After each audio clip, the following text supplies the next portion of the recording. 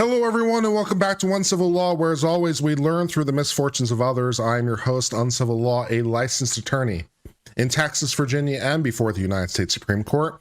And we are here with your continuing coverage of the Ken Paxton impeachment trial.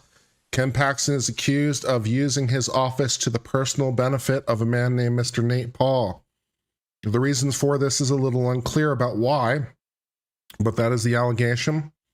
And there has been some evidence presented of that Mr. Paxton involved himself in very personal and direct ways in cases and matters that wouldn't normally concern the Attorney General office at all, let alone, the Attorney General, because as cases become more important, they kind of go up the hierarchy. And so normally the Attorney General doesn't get involved unless, kind of important.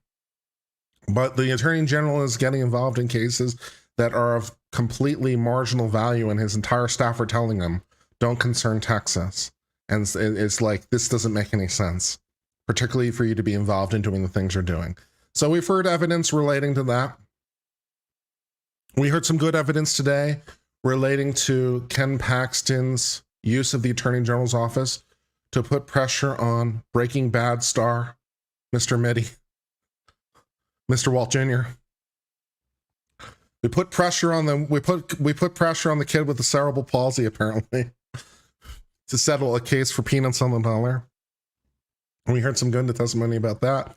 We've heard good testimony about hiring this guy, Brian Kamek, and how he was used, or as a dupe perhaps, to do the bidding of the Attorney General. We've heard evidence about the retaliation against the whistleblowers. We've heard evidence based on behavior and interactions that suggest conspiracy. And those are some of the things that we are currently facing. By the way, after a very long and rambling explanation that touched on many points I didn't ask the question, our friend Matt finally answered the question, prima facie. Prima facie is the amount of evidence you need to establish the conspiracy in order to present evidence to overcome the hearsay exception. So basically, the very bare minimum. So it's a very, very low burden, apparently, in Texas. Apparently, the answer was prima facie. Which is pretty low. So I think we have prima facie evidence of the conspiracy to overcome the hearsay exception. So that's where we're sitting on that. So, yeah. That's where we're sitting.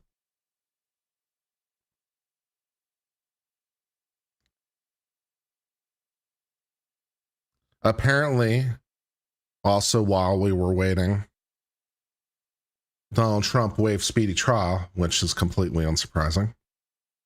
I don't think he's filed his motion for removal yet. So it's coming up pretty soon. I think he has to file within 60 days. So that's coming up pretty soon. I'm not sure what he's waiting for now.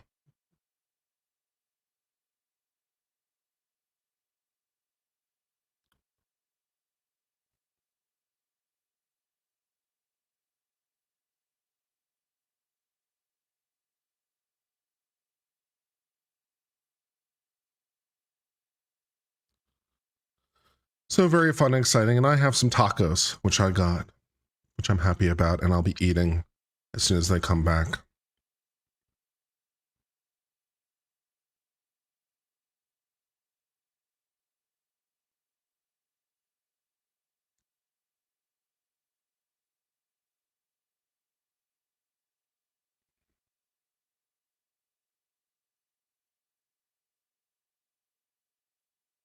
Mentioned lawyers wanting to avoid the appearance of impropriety about a conflict of interest. Seemed like Paxton took a triple jump over the line. Yeah. At best. At best. Right.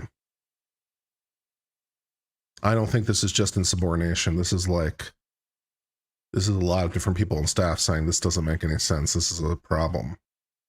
And they also have duties to Texas, of course, because that's also their client. Right, their boss may be the Attorney General, but the client is Texas, and you must always serve the client first and foremost. Every attorney must ultimately serve the client. So they do have a boss higher than Ken Paxton. The people of Texas, the client. So there's that. There's professional responsibilities there.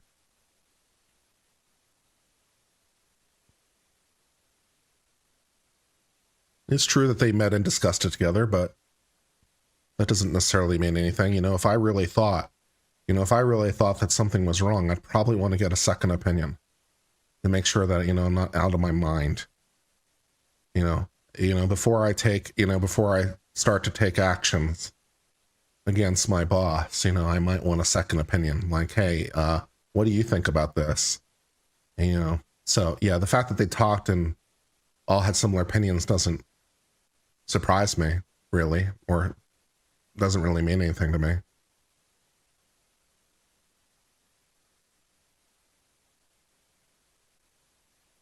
It could be, of course, suggestive of something more nefarious, but non-nefarious explanations make sense to me.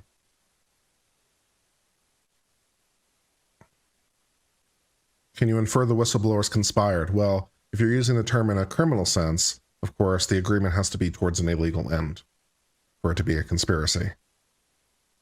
And so, agreement, you have to have an agreement towards a criminal objective.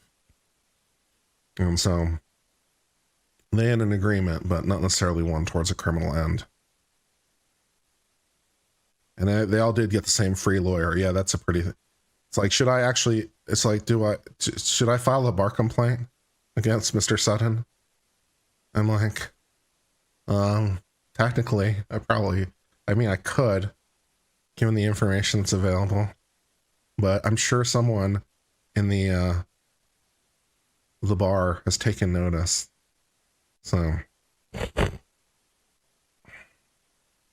yeah, 8 lawyers in the same room agreed on something is pretty amazing. Getting 8 lawyers to agree on something is like alone makes you think that something's up, right?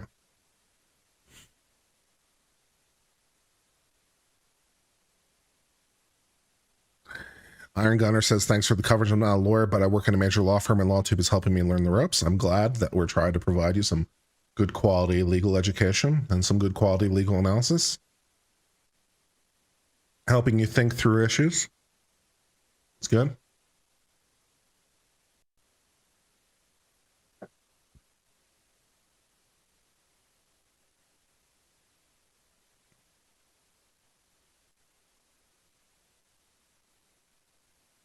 Matova says 3 of the whistleblowers knew by the time of the meeting they were being let go soon. Perhaps my memory of the testimony is slightly different, but they testified that, that the decision to go to the attorney, to go to the FBI would cause them to be fired. So they had awareness that they were likely to be retaliated against. But I don't think that's the same thing as what you were saying, so I'll clarify that.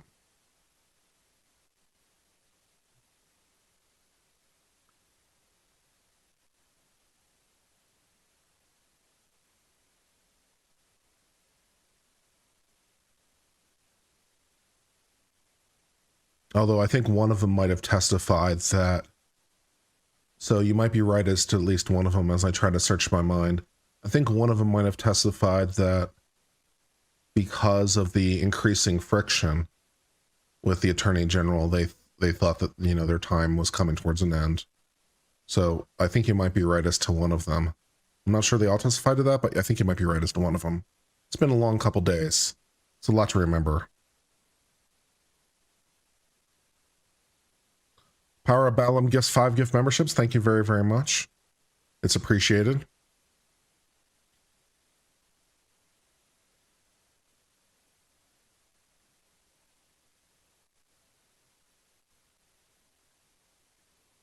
I hope they're going to come back pretty soon because I'd really like to eat. I want to start on time because, I foolishly expected them to start on time.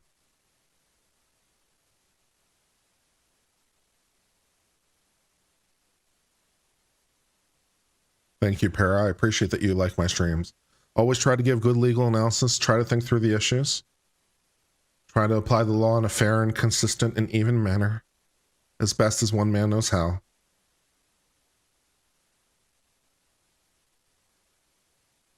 Cole Prestic says, if Paxton fired them for refusing to do something he asked at the time, I don't think there'd be an issue. The timing seems to be an issue. Yeah, the timing is a problem. Yeah, if he fired them, before they went to the FBI, that wouldn't be because they were whistleblowers, because they wouldn't be. The timing is a big problem.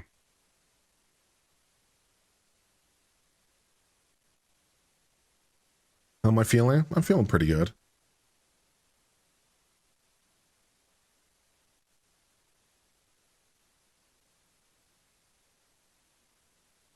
I don't think it's wholly unreasonable to conclude.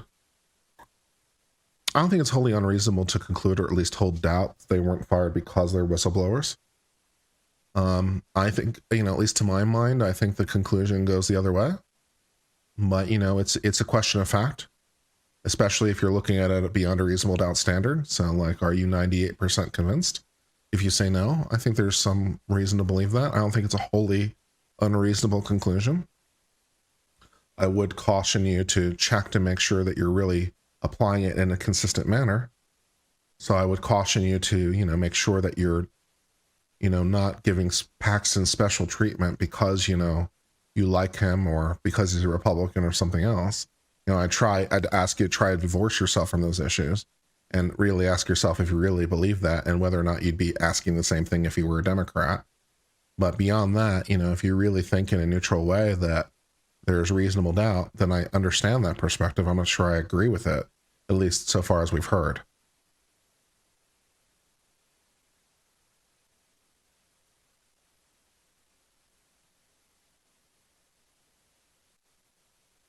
MD says, I agree with you a lot, but I'm having a hard time understanding where you see Paxton made people quit or resign, maybe help people here thing. Yeah, the timing's the issue, right? He took actions against all these whistleblowers after they were whistleblowers in ways that were adverse. And so, like, for any one of them, it's, it's reasonable to think that, at least in my sort of collective thinking, like for any one of them, it's reasonable to think it's because of other reasons. But the fact that it happened to all of them, it's harder for me to draw that conclusion. The fact that, it's like you're trying to explain away too many things, right? So the fact that it happened to so many people, and the timing of it is much more strongly suggestive that it was because they are whistleblowers, at least in sort of how I'm seeing it at this time. Stacy says he took action, but has that been actually proven rather than inferred? I'm not sure what you mean by the question. Proven, maybe you're asking the question imprecisely, but proven is a question of ultimate threshold. But like as a juror, you can draw reasonable inferences from the information. That's a standard jury instruction. I'm not like nothing up my sleeve, right? You can draw reasonable inferences as a juror from the available information. So like it is a reasonable inference. So like you can draw the conclusion. Whether you do draw the conclusion is the question maybe as to proof. So I'm not sure what you mean by proven. Proven is the question is like, do you think the threshold's been met? And so like, I can't really answer that for you. I suppose I can answer it for me. I think that it's been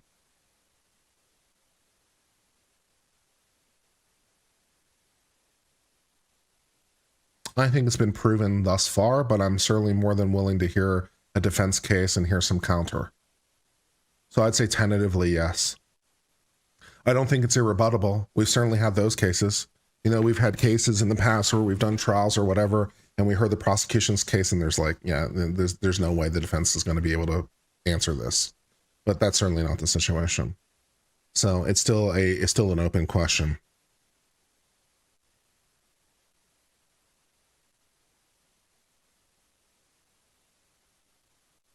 Don says, sound like many resigned.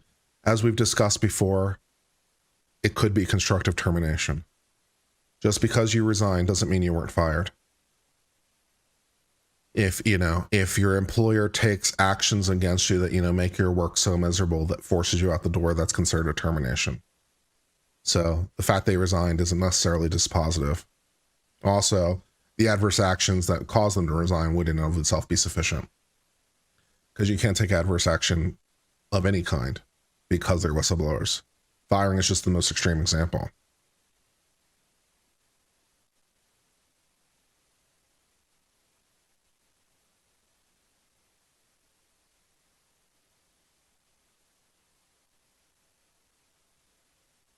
Yeah, it's a core function of the jury to draw the inferences. That's right.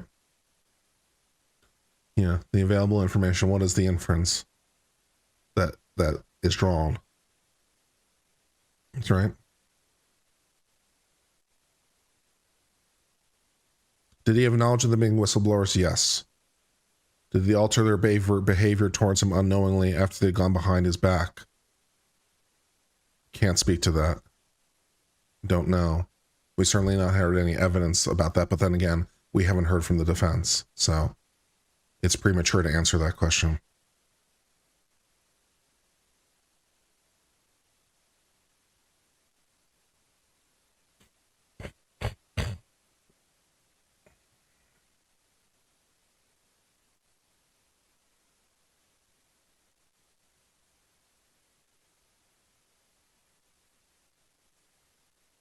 Clue Battery says, so what I've learned during this trial is you can be completely insubordinate. Assume you're the one running things, not our elected reps, so long as you whistleblow and be 1,000% protective. No, and you know better. You know better, and I've explained it multiple times. The question is, why are they fired? Which is a question of fact.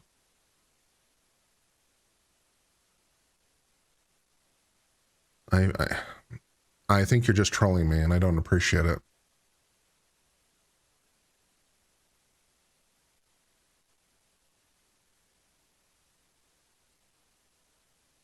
What are the crimes? We've discussed this already. Firing the whistleblowers because they're whistleblowers would be illegal. That's one. And we could go from there.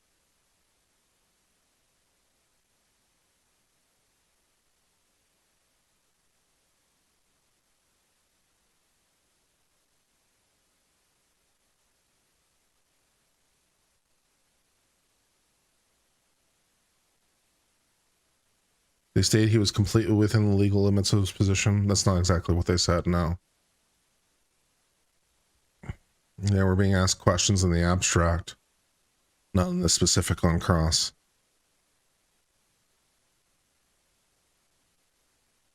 Oh my God, I swear to God. Right to work state, really? Do we have to have this discussion again? Seriously? Please tell me you're trolling me. Please tell me you're trolling me.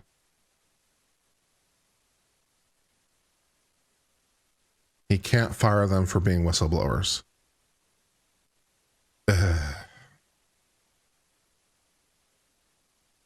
How did Paxton know they're whistleblowers? They told him. Their testimony is they told him. Either that day or the next day. They told Paxton, that's how he knew.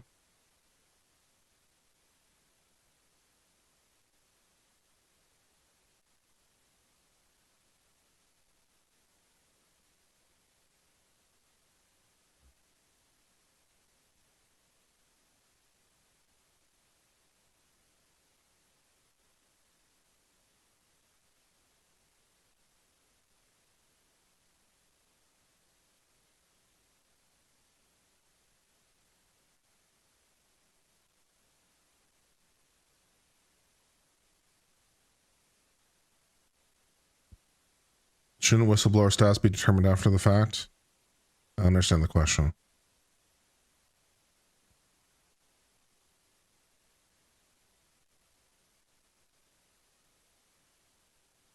Should donors not be protected? To what degree? Donors are free to give money. But if they're given something in exchange for that, that's a problem. They're donors, which means it a gift. And a gift, by definition, is without consideration. So if there's something coming the other way, then you have a problem.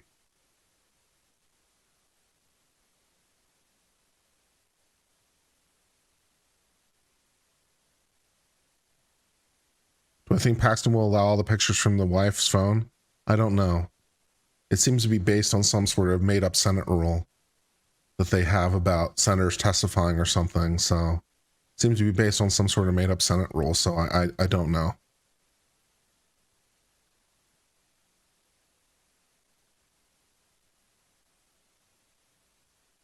Can we use this as a CLE self-study? You don't have to talk to the bar about that one. $10 from Duncan, Idaho. It's fascinating and disheartening to see the struggle between logical, law-based interpretations you're giving an ideological possession of people who refuse to understand how the law works. Yeah, it's a little frustrating for me too. It's a little frustrating for me too.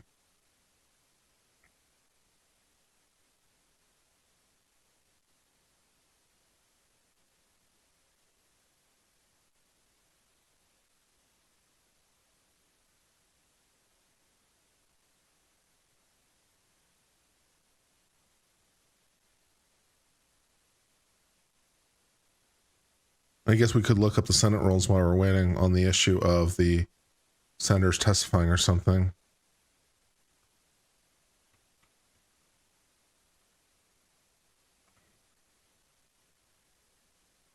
Might as well do something productive. Thank you, Jules Buddha, for the continuing contribution. Let's see what the rules are on senators testifying or what the deal is.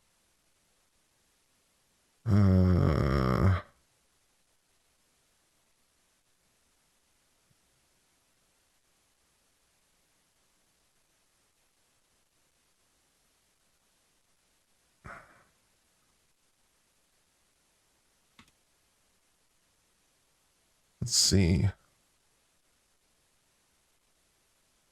Examination, authority of the court, suspension of the rules, closed court deliberation. Deliberations are closed.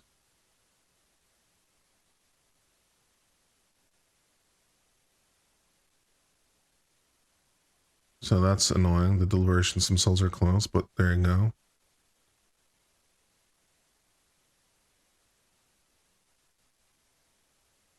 And let's see. New articles of impeachment. Now authorities and duties of presiding officer. Legal counsel for the thing.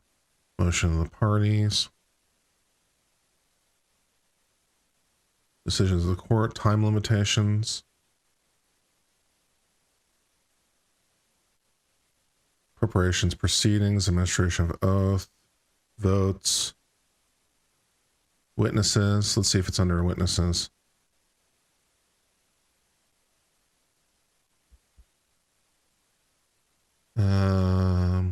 No member of the court or presiding officer court may be called or volunteer as a witness unless the evidence be elicited is relevant, material, compelling, and not otherwise provable. A party seeking to call a member of the court or presiding officer must provide notice as required under the rule unless the testimony is requested prior to rebuttal. But in any event, must prepare a written proffer. While it's otherwise not provable, a presiding officer shall answer it. Proffers for presiding officers, Senate shall prepare the report. Questions shall be submitted to a vote of majority as able to avert jurors. At any time, parties may agree, proffer the testimony of a member of the court. Such proffer is not admissible unless they sign the proffer. A member of the court is called as a witness whose testimony is offered provided by proffer is not subject to removal or recusal. So it appears like you could theoretically call a member of the Senate with proper notice. So I guess, if I'm reading it correctly.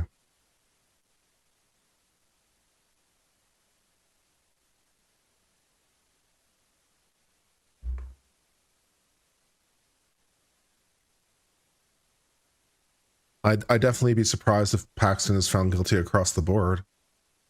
So if he's to be found guilty at all, I definitely think it's going to be on some, but not all the counts. Not for at least reasons. I think there's zero evidence as to some of the counts.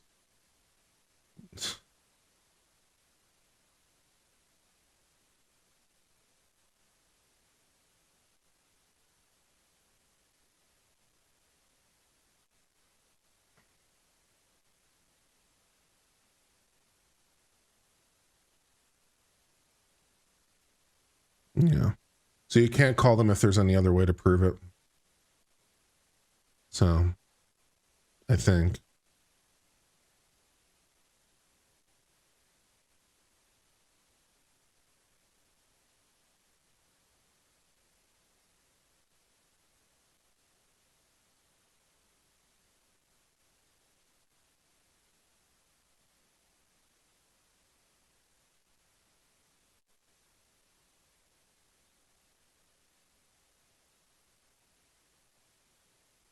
The remodeling argument is pretty weak so far. I tend to agree. The remodeling argument is pretty weak. It's based off a stray comment. Not exactly the most compelling argument I've ever heard in my life. So I tend to agree. The charge for the housing renovation stuff, the bribery is weak sauce.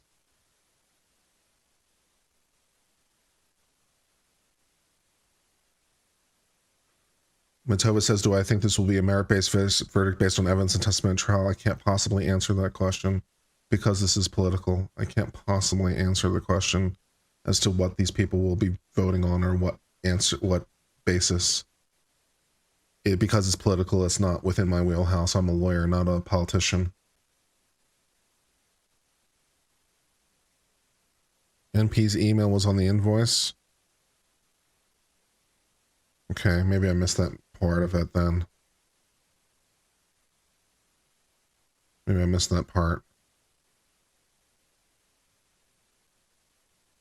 Yeah, is it serious? It's always serious. We're just killing time waiting for things.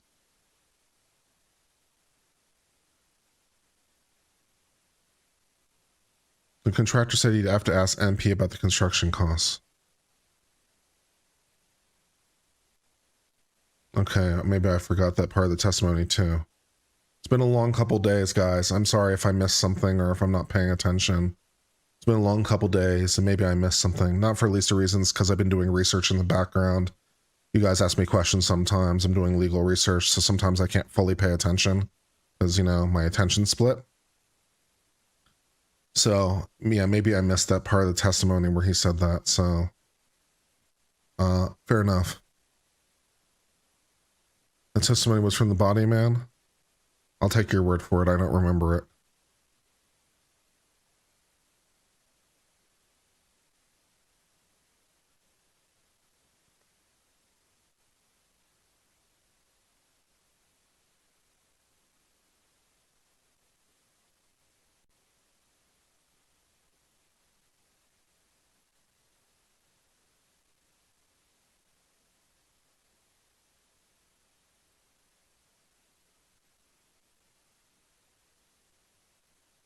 I take some exception to the idea this is establishment versus actual Republican. First of all, I take exception to the idea that being establishment necessarily means you're not real Republican.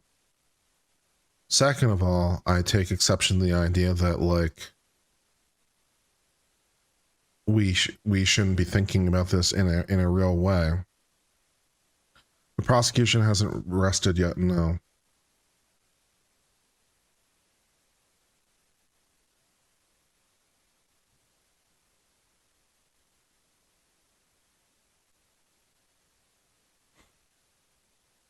What's the definition of a Republican? That's a good question. Hmm. I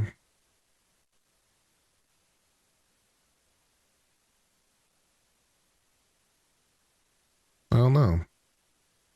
I'm not sure I can define it right now. My brain is a little fried.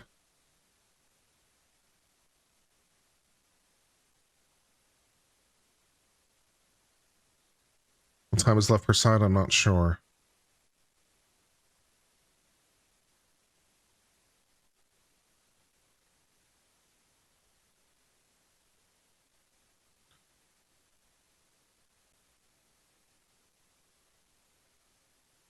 I'm gonna eat now because I'm hungry as shit. I've been waiting for them to get back and I'm tired and I'm hungry. Talk amongst yourselves while I'm eating. Trump would say I'm being low energy right now. He'd probably be right.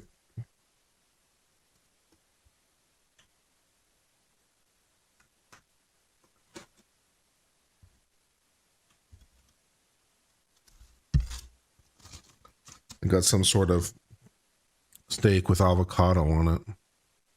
Looks really nice.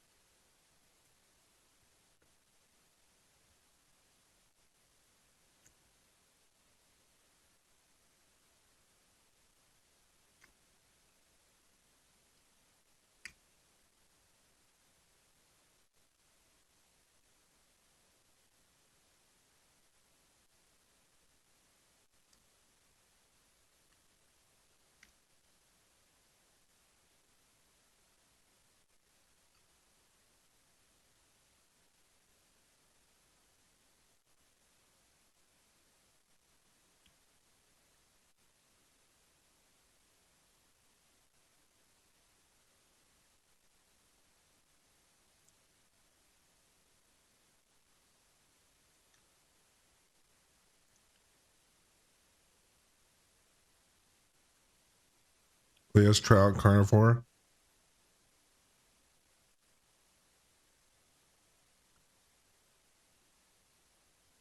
It's a taco steak, so it's probably well done, but you know. Good.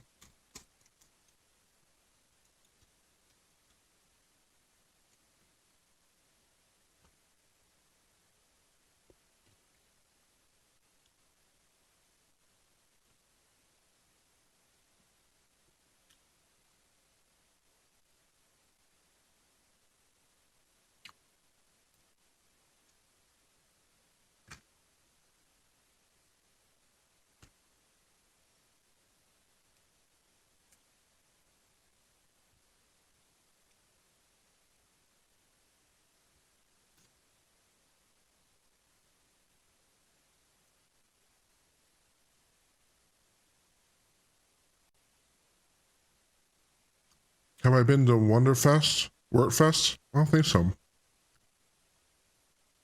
Sounds awesome though.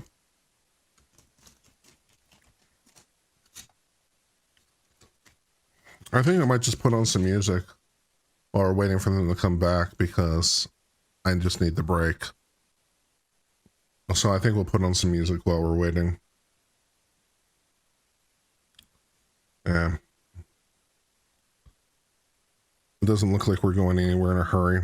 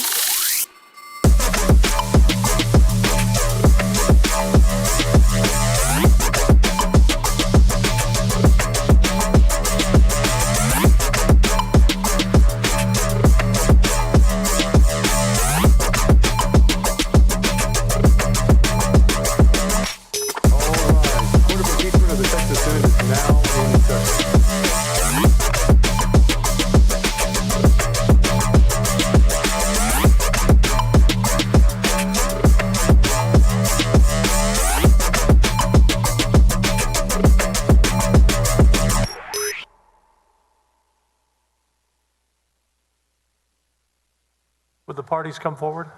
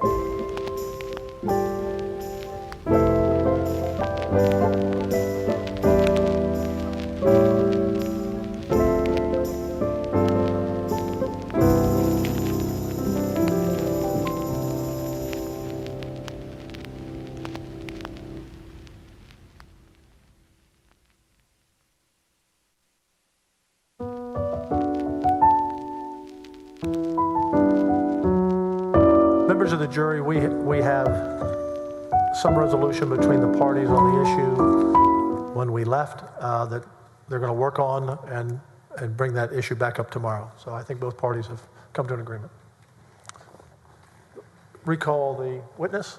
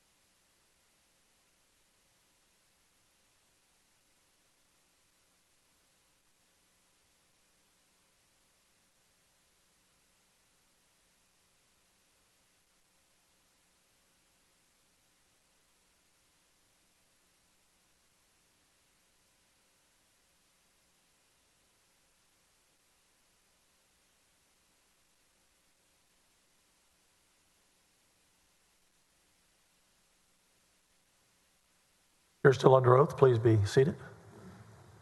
You did an excellent job of speaking loudly in the mic, so continue. Mr. Busby? Yes, sir. I want to make sure we're all on the same page about what we're attempting to do here. Eric, would you mind putting in front of our senators Article 10, please?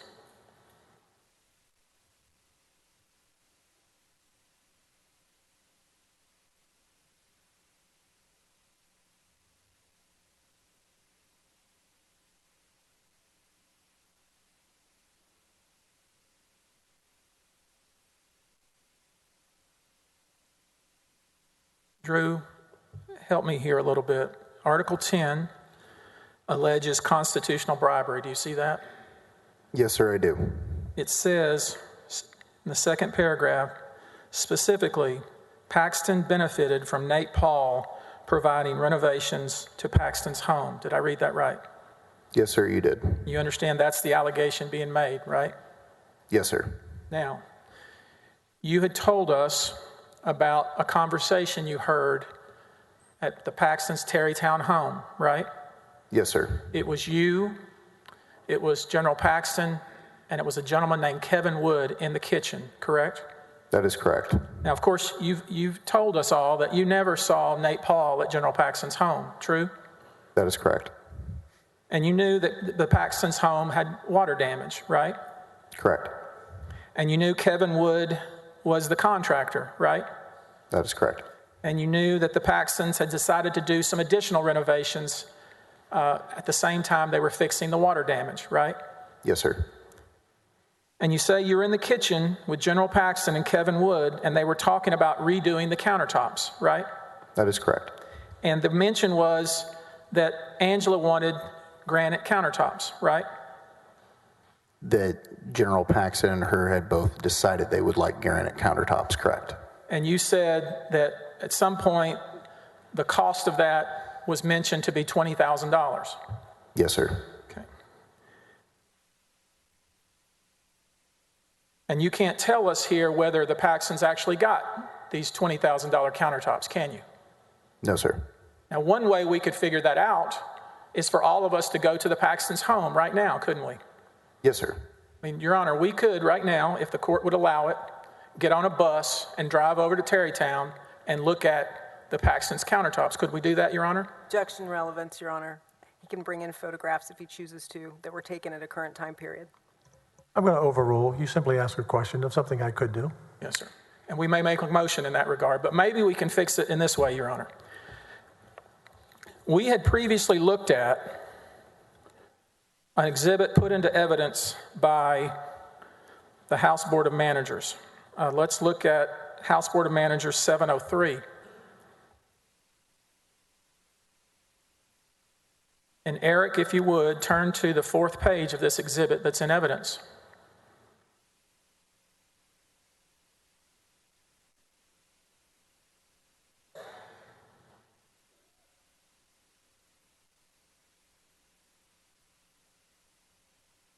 And we can see here, can we not, that Kevin Wood has a email that's sent on July 4th, 2020. Do you see that?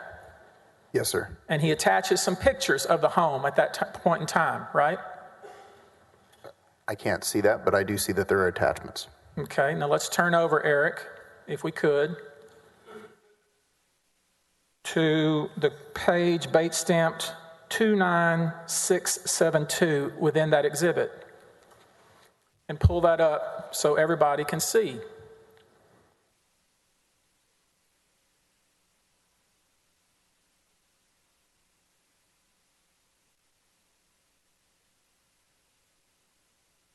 And try to bring that picture up so we all can see it, Eric.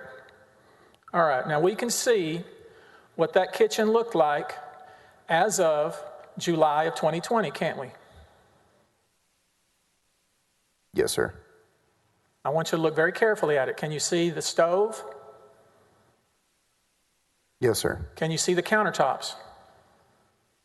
It's a little bit grainy, but yes. And that's how the house looked when you were in that kitchen with General Paxton and with Kevin Wood, isn't that right? It was mostly covered up by renovations, but yes. Now, so this is, we'll call this the before, okay? Yes, sir.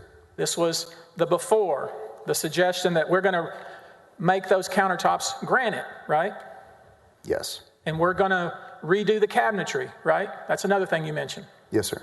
All right, now let's go back, if we could, to the picture that's in evidence and marked as AG 371. And bring that up.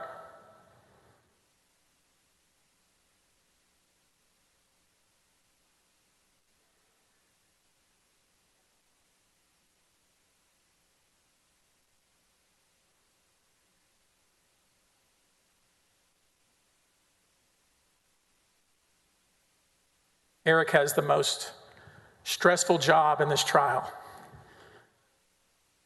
No pressure, Eric. Okay. Here we have a picture of that same kitchen. Is that true? It would appear so, yes. And you see the same countertops that you saw in the previous picture, don't you? It would appear so, yes. And you see the same cabinets as in the previous picture, right? Again, it would appear so. So the question is I'm going to when- object, Your Honor, to relevance. I don't believe this is in the packet that we're referencing. Mr. Busby could cite me if I'm incorrect. I've already said this is in evidence at AG 371. Overruled. The question is when was AG 371 taken, right? Yes, sir. Because if this picture was taken on August 22nd of 2023, then anybody with any common sense would know that nothing was done to the cabinets or the countertops, right? That would be correct. May I approach the witness, Your Honor? Yes, you may.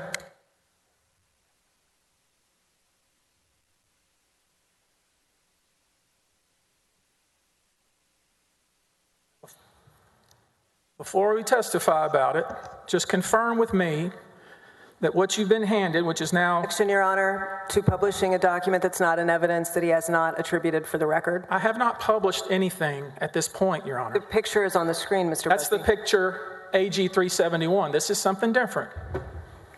Overruled. Now, take a look at what I've handed you, AG 1051, and would you confirm with me that the picture you're holding in your hands is the same picture that we see on the screen, which is AG 371? It appears so, yes. And do you see the exhibit you're holding in your hand has, in fact, the date and where the picture was taken? It does. Your Honor, we offer AG 151. Have you shown it to the defense? May I see a copy and the date that was referenced? It's coming to both of us. We'd like to have one. Okay. Give a We'll copy give it to them the other first. side, Give it to them please. first.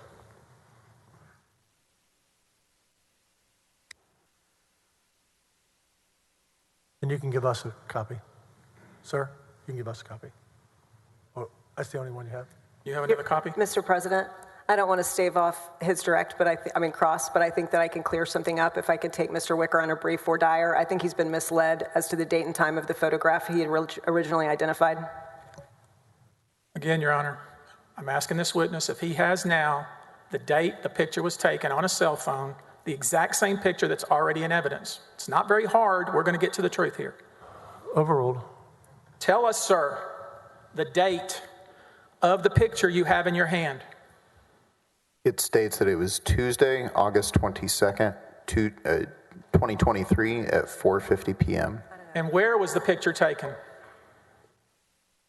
I've never heard the words for Dyer Your Honor, we offer authored as much. I've never even heard the concept really of diring a witness in the middle of He hasn't things. established a proper predicate to make it relevant. Except, you know, in My Cousin Vinny, even that was a fantasy. Mr. Wicker cannot say that he fairly and accurately depicts something that he's Can I actually for Dyer the witness in the middle of your cross? What?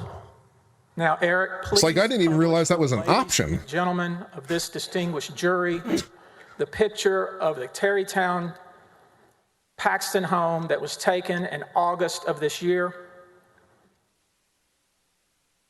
Do you see there, sir, that the cabinets have never changed? It would appear so, yes. Do you see there, sir, that the President? countertops have never changed? Mr. President, I'm sorry, I must insist. He's provided metadata, but without any source for it. I am not trying to impugn his character, but this is a court of law, and he has to establish the predicate for the information that's contained below. He has not done that, and he intends to rely upon it. It is hearsay. It's in evidence already, Your Honor. You've ruled on it. It's in evidence. Your Honor, with all respect to Mr. Busby, he's misleading you. The photograph is in evidence. The information contained beneath it is not. That's what he's asking you to do now. Again, we can look back with the court reporter, but I offered 1051. The court allowed it. In that case, Mr. President, it is fully within your discretion to correct an error. I am not conceding that it is admitted, but if it were, in light of the fact that he cannot establish that anything beneath that photograph is true and he intends to dance upon it, I would ask that the court help correct that issue. That picture, Your Honor, as you can tell. Ooh, we want to roll back same at picture evidence as being evidence. admitted. The only Fun and issue exciting. is now we know exactly when the picture was taken. And These are also new and exciting concepts on Uncivil. Established is the exact issue, Your Honor. We're avoiding witnesses in the middle of each other's presentation. We're undoing admissions of evidence. 2023. Ooh, fun and exciting. That graphic on a computer. Your Honor, this lawyer is suggesting that me, an officer of this court, has somehow doctored a picture when I've offered to go over to the home right now and look at the kitchen and it'll look exactly like that. Why would somebody who has an obligation as a prosecutor to find the truth try to prevent the truth from coming out? This is an evidence. The picture's in evidence already. The court's allowed now the picture and evidence that shows when it was taken. I would allow. I am not trying to impugn anyone's character. I am acting as a prosecutor and a rule follower, and I expect to do that here so no misimpressions are left with the court. Oh my God, this is the longest objection response I've ever heard in my life. How many more rounds can we go? Your Honor. Overruled. Now, Dude, you care about the objection, response, response to the response, response to the response to the response, response to the response to the response to the response to the response. Holy shit. Yes, sir. And now we see that the picture of the Paxton. How many words do you need on an objection? Damn. That there were no work done on the countertops, can't we? Yes, we can. We can see that there was no work done in the cabinetry, can't we? Yes, sir. Pretty clear, isn't it? From those images, yes.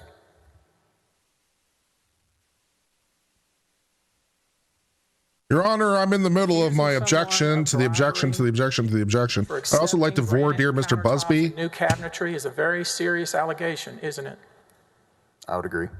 And you understand that Mr. Paxton, General Paxton, has no obligation to prove anything, right? He's being accused. Yes, sir. He didn't have to prove anything, does he? Yes, sir. But we've proven that the countertops were not altered in any way, haven't we? The countertops appear to have not been altered. The That's correct. cabinets have not been altered in any way, have they? It would appear that way, yes, sir. And in fact, we've created a comparison picture. Is this guy an expert on cabinets now? 1052, AG 1052, may I approach?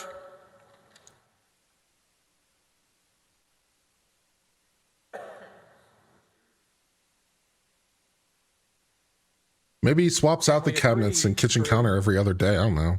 That 1052 that you're holding in your hands is a picture. The one on the left is the one we just looked at, right? Yes, sir. And the one on the right is the one we looked at from Kevin Wood, right? That is correct. And they're side by side on this exhibit, true? That is correct. And we know the one on the right was taken in July of 2020, right? Yes, sir. And we know the one on the left was taken years later, August 2023, don't we? Yes, sir. We offer 1052. Do you have a copy of that? Would you please provide a copy? They've got this whole system at the Paxton home where they can just remove counters, remove kitchen cabinets, and remove kitchen countertops, and they can just remove them and they can hot swap them. It's really amazing.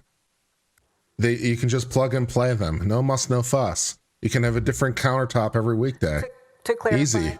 I see AG 371 and I see House Board of Managers 73 on 1052. Which one of these two photos is supposed to be 1051? I'm not answering her questions, Your Honor. I've offered this exhibit. Then I object to relevance. This is a comparison as I've laid out with the witness. He's established the relevance of this picture. It compares the one taken in years back in 2020 with the one taken last month. We'd offer it.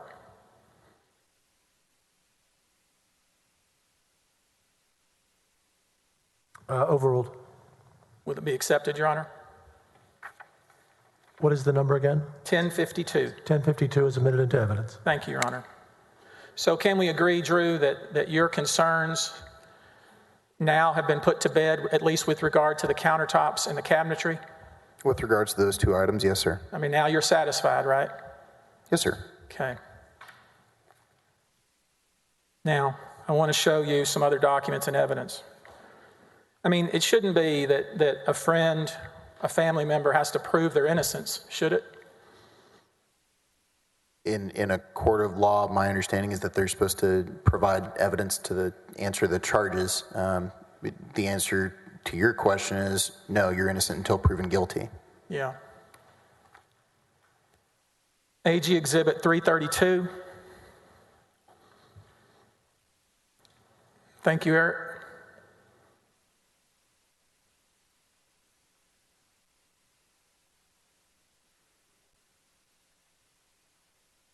This is a invoice. Can you tell us all the date of the invoice? The date of the invoice is September 1st, 2020. And the invoice is from whom? Cupertino Builders. And I just want you to keep that date in your mind, September 1, 2020. Can you do that for me, Drew? Yes, sir. All right, Eric, go to AG Exhibit 410.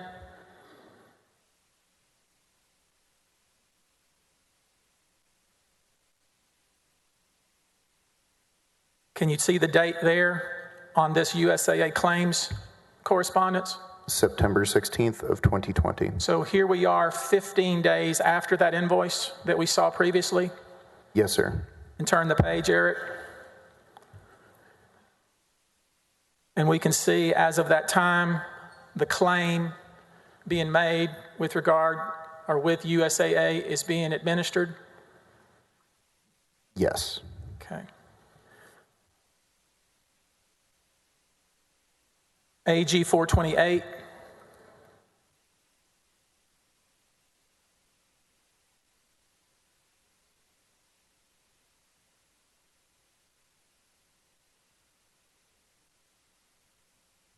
Drew, this is a document that's in evidence from the state of Delaware. Do you see that? I do. And do you see it's a document related to Cupertino Builders? I do. And can we agree that that's the same entity that we saw in the September 1, 2020 invoice? Yes, sir. And would you look at the very bottom line that gives us the date that that company was incorporated in the state of Delaware? It appears that the filing was April 16th of 2020. So what we know is in April of 2020, Cupertino Builders was incorporated in the state of Delaware. Yes, sir. And we know that months later, it issued an invoice to the Paxtons for work on their home. That's correct. Go back to the invoice, please, Eric.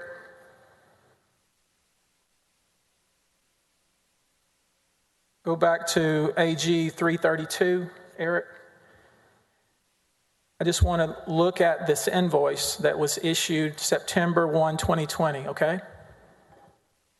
Turn to the second page, Eric. Do you see the total amount invoiced to the Paxtons for the renovations of their home? $121,000, 817. You have a pen with you? No, sir, I do not.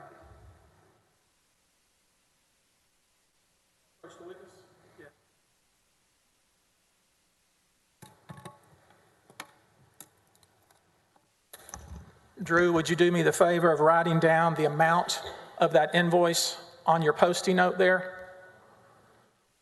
$121,617. Yes, sir. And we know, of course, that Cupertino Builders was a Delaware corporation as of the time this invoice was issued. That is what it says. Let's look now at AG Exhibit 48. And turn, Eric, if you would, to the bait stamp EBT 184. These are some text messages between General Paxton and a guy we may hear from in this case named Chip Loper, all right? And could you pull that text up, Eric? We saw that invoice was due on September 30th, 2020, right? That is correct. And now we have a text from General Paxton to his blind trust, or his trustee of his trust, instructing him to make a payment, don't we? That is what the text message says, yes. And confirm with me, if you would, that the amount that Chip Loper, the trustee, is being instructed to pay is exactly the amount that's on your Post-it note that you just wrote. I can confirm. Say it again. I confirm that. Exact, right? Yes, sir.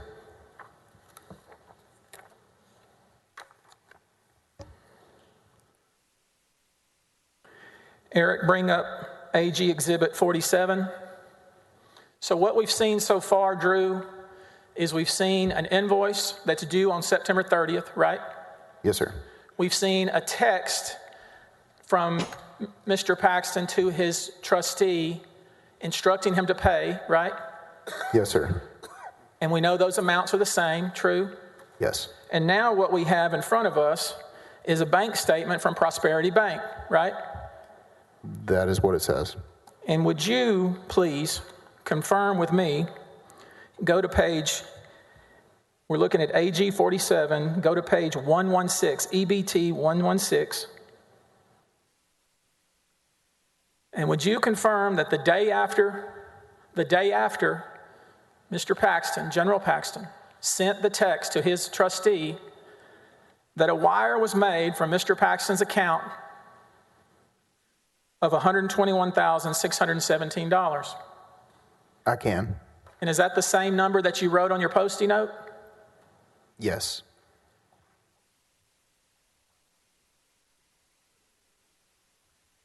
And let's go to AG 333.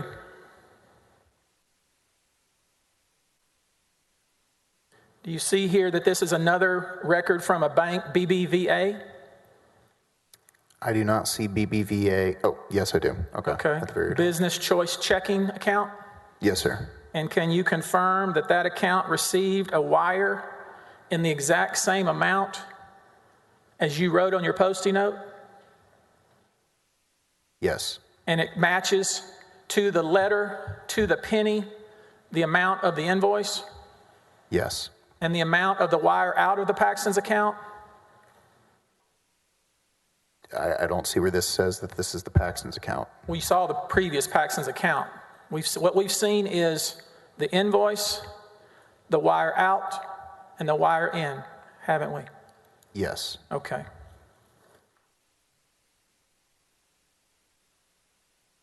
When you raised your concern, because, I mean, that's what you raised it first with some of the folks in the office. Is that how it went? I sought advice from a trusted individual who brought me into the office first, yes. Is that Brickman? No, sir, that was Mark Rylander. Okay, so you went to Rylander and said, look, I heard something that sounds a little weird. What do I do? Yes. Because you didn't know what to do about it. No, sir. And what he told you to do, hey, just raise it with General Paxton, right? His advice was that if I was comfortable raising it with General Paxton, then I do so, and that I also informed Blake Brickman as my direct report. Okay. And he told you that your understanding was just wrong, didn't he? That is what General Paxton said, yes. He also told you he appreciated you bringing that to his attention, right? That is correct. And you accepted that, didn't you? Yes. And it seemed logical, didn't it? I still had some questions, but yes, I did take it at face value. And he never told you not to tell anybody, did he? No, sir. I mean, he never said, hey, keep it on the down low, Drew, did he? No, sir. He told you specifically, Drew, I'm paying for these renovations, but I appreciate you sharing that with me, but that is not what this is, right? Yes, sir. And you took his word for it, didn't you? I took his word for it. Now, you don't have any personal knowledge about any relationship General Paxton may or may not have had with anyone named Laura Olson, do you? I've only witnessed them together the one time. So you don't have any personal knowledge about their relationship other than you saw a woman come out of an elevator, right? I saw Laura Olson come out of an elevator, yes. Okay. Now, these trusted people you mentioned in the office, you were talking to them often, weren't you? On a daily basis. Y'all were friends. Yes. Did you know they took General Paxton's name off the letterhead? I don't know what that's Objection, Your referring Honor. to. Facts not in evidence I'm and asking if proven he to be knows. false in the course of this trial.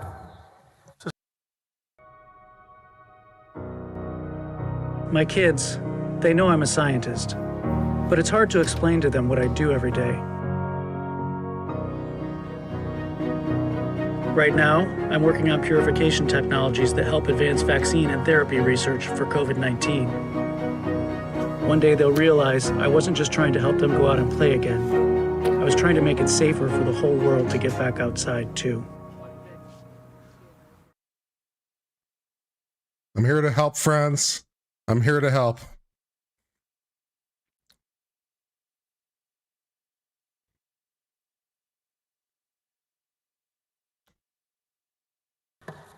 Your witness.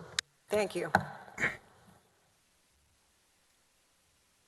Mr. Wicker, you sometimes ran personal errands for General Paxton, is that right? That is correct. When you did that, For those of you missing the joke at home, I played that commercial deliberately in stream because Matt said that he would. What was the quote he said? He said, I would kill for a 3M YouTube ad to run right this minute. And who am I to refuse a request of my friend?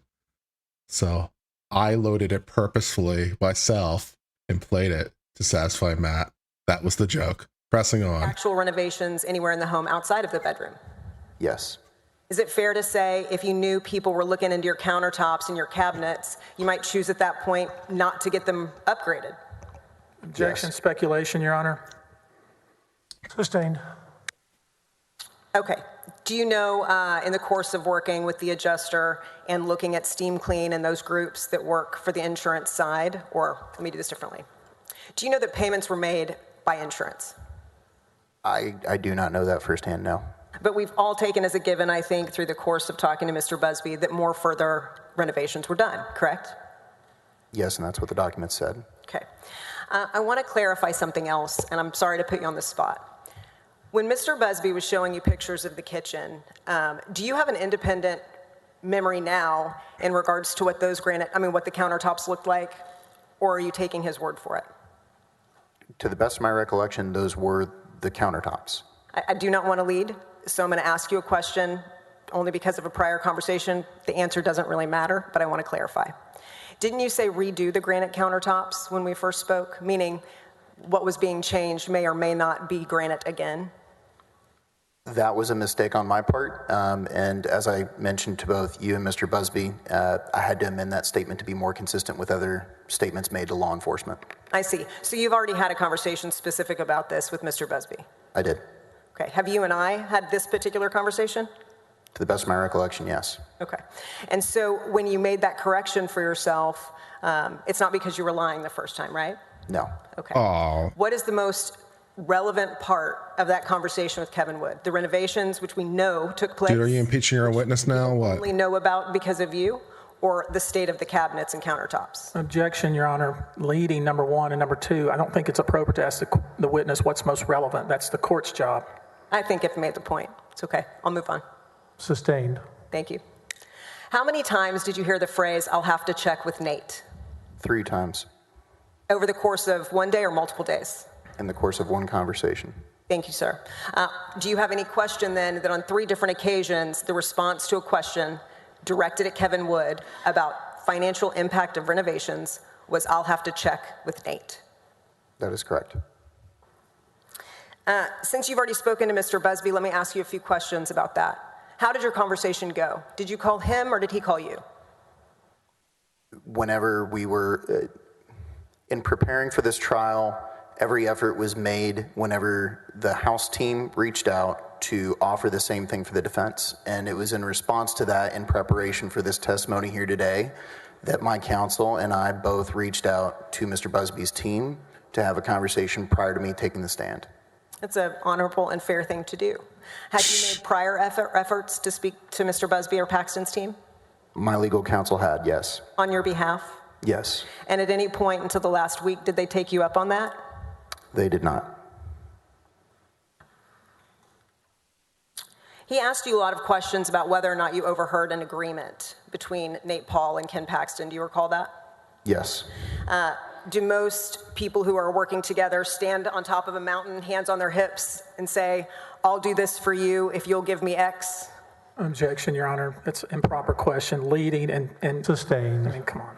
Do you understand that law enforcement and this investigative body can use circumstantial evidence Objection, determine Your whether or Honor. not there's a conspiracy? I'm sorry to interrupt. Objection, improper question, speculation. Sustained. Yes, Your Honor. Let me do this differently then. Do you have any memory of when the Paxtons moved back into their home? This would have been probably August, September timeframe, if I had to guess. Okay. May I approach the witness, Your Honor? What was that? What was that? Do you understand that the jury can draw inferences? What the fuck kind of question is that? For the record, I'm showing him what's marked as 698. I mean, not to put too fine a point on it, but strictly speaking, he doesn't know that because the jury instructions presumably haven't been decided yet, or maybe they have. I don't know. If you can just give me 1 second to read. Yes, sir. Can I have a copy of that, Your Honor? And we'd like to have a copy.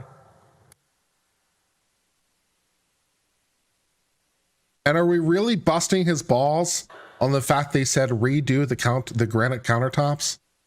Dude, this is why you don't want to talk to the police, man. They will bust you on the smallest thing, right? He said redo the granite countertops when he meant redo the countertops because they were thinking about doing granite. And so he kind of slurred it. And now he's basically being accused of lying. Pass it around.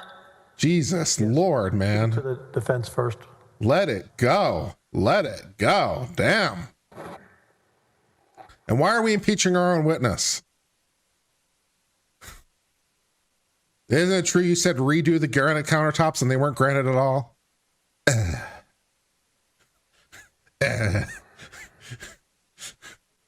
Yes.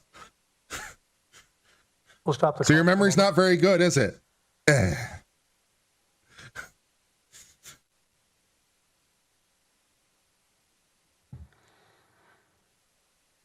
She's not doing really good in the redirect portion. She was good on direct. The redirect is not ideal. Ready? I am. You can resume the clock. Since we do have a copy for everyone, I'm going to change course, actually.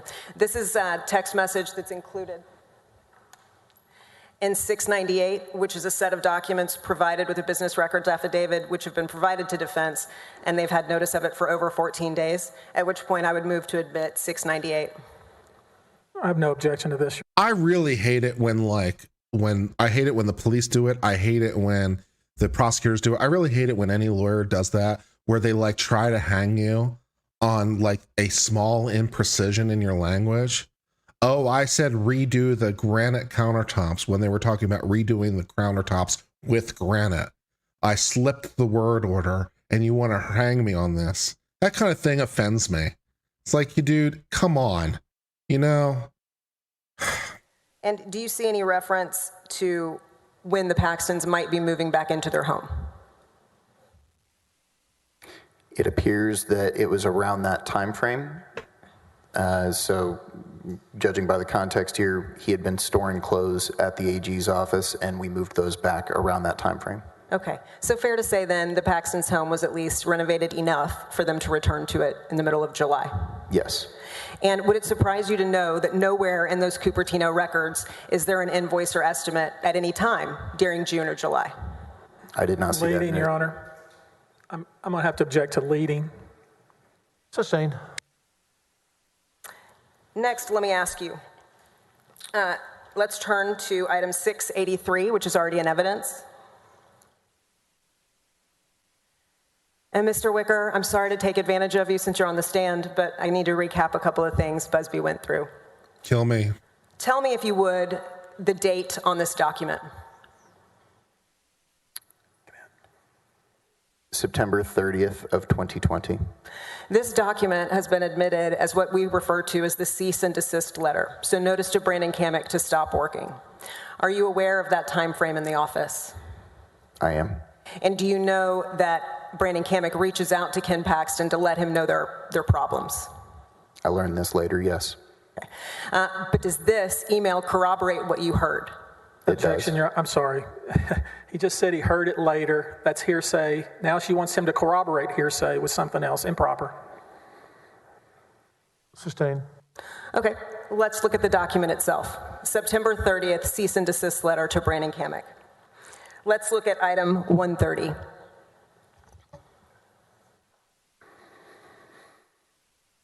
Do you see the date on this letter?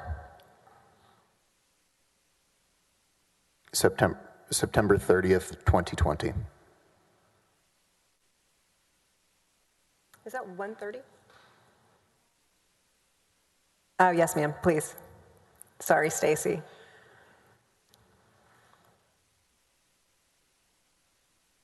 Thank you. Do you see September 30th referenced on this document as well? I do. And in the records provided by Esther Blind Trust, this is the first conversation about payment to Cupertino. Would that surprise you? I was not aware of Esther Blind Trust, so I'll take your word for it. So, but September 30th, Brandon Kamek is notified that there's a problem. Ken Paxton finds out, and the first thing he does is tell the Esther Blind Trust to send $121,000 to someone else. Okay. I'm going to turn your attention to item 223. I think this is also not in evidence, so do not yet. It is in? I got thumbs up from the side. In that case, will you pull up item 223? I'm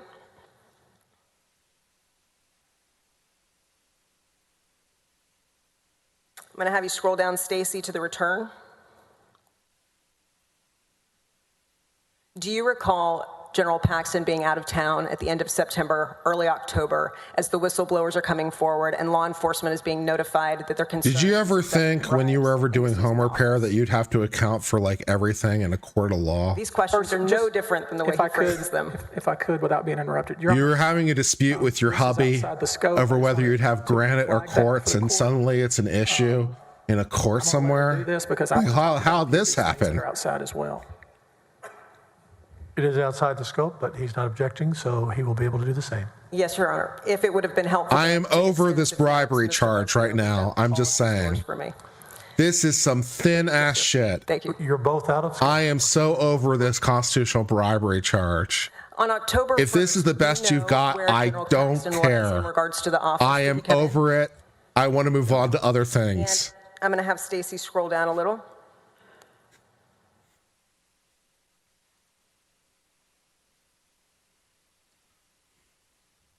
Are these texts between you and Jeff Mateer?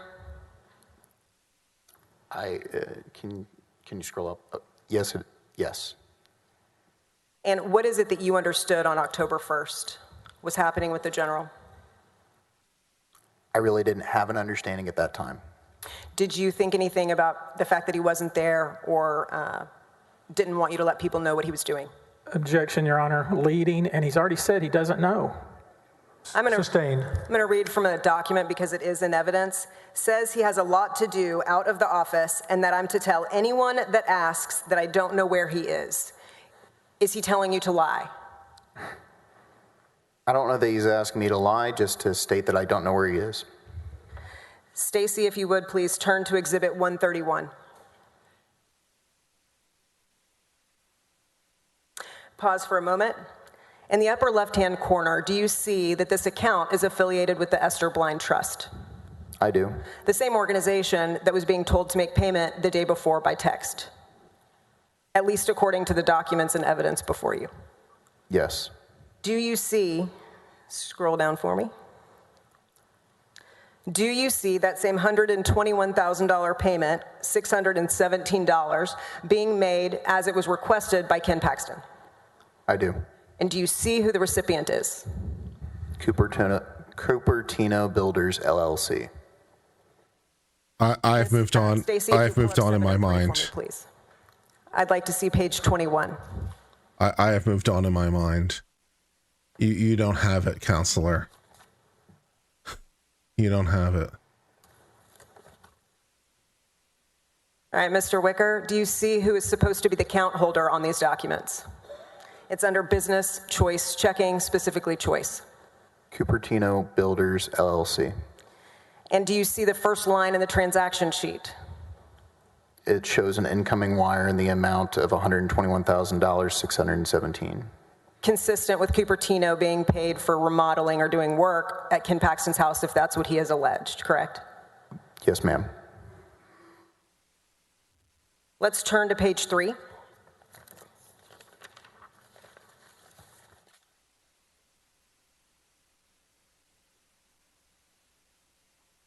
These are the same records that include Kevin Wood, the contractor who you personally met, who helped facilitate whatever upgrades Ken Paxton might want, a person whose email address suggests he is Nate at World Class, and an individual named Raj Kumar. Is that correct? Yes, ma'am. Stacy, may we see the face of the business record affidavit?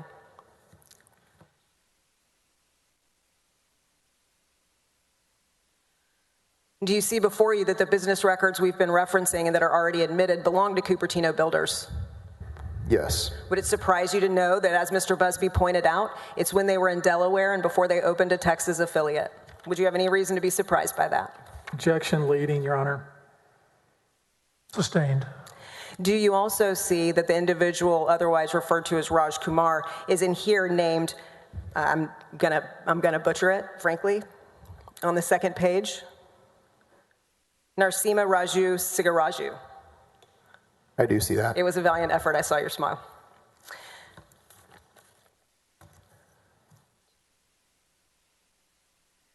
Next, Stacy, may we see page 16? Is this the same invoice Mr. Busby showed you a moment ago? It appears to be, yes. The same invoice that he splashed in his press conference for representation of General Paxton? Objection, Your Honor. Improper question. She's talking about the press conference? I mean, that's not proper. I'm going to sustain, rephrase. Stacy, if you would for me, please turn to page 22.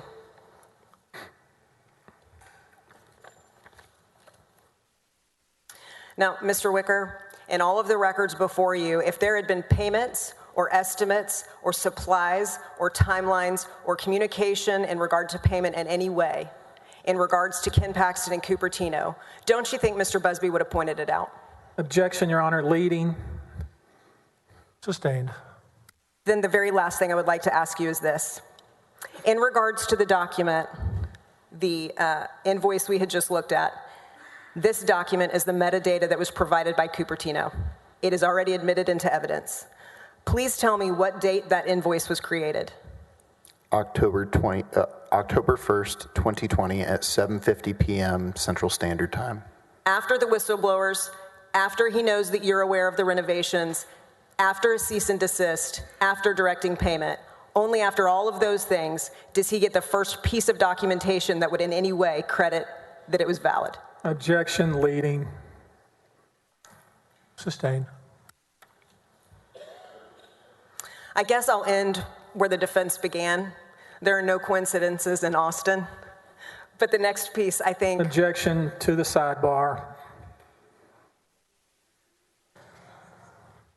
We've had a lot of sidebars in this A little bit of sidebar. trial. I'll give you a sidebar. They've had a few. One sidebar. Overruled. You're even now on sidebars, okay? The very last piece, I wish I could have ended there, but I need to get in the Uber records we discussed yesterday. The court had already said that they could be admitted after extensive arguments between both sides. I just failed to offer on the record for their admission. Go ahead. House moves to admit item. Sorry. 700. 700 will be, Take care of this. we've already settled that, right? 700 yesterday. Okay, 700 will be admitted into evidence. Your Honor, can we be heard on that? I think we have, I didn't know this would not be the right witness for this, but can we be heard on Yes. those records?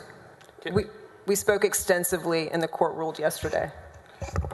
Your Honor, we saw, apologize. I'm going to object to using the time, and may we approach. We'll stop the clock for a moment. Approach.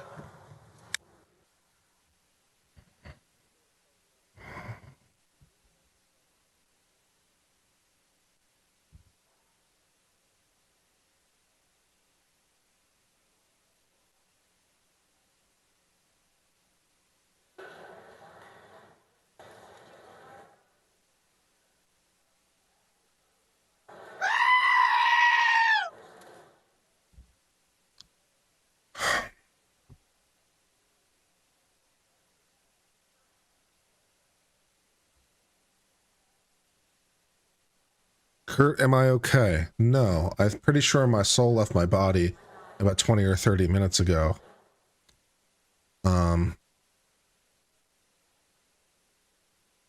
I don't think I've heard anything that she said for quite a while at this point. I gave up, and I don't care.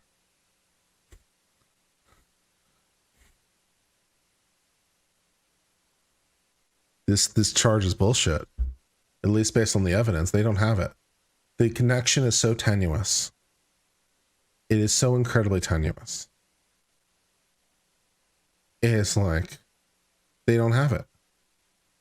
And her recross, I don't know if Busby got to her or what the deal is, but like she is not as sharp on recross as she was on direct. Her direct was very, very good. And she was giving Busby, and she was also good on objections, at least to my mind, for the most part, although maybe we could quibble on the edges, but she was good on my mind to the objections during cross when she was objecting to Busby, giving her own treatments. But her redirect, it's like she's trying to rehabilitate something that's just not there and wasting time. What's charged is the bribery charge. The constitutional bribery charge is pretty shit.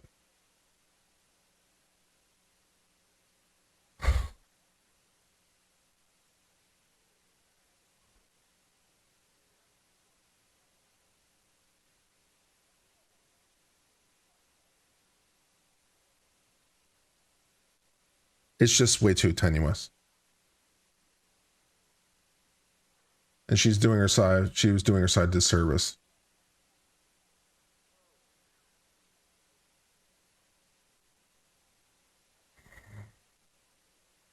Yeah, the retaliation charge is still strong. Yeah, obviously. So this is number 10, I think they said. Yeah, constitutional bribery. Paxton benefited from Nate Paul providing renovations to his home. Yeah, that's not doing anything for me. 1 is good against Paxton. 2 is questionable. 2 is mid, to use modern vernacular. 3 is not really good. 4 is not good. 5 is good against Paxton. 6 is good against Paxton. 7 is unproven. 8 is unproven. 9 is completely unproven. This is the we hired the affair, hired the person, hired the mistress for things. 10, which they're talking about now, is pretty shit. 11, 12, 13, 14 are in abeyance. 15 is mid. 16 is looking good. 17, 18 is looking good. 19, 20, maybe. So yeah, we got 1. 10 is kind of dead at this point. 1 is looking good against Paxton. 5 is looking good against Paxton. 6 is looking good against Paxton.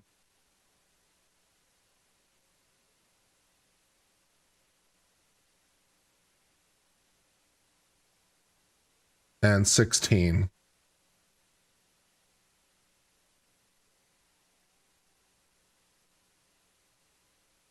And also 15, maybe, for the conspiracy.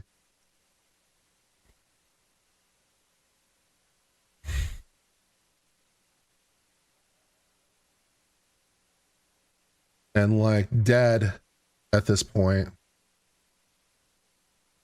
Like I don't think they can I don't think they can bring it. I don't think they can get there. 3 is dead. 4 is dead.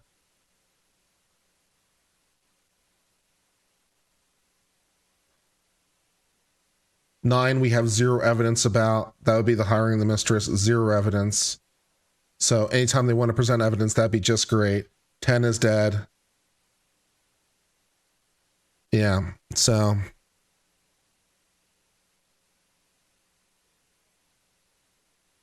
if 6 is true, 18 is true by default.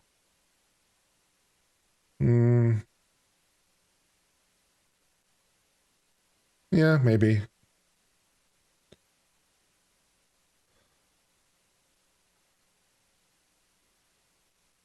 Fair.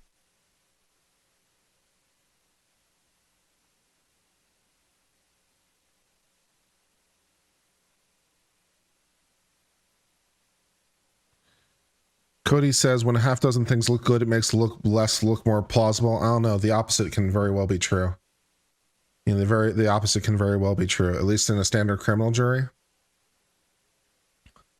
Like, you obviously, it doesn't necessarily need to be true, but like, this is also a concern on appeal.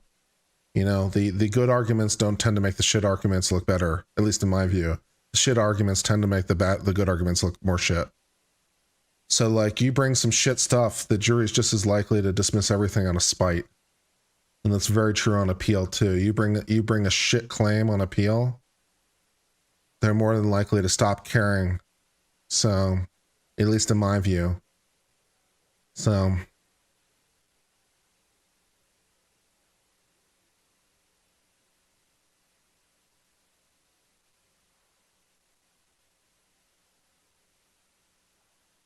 is there an appeal for impeachment? No.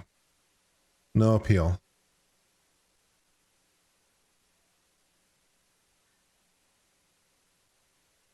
No appeal.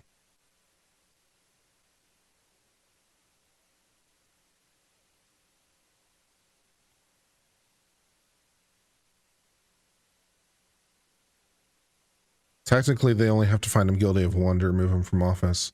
But at the moment, that's a separate question, right? That was the motion they filed today, which I'm not sure why they'd want to combine them, to be honest. I'm not even sure strategically why you'd want to do that. But at least at the moment, it's a separate question on whether he's guilty and whether you want to do anything about it.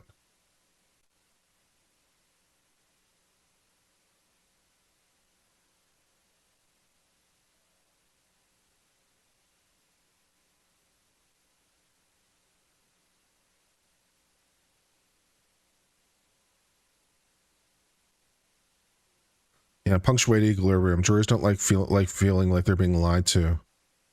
Yeah. You know.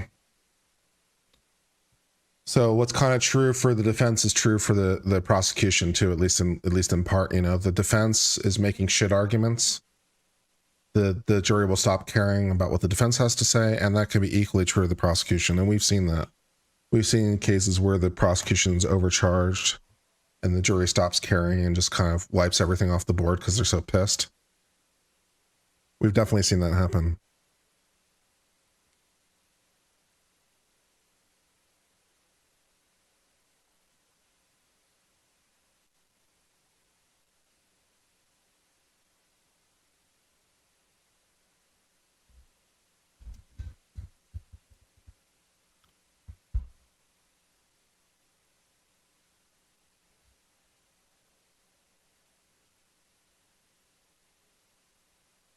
All this may be very well moot, but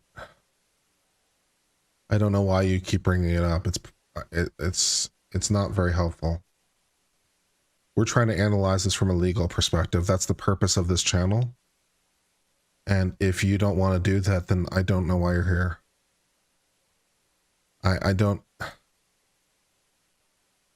We can only analyze things legally, or I can only try to analyze things legally and present to you my assessment of things in a legal framework. So if that's not of interest to you because you think that it doesn't matter because the politics are the politics, then I am providing you no value.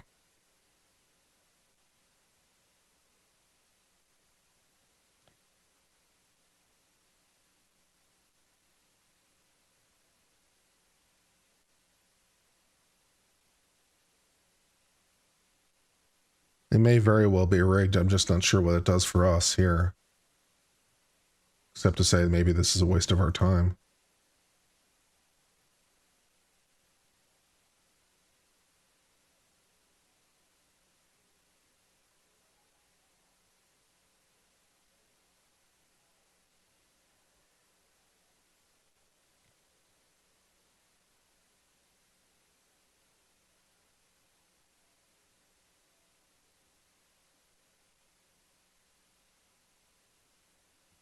A Dem who was impeached as a judge for bribery was elected to Congress.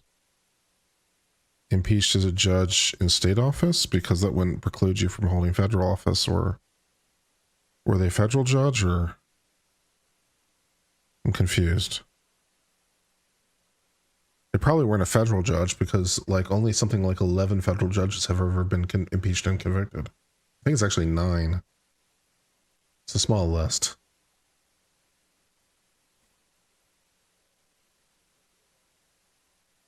So if he was convicted of state offenses, then yeah, he could run for federal office. That would be completely legally correct.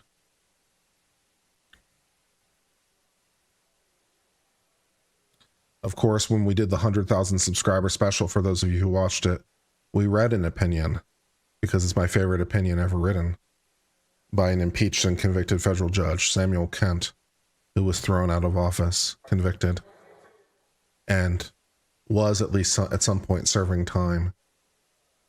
I think it was bribery. It was definitely something financial. I forget exactly what it was. Was it bribery or was it a tax thing? I forget. But yeah, one of the very few people to be impeached and removed from the federal bench. And he wrote my favorite decision. He wrote my favorite legal decision ever. We read that for the 100,000 subscriber special. That was a lot of fun.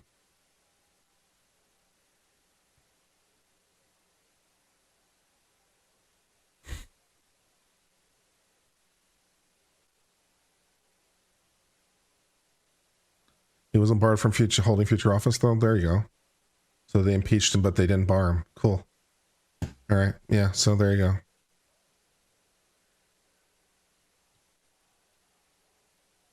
It's pretty unusual to be able to get 2/3 to impeach him, but not the majority to bar. That's pretty hard. But hey, well, there you go. He was the one with the attorneys talking about the attorney needing crowns. Yeah. And gravy stained paper placemats. Yeah, that was the guy.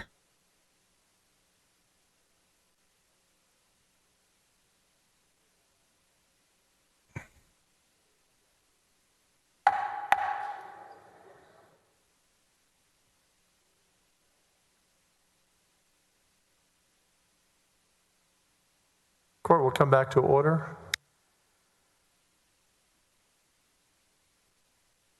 Where were we? Ms. Epley, were you up here? I think you were.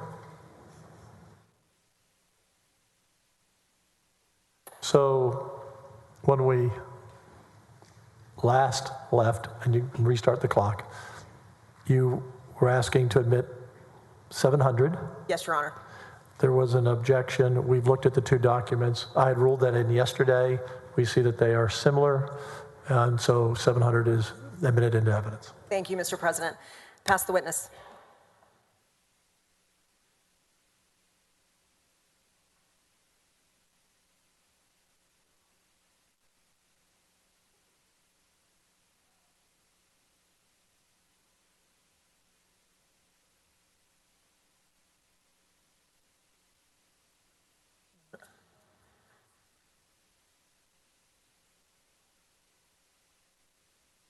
Eric, would you do me the service of putting on the screen what's in evidence, House Exhibit 571?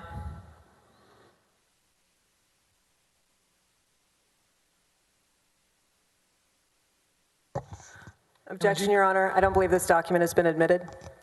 We offer 571 if it's not in evidence. I'd ask that he take it off the screen, Yeah, Your take Honor. it off the screen for now. Eric? Eric? We all know Eric, We love Eric. and everyone knows Stacy. It's actually in evidence, I'm told. We're checking. You don't have it? We'll check.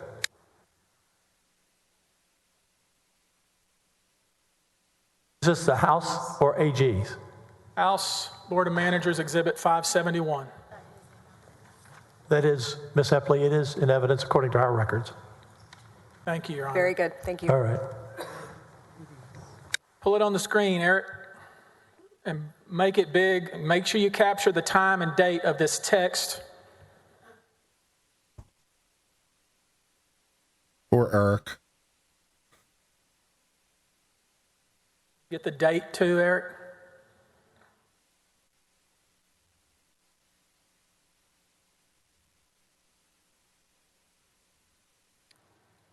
This is recross. I need to update the I want thing. somebody to confirm the date.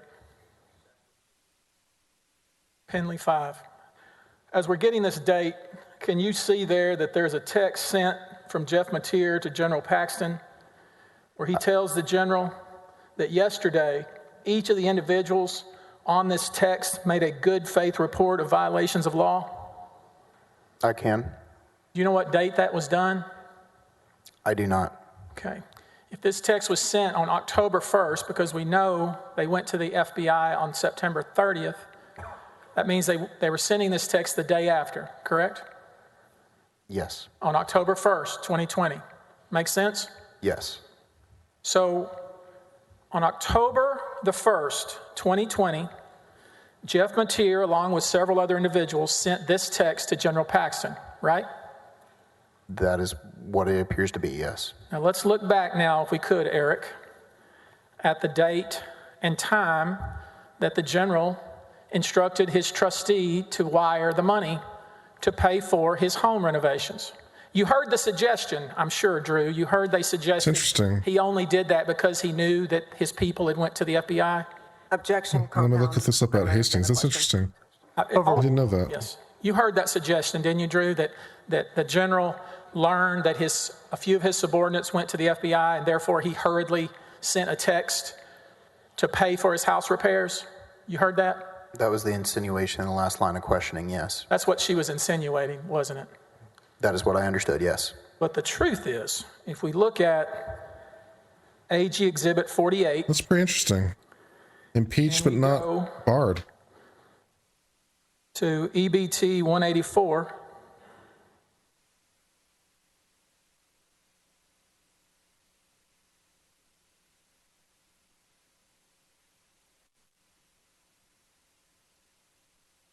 could you just tell us all, so we'll be clear about how the timing actually was?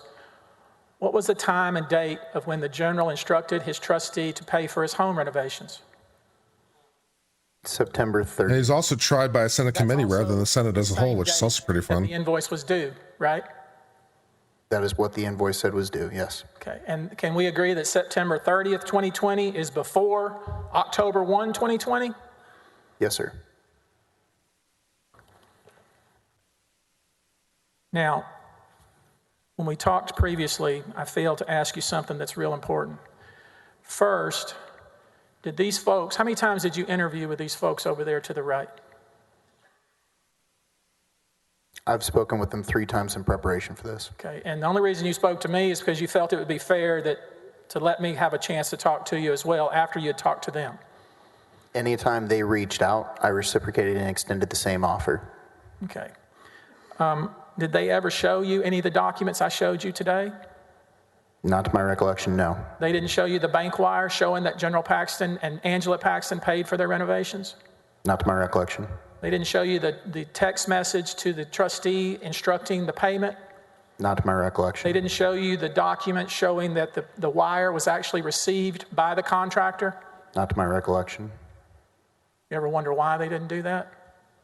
Objection, Your Honor. Question calls for speculation. Sustained.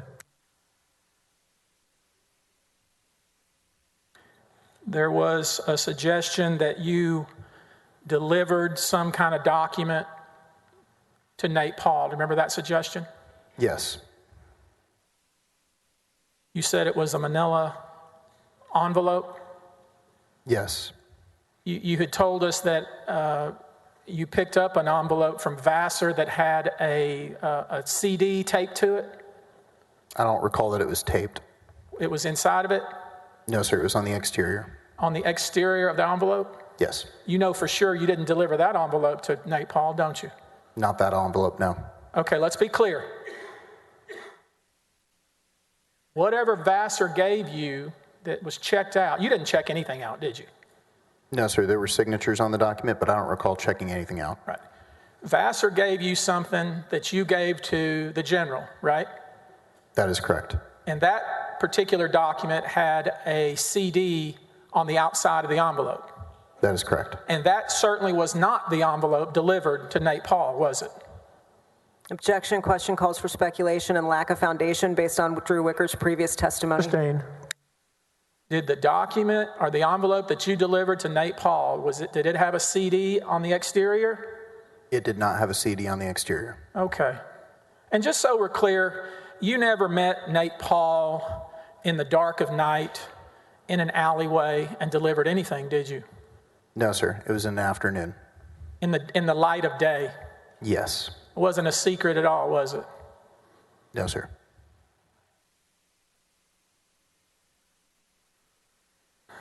You did hear some conversations between Nate Paul and General Paxton, didn't you? Yes. Let's focus on what you heard. One of the things that was discussed was whether the raid by the federal agents. Objection. Normally I wouldn't mind, but since I tried to elicit this exact testimony and don't want to waste the senator's time with a second redirect, I must object to hearsay. She already asked this question, Your Honor. I'm just clarifying what she asked this young man. I did ask it, and he objected despite me being absolutely certain it would come in. And at this point, he doesn't have the same exception because Ken Paxton is not his party opponent. Sustained.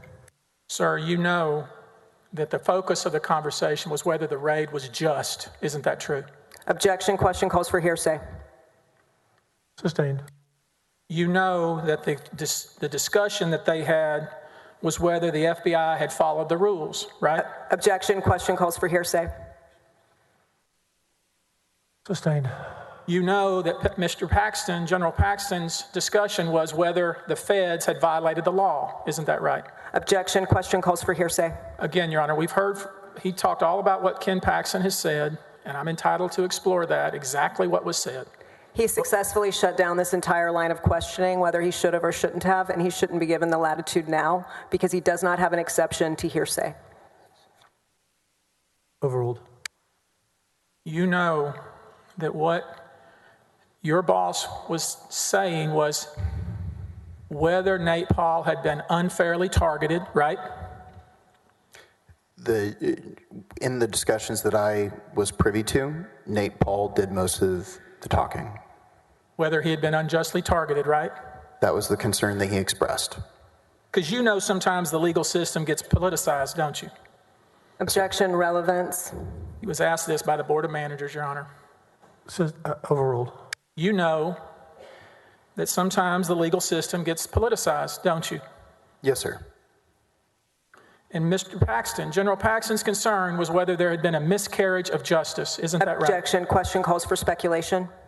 He said it in his own words, Your Honor. He can't say that in his own words, Your Honor. Sustained. Now, you knew that General Paxton had some distrust of DPS, didn't you? Objection. Relevance and hearsay. Overruled.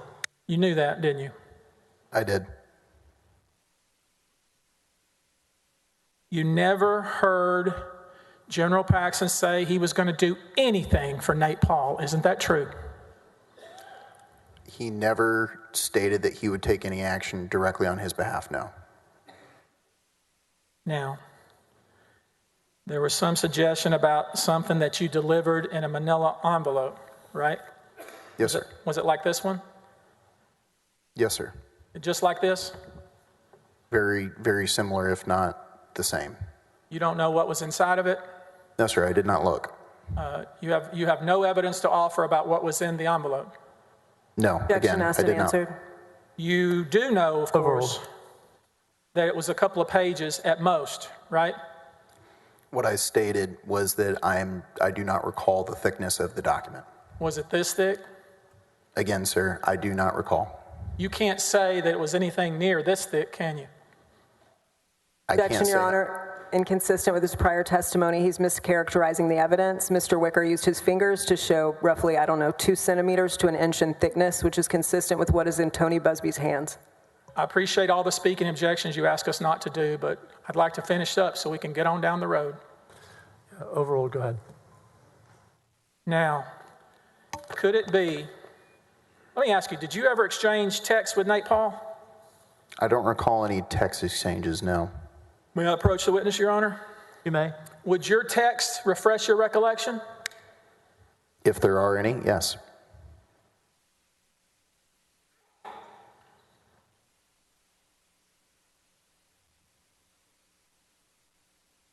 Now, you've got a chance to look at the document without testifying what's in the document. Does that refresh your recollection? Yes. Okay. You had told us that that packet, not a packet, the manila envelope you delivered was sometime in the summer, maybe even the fall, right? No, sir. The testimony that I provided was summer. Summer, June, perhaps, right? Yes, sir. Earlier in the day, I stated that it was likely May or June.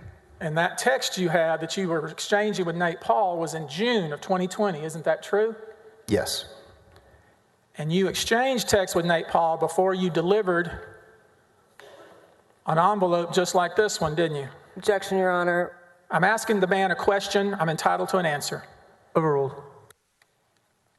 You exchanged texts with him before you delivered an envelope just like this one. Isn't that true? Objection, Your Honor. It assumes facts, not evidence. Drew I want Wicker some has time been very back with this clear foolishness. about the timeline, and Mr. Busby. Overruled.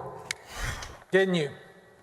I don't recall whether or not this text message occurred before a delivery or after. Can we agree that you were texting Nate Paul about Dick Weekly?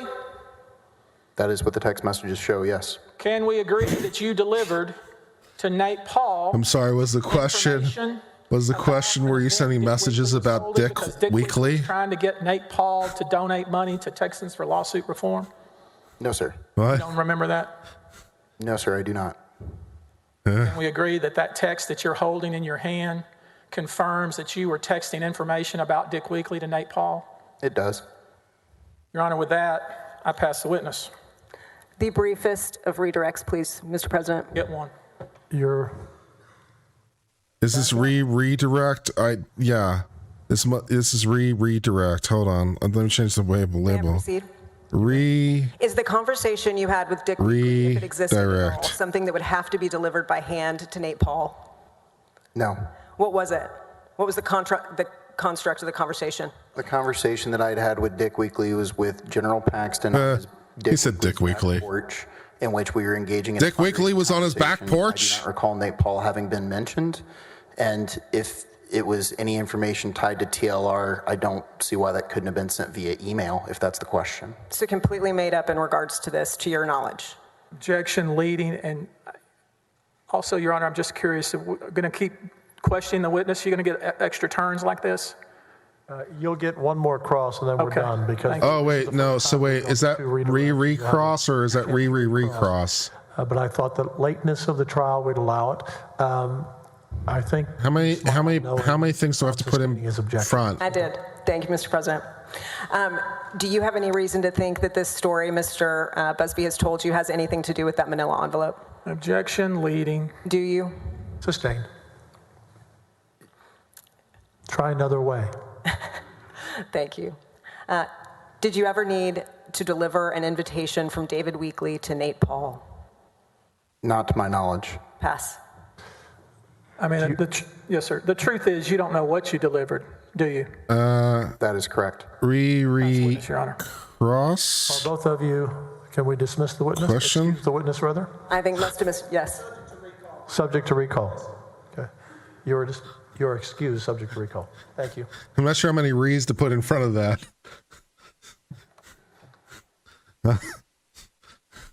I lost track, to be honest. I lost track.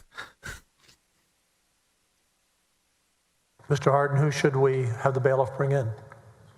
I'm sorry? Which witness are you calling? Mr. Blake Brickman, please, Your Honor. Bailiff will bring in Mr. Blake Brickman. Mr. Busby, are these your documents up here? Is any of this yours? Is his name Brickman? Mr. Are we just giving people porn names now, or what are we doing? 3:30 for a short break, just for planning purposes.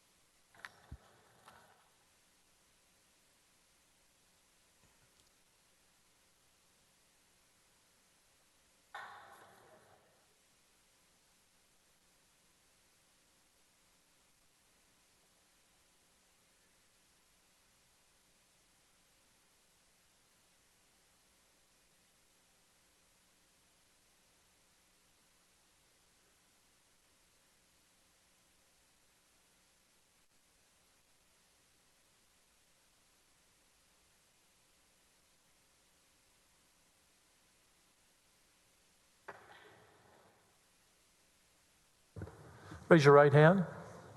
I do solemnly swear or affirm that the evidence I give upon this hearing by the Senate of Texas of impeachment charges against Warren Kenneth Paxton Jr. shall be the truth, the whole truth, nothing but the truth, so help me God. Please be seated. Speak close to the mic and speak up. Mr. Hardin, you're on the clock. Thank you. State your name, full name, please. James Blake Brickman, but I go by Blake. How are you presently employed? It's Blake. I work here in Austin at a venture capital firm. It's Blake I'm gonna move pretty Brickman. fast with you here, but I don't want you. You need to Really? be closer to the mic. Are you, Rusty? You need to come through. Are you? You're going to go pretty fast? Are you? But I don't want you. Are to you, speak Rusty? fast. I'm just. Really? They'll come kind of hot and heavy. Okay. Hot and heavy? What? Would you give me an idea of where you grew up, your college, and your jobs before you got to the AG's office? I grew up in Dallas, Texas. I went to Vanderbilt University, and I went to the University of Kentucky College of Law. And when you finished, and during the time that you were going to school, did you go to law school at night school? Yes, sir. I was the chief of staff for United States Senator Jim Bunning in Washington, D.C., and I went to night law school during that time. And then did you work for another politician before you came back to Texas? Yes, I was Governor Matt Bevin from Kentucky's chief of staff from 2015 to 2019. My memory is that Governor Bevin was considered a pretty conservative governor, was he not? He was probably the most conservative governor in the country. Is that the history of your public employment? It is. All right. Senator Jim Bunning was also known as the most conservative senator at the time. Rand Paul took his seat when he retired. All right. Now, when you came back to Dallas, what year did you come back, and how did you end up at the AG's office? I came back in the end of 2019. I interviewed for a position as Deputy Attorney General with Jeff Mateer and Attorney General Ken Paxton in December of 2019 when they personally recruited me to come back to Texas. And did General Paxton himself interview you and ask you to come back and come? He did. I met with General Paxton in early 2019 in Austin.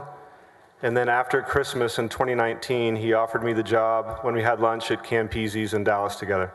I have Attorney General Exhibit 170.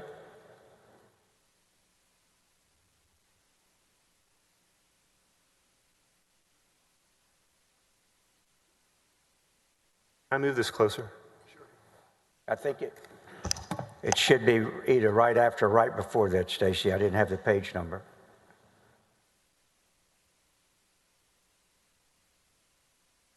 Thank you. Would you read that, please, out loud? This is a message from General Ken Paxton to me. And Dated what date? January 11th, 2020. Is this right before you started, or had you actually started? This was 2 weeks before I started, so. Go ahead. I got a text from both Tommy and Doug Deason, both singing your praises. I think highly of both those guys, so you keep good company. I'm looking forward to your coming to work with us. You're going to fit in great and be a tremendous asset to our team. And that is that, with that kind of endorsement, is that the way you began working for for Attorney General Paxton? It is. Tommy Hicks is who Busby really needs to meet Beeffish Friend. Co-chairman of the RNC and a very close friend. We need to have an interview with Busby, and he needs to meet Beeffish Friend. Philanthropist in Dallas. Maybe he'd like to have a Beeffish Friend of his own, although this one's mine. All right. Now, when you began, what was your position?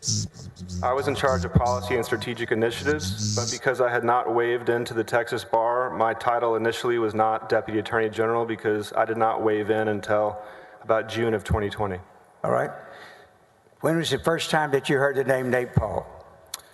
Sometime in either late March of 2020 or early April 2020. And without going into what was said, did you have a conversation with the young man that was called the Body Man?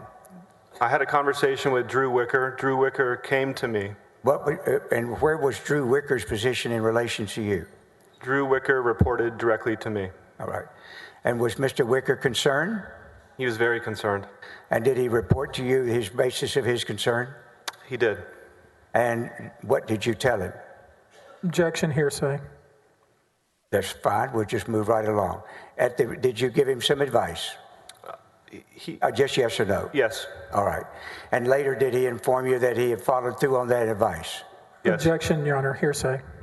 All right. Did you Sustained. become aware ultimately of who it was that he was concerned about?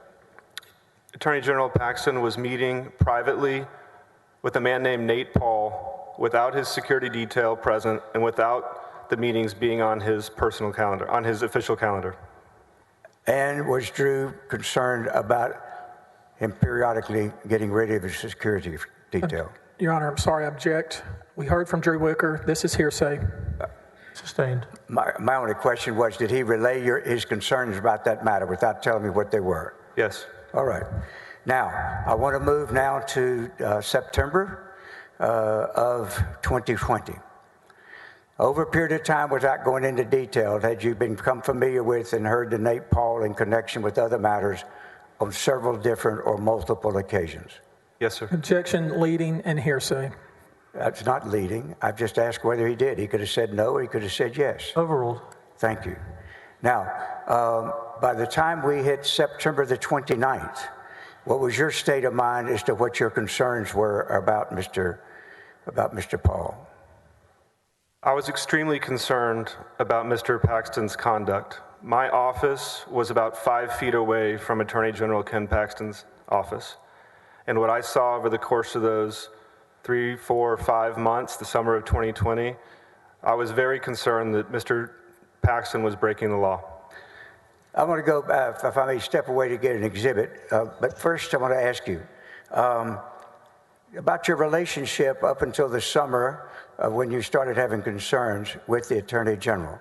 Was there a particular occasion back in the spring in which the Attorney General sought to praise you?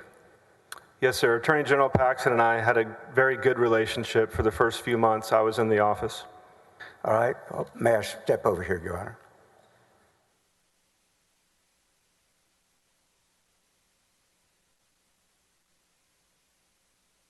May I approach a bit, witness, Your Honor?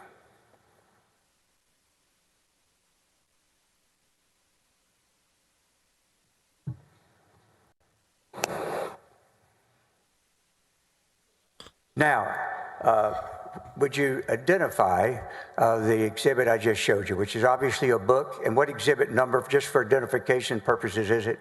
It's Exhibit 705. And what is the title of the book? The book is called Scalia Speaks, about Antonin Scalia, Justice Scalia. And where did you get that book? Attorney General Ken Paxton gave this book to me in front of 40 or 50 of the most senior employees in the Office of Attorney General in May of 2020. When did he What? get, oh, in May, that's what I was going to ask you. Did he Rusty, describe it? He did. Rusty, you said you'd be In the first brief. page. Rusty, why are you asking him about a book Ken Paxton gave Want me to him? read it? Yes. Blake, I am so grateful you joined our team at the Texas AG's office. You have been an amazing addition. I'm confident that you will continue to make a difference for our office and all of Texans. Blessings, Ken Paxton. Thank you.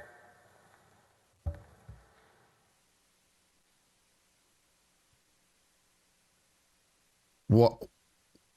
Why? How would you characterize whether that is an accurate description of the way he talks to and about you up through the month of May of 2020? It was accurate. All right. Was there a particular event that you'd been involved in on behalf of somebody that led him to be giving you that book and an award? Yes, sir. What was it? This was early May of 2020, and if you remember, that was at the very beginning of the COVID pandemic.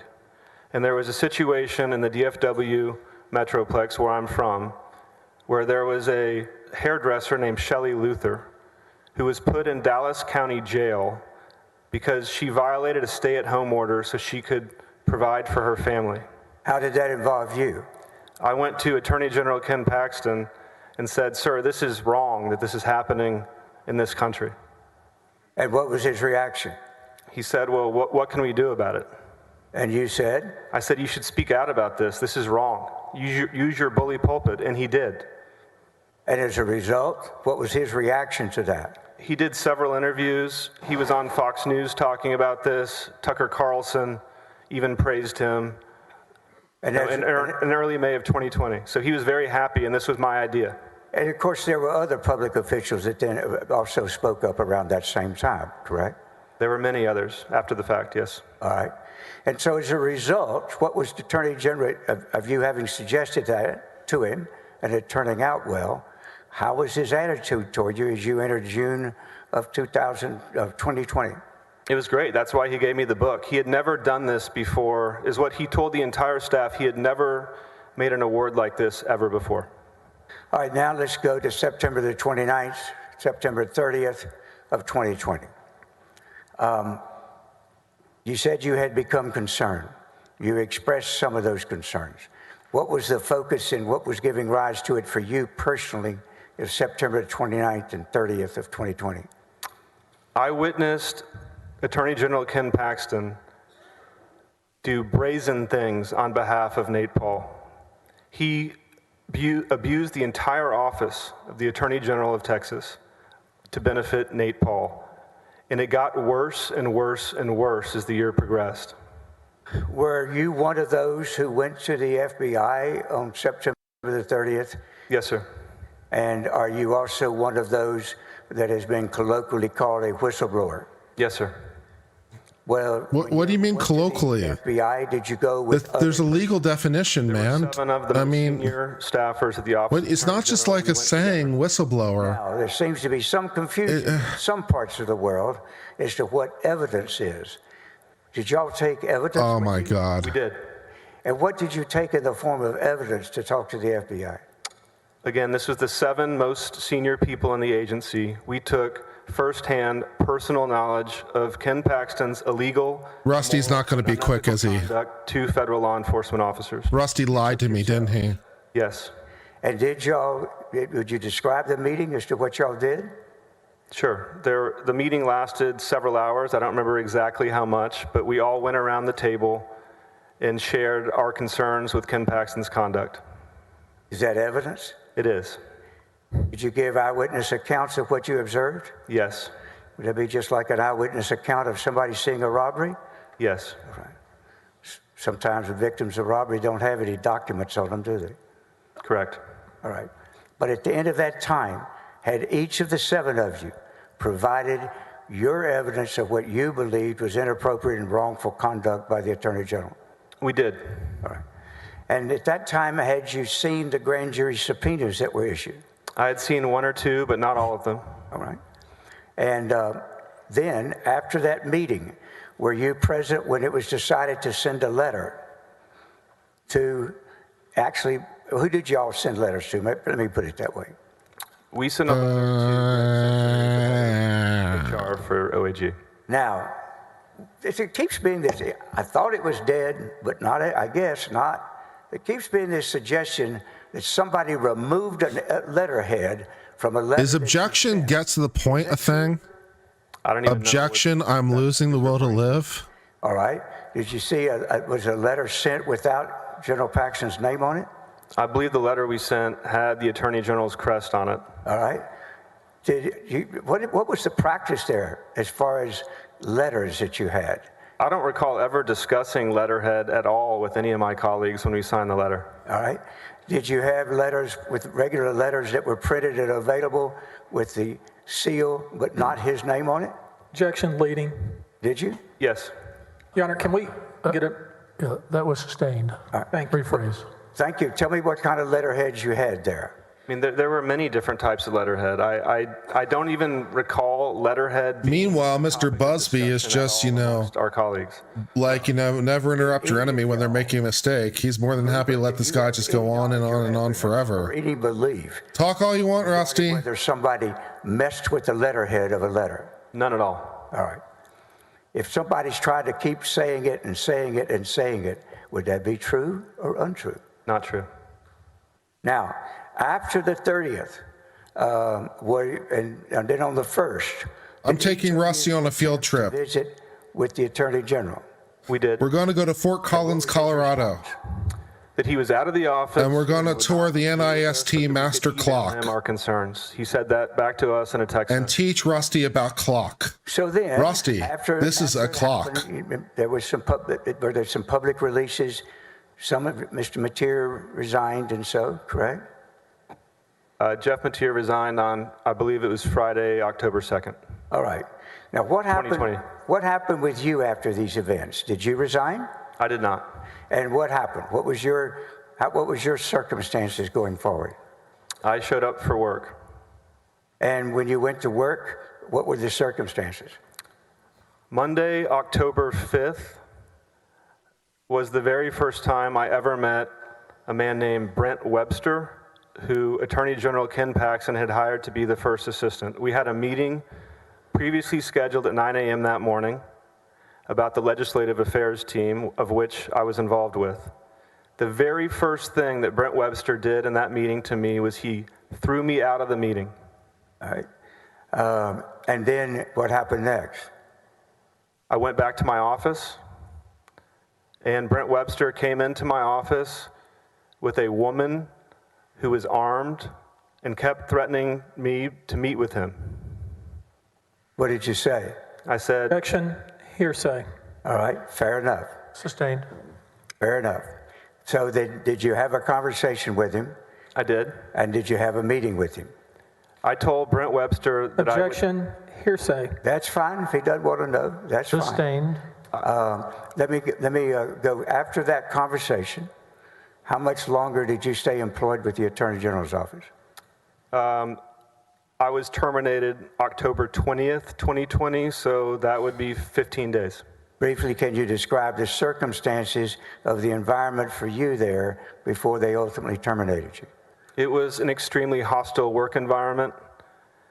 They had, like I mentioned earlier, Brent showed up in my office with a woman with a gun. They asked me to take my cell phone to the car. They removed me from access to Attorney General Paxton's schedule, which I oversaw. They hired apparently another scheduler without asking me. They sent a letter to the entire House of Representatives in response to a request by Jeff Leach that they did not even show me before they sent out, even though I oversaw the legislative team. I could go on. All right. Let me ask you this. Can I have 576 and 3350? I believe they're in evidence, but I want to check before you put them up.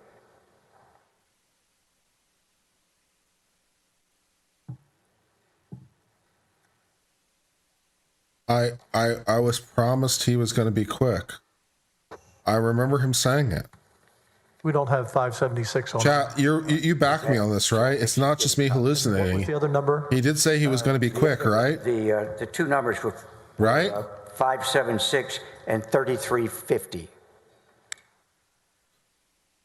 And I'll represent they are the letter that Mr. Leach sent, and the second exhibit is the response from General Paxton.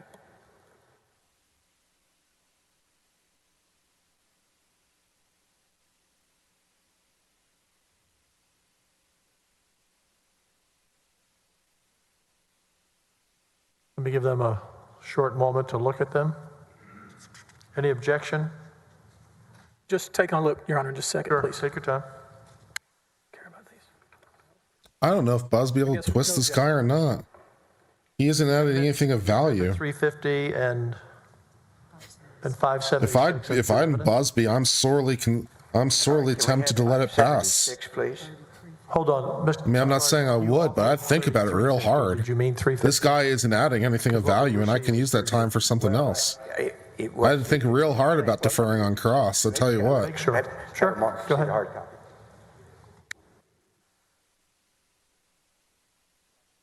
So it is 350, I overheard. So admit 350 and 576 into evidence. You may Thank you, continue. Adam.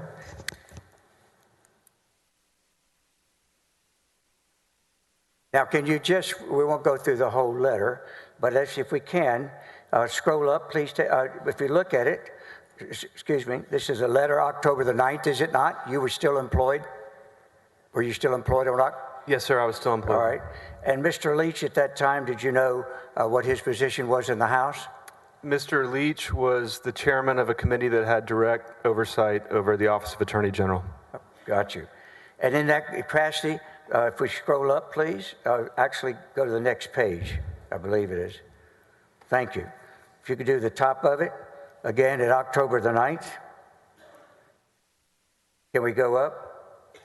Just scroll up just a little bit. This last paragraph. I'll publish it with you to make sure I do it correctly. Irrespective of that decision, by way of this letter, I formally request that you provide a written report as to what specific steps are being taken by you and your newly appointed First Assistant Attorney General, Brent Webster, to ensure that the effective operations of the agency continue in full force and effect, without delay, without interference, and without interruption. I would ask that such a report be provided to all members of the legislature within 7 days. Now, in the paragraphs before, what did Mr. Leach lay out for him before he came to that final? If you could just describe it. Mr. Leach appeared to be concerned about the state of the Office of Attorney General in light of the fact that our allegations had been public at this time. All right. And so was this an opportunity to ask the Attorney General to respond to those allegations that had become public? Is that right? That's right. All right. Thank you. And now, Stacy, if I can have 350, please. Once there was this girl who wouldn't go and change with the girls in the change room when they finally made her. You recall this letter? Hey, I did. so And in this answer that he gives, with marks all over her body. Could he quite explain it that it's just been with Chairman there? Leach's request for an explanation and ideas as to what's going forward to correct it. No, but he does lie to Representative Leach and the other members of the House. Can you point out where it's untrue in what he said? The very first line, he says that we made false claims. We did not make false claims. All right. Anywhere else? Do you take issue with anything else?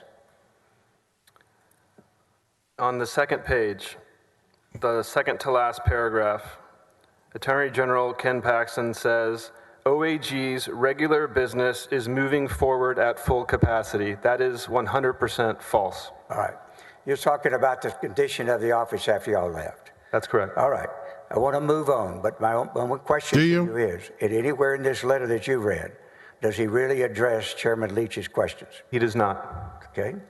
Now, what was the occasion exactly? How were you terminated? What were the circumstances? Brent Webster, who was the first assistant at the time, called me into his office. There was another woman there named, I believe her name was Shelley Gustafson, and he asked me if I would like to have severance or if I wanted to be terminated. And I told him, Brent, I've done nothing wrong. I'm not going to resign to take severance. So he terminated me. All right. Now, at some time after that, did you and 3 others of the senior staff file a lawsuit? We did. And is that lawsuit still pending? It is. Was there any attempt to settle that lawsuit? And if so, when? There was no attempt to settle the lawsuit prior to Ken Paxton's reelection in 2022. I want to ask you that. What date, approximately, or what month did y'all file your lawsuit? It was sometime in mid-November of 2020, if I recall correctly. November of 2020. All right. When you filed that lawsuit in November 20, you were about a year away from the election, were you not? 2 years. 2 years away from the election, excuse me. And during that period of time, what happened with the lawsuit? Attorney General Ken Paxton tied up our case for 2 years, making the absurd legal argument that the whistleblower law does not apply to him. He filed what's called a plea to the jurisdiction, which effectively stopped discovery in our case for over 2 years. So, as of the election of November 22nd, had there been any discovery or ability to legally lay out the evidence or allegations in your lawsuit? No. Now, once the election in November of 2020 was over, or 22, excuse me, how was it that settlement conversation started? How did that get started? Sometime in late January of 2023, so earlier this year, Ken Paxton's lawyers called our lawyers and said that they would like to discuss settlement and mediation. So the idea of settlement... Stop. This is great. he's about to jump up. I want him to save his energy. Thank you. So he, at the time that they initiated settlement discussions, had there ever been any settlement discussions prior to that? No. Had there ever been any indication while the lawsuit was pending and the election was in the future, during that 2 years, was there ever any indication or suggestion that about a possible settlement? Never. Right. Do you know of any circumstances that changed and led to their reaching out to you to discuss a settlement? Ken Paxton was reelected. Was he reelected without knowing anything, without the public being told any of the real facts, and so in the discovery with deposition? Objection argumentative. I would say it's even worse than that. I think Ken Paxton lied to the public for 2 years about our case. So not only did we not have discovery, he did the opposite and lied to the public about our allegations. Let me ask you, if you can, then what I want to do is to go to Exhibit 460. I want to move to introduce 469 and 470, but I first want to ask a couple of questions about it. With the original settlement that everybody's heard a good deal about, was there a proposal that you actually personally, individually held up from reaching a settlement? I did not go to the mediation. I never hold appeared. on. We're going to try to do this in a question-answer way. So, was there a suggestion of a mediation sometime in February? Yes. All right. And who all went to that mediation? My other 3 co-plaintiffs went: Mark Penley, David Maxwell, and Ryan Vassar. And out of that mediation, did the 3 of them reach a settlement? They did. And what was this amount that they settled for? $3.3 million. Why did you not go to the mediation? Because I did not want to settle the case. Why did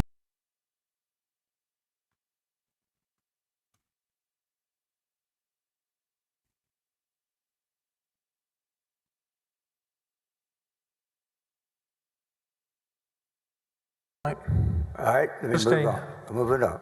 Now, when you did you have conditions for money? Is there, how much money you wanted or anything? No, sir. Did you even give them a figure? I never gave him a figure. What happened after the mediation when 3 had settled and the Attorney General had settled? Did you see pressure or response or any attempts to pay you more money to get you to settle? Yes, what happened is the parties came to me and said, okay, Mr. Brickman, what would it take? Your Honor, I'm sorry to object. These are Rule All right. That's all right. 408 settlement discussions, number 1, and number 2. Sustained. Your Honor, Yes, I move to introduce Exhibits 469 and 470.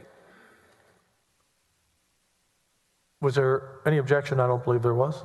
Or I have need we- to see those. Or we need to see those? If these are Rule 408 settlement discussions, that would be my objection.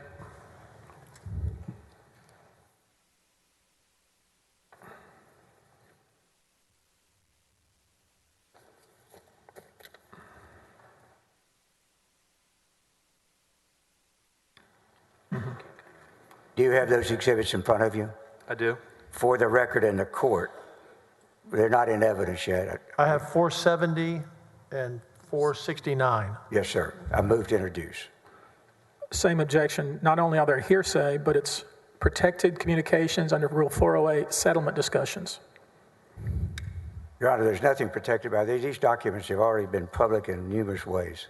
That's the trial is here in the court, not in the public. And in this court, Your Honor, these are inadmissible. That's fine. The objection is invalid, Your Honor. These are documents that have now Give been me a published. moment. Sure. Give me a moment.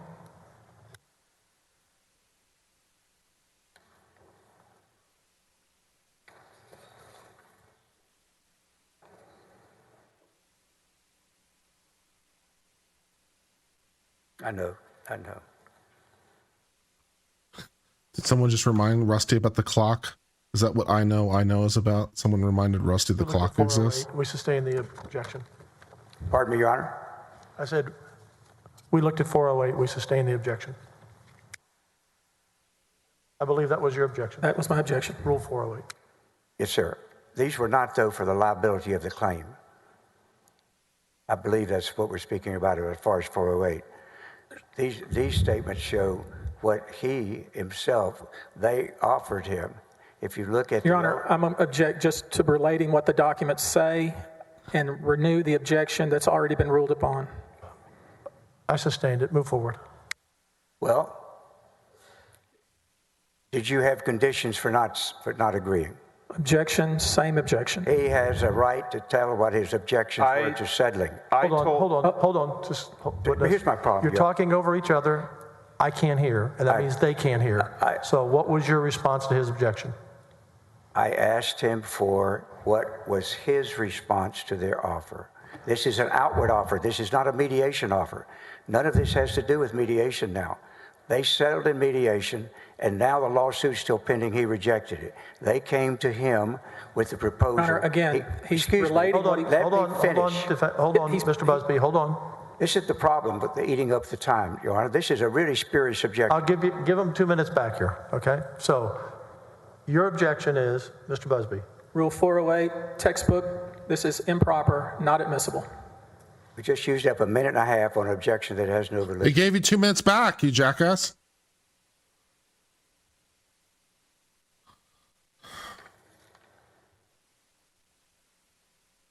you need to restate your question. Sure. Settlement What discussions You are making secret. demands on them for whether you would ever agree to consider settlement. Same objection, Your Now, Honor. don't tell me I what to told- do. Oh, no. Overruled. All right. Now, the answer first would be yes or no, and then, depending on that answer, I'll ask you the next question. Could you please ask the question again? Sure. Did you make demands on them that would have to be fulfilled before you would ever settle? I did. Same objection, Your Honor. That's Rule 408. Your Honor, this is what he said, what his conditions were. I can even ask It's you, part what of were a your settlement conditions discussion, that you Rusty. demanded before you ever What were your demands? Mr. Busby, we That's a settlement discussion, Rusty. objections on 408, not on this one. Kill me. Overruled. Go ahead. Thank you. Is the question, what were my conditions to settle? Yes. What were your conditions before you would agree to settle? I told Ken Objection, Paxton hearsay in the now. Office of Attorney General that I would settle That one is for three Hold on. things. Hold on. Everybody. Let him speak, please. He's in Sustained on charge. that one. Go ahead, rephrase. I sustained that objection, rephrase Right. it. I wanted to know what your conditions were, not what you told them. Okay? Hold on. That's the basis of the objection. What were your conditions before you would ever agree to consider settling? I had three. What were they? Ken Paxton apologize for calling us rogue employees and admit that we did what we thought was right, was the first one. That's number one. The second one was the Third Court of Appeals had ruled in our favor that the whistleblower law applies, and I wanted him to agree not to move to dismiss that. In other words, you had a winning opinion on intermediate court level, and you wanted an agreement that they wouldn't challenge that agreement, that ruling? I did because I wanted future Texas public servants to know that the whistleblower law applies in this state. All right? And what was your third demand? That Attorney General Ken Paxton remove a disparaging statement where he called us rogue employees that was on the OAG website. In response to that, instead of those conditions, where you offered more money if you wanted that instead. Objection, settlement Objection, Rule discussion. 408, Your Honor. It's 408 square. Objection. Where you offered more money? Objection. Objection, settlement discussion. Offered Wait a minute. He's got an objection on the table. Hold Objection. Sustained. on. Well, Settlement discussions are secret, Rusty. were you willing to consider yourself, your own state of mind? Were you willing to consider more money instead of those three objections? Those three objectives that you had? I was not. All right. And was that communicated to the other side? It was. Now, ultimately, does Exhibit 470 set out this ultimate settlement that was pending, that is being considered by the House? Is that actually a document that has been presented to the House? 408B, let's take a look. 408B. So is it the settlement that is actually under consideration that the House, instead of paying right away, launched an investigation of? It is. Or is that a public document? It is. Again, Your Honor, in all due respect, reoffer Exhibit 470, please. Objection to 470? Yes, Your Honor. Court may It's- admit it's evidence the for another city, it's a purpose, such as mediated proving bias or prejudice. Proposed, which falls under a privilege as the court knows. Moreover, it's hearsay. Your Honor, that, Negating contention of undue delay or proving an effort to obstruct criminal investigation or prosecution. that's tacked on the settlement that occurred with the others. It was not produced by mediation. He never attended a mediation. He never engaged in a mediation process. What they did was they just simply put the final agreement on there once he agreed not to object, and they add on those 3 conditions that he required in order to represent the whole final settlement that affected everyone. Okay, hold on. I appreciate Matt's enthusiasm for 408B, but I'm not sure if I agree. But you know, with this judge, who the hell knows?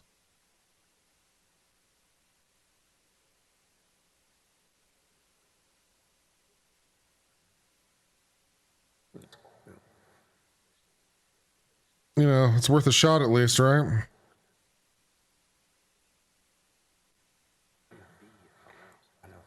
Mr. Hardin, is this a public document? Yes. I say that. Make sure I'm not overstating that. Yeah, make sure Yes, you're not overstating I'm getting, yes, it's being pulled up. It's an interesting argument, Matt. I'd definitely have to think about it. That would be something that would come under that. It's an interesting way of framing it. Matt might actually be an attorney. Overrule the objection. All right. Yeah, that's not a bad argument. May I have The exhibits 470 and Thank you, Your Honor. 469 are in admitted evidence. All right. Now,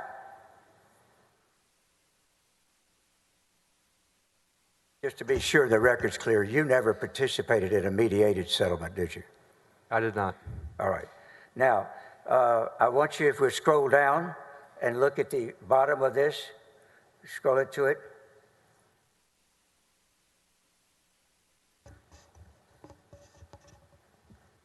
Number 2 says what? OAG will permanently remove this press release from its website.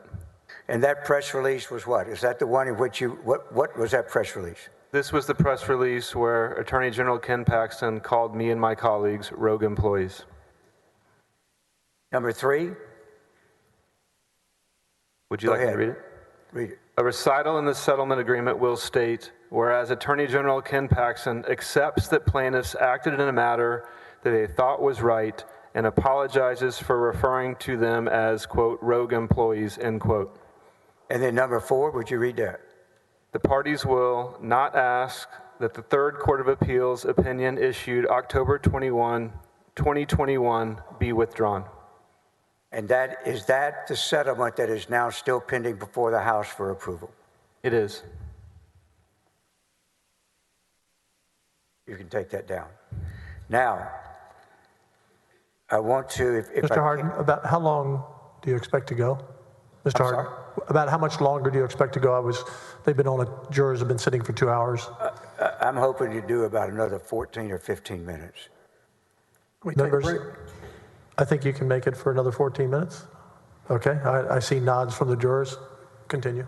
Thank you, Your Honor. If I can now, I want to move. There was an Attorney General report issued, was it not? That sometime in 21, setting out the Attorney General's side of what happened here? In August of 2021, the Attorney General put out a report.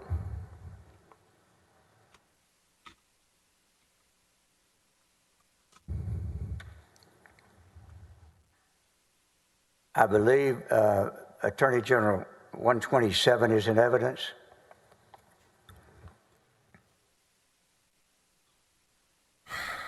I have 22. It is. I have 22 to the top of the hour. It Yes, is. it is. I put it in evidence. All right.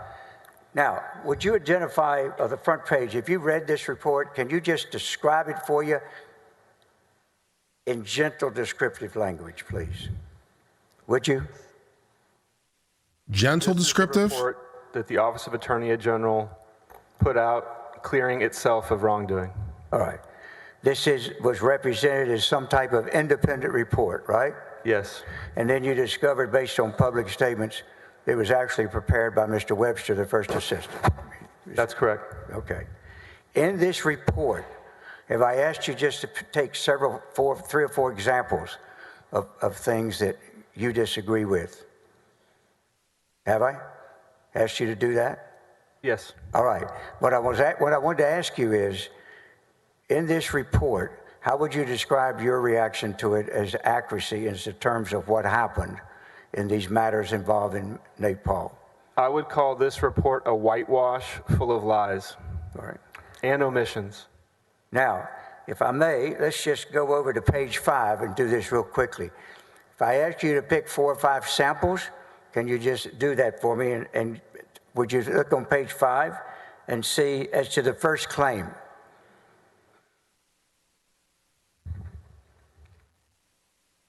What is untrue about that claim? You see where you are? It says, on 2 prior occasions involving Nate Paul's interests, the Open Records Division sided with the government agency against disclosing to Nate Paul. That is not true. There was an Open Records decision that took no opinion as to the release of the documents. What about the second claim?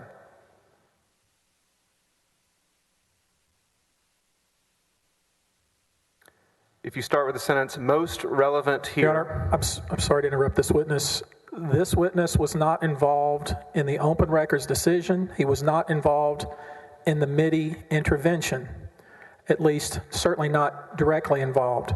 And for him to go through and, without taking away counsel's time, and go line by line a report about things that he wasn't involved in, that would not be proper. So maybe with respect to the second claim, maybe he has some personal knowledge, but everything else he has none. That may be one of the more imaginative objections I've heard throughout this Really? entire trial. What I feel would point good about out, that. excuse me, what I would point out is, Sounded lucid to me. if I want to go through, he did have contact with the MIDI. Well, I just went by it because they've heard a million things about the MIDI decay. But all he's being asked is, are they true or untrue? He's got that wonderful art of screaming cross-examination. He can use every bit of it he wants. 4 minutes down, 10 to go. The issue here is simply, does he believe that is an untrue statement? He can challenge him as to what his basis is on cross. Overruled. Thank you. On this number 2 here, where it says AG Paxton's involvement is consistent with his predecessors and in line with his required duties and legal obligations as Attorney General of Texas. Most relevant here, the position taken by the AG in this litigation was adverse to Nate Paul and in support of a higher settlement amount to be paid by Nate Paul. You know, I just had a flashback. As opposed to the prospect of continued and When I was that would a disproportionately teen benefit doing my first job as a grocery store bagger, as I mentioned earlier on the It stream, is not a truthful statement. I had this trick that I'd play occasion to be asked Attorney General to where I would review measure the time in file seconds at the time. because it felt like it would go faster, Claim. or it may feel like it would be less time to me. Regarding foreclosure sales. So like if I had an hour left in my shift, I'd be like, oh, it's only 3,600 seconds. Advice If I had 10 minutes, it'd be like, oh, it's only 600 seconds. during the height of the pandemic and not for the benefit of Nate. And I feel like I'm counting the seconds and watching them evaporate before my eyes. It's what I feel like right now. Object. I mean overruled, I'm sorry. Thank you.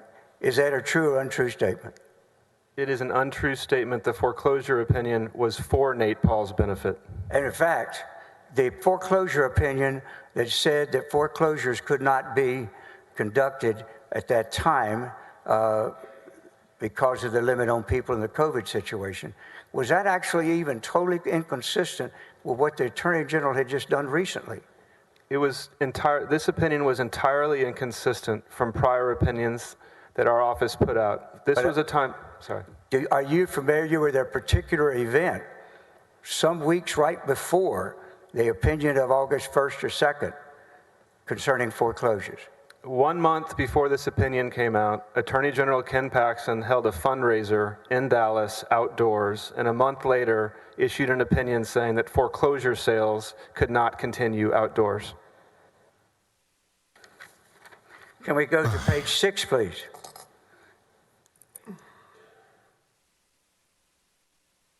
Look at the top. Kamak legally and properly exercised authority delegated to him by both AG Paxton and the TCDAO Kamek was I should do designated push-ups. as outside counsel. Maybe I should start doing some push-ups. OAG by AG Paxton, and he was also. We could do some wall knowingly push-ups to appointed start as with. a It wouldn't be special bad. Prosecutor by the Travis County DA's office. Is that a true or untrue statement? It is false. All right. Yeah, no, Dragon Ball Z. Good reference, yeah. Would you tell The fight with Frieza. whether the 5 minutes later, that you and labeled we're untrue 18 statements episodes that you've gone down. through for just a couple of minutes, whether they are Yeah. typical of this report Yeah. or unique to this report? I'm not sure I understand the question. Are there other misstatements in this report? There are many other misstatements in the report. These are just a few samples of the misstatements in this report. All right.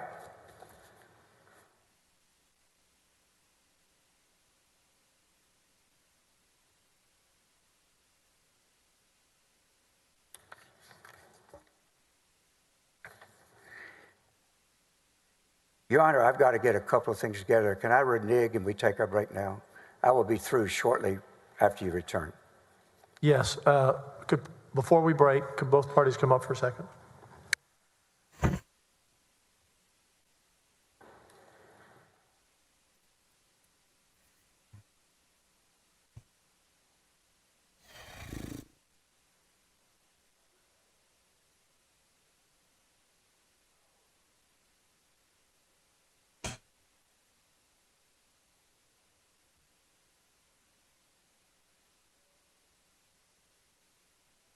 Maybe Joe was onto something about like time or something, cause yeah.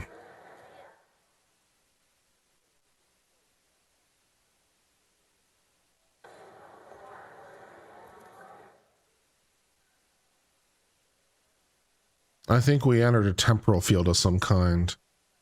Temporal vortex or something.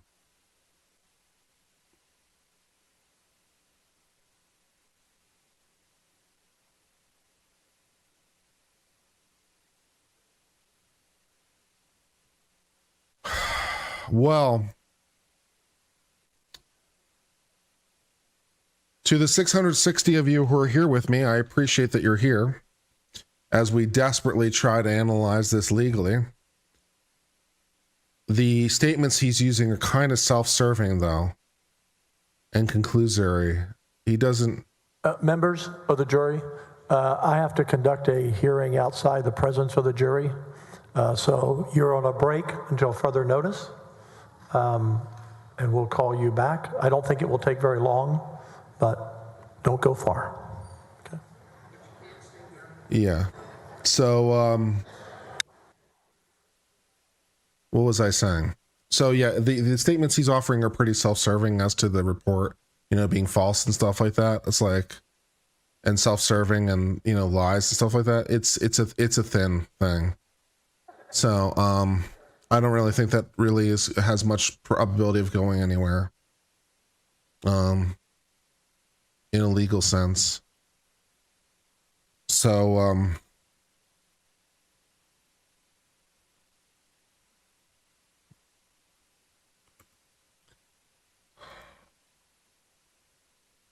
this is article number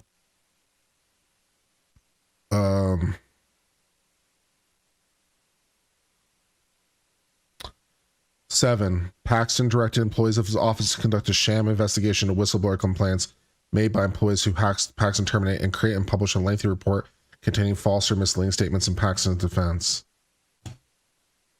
And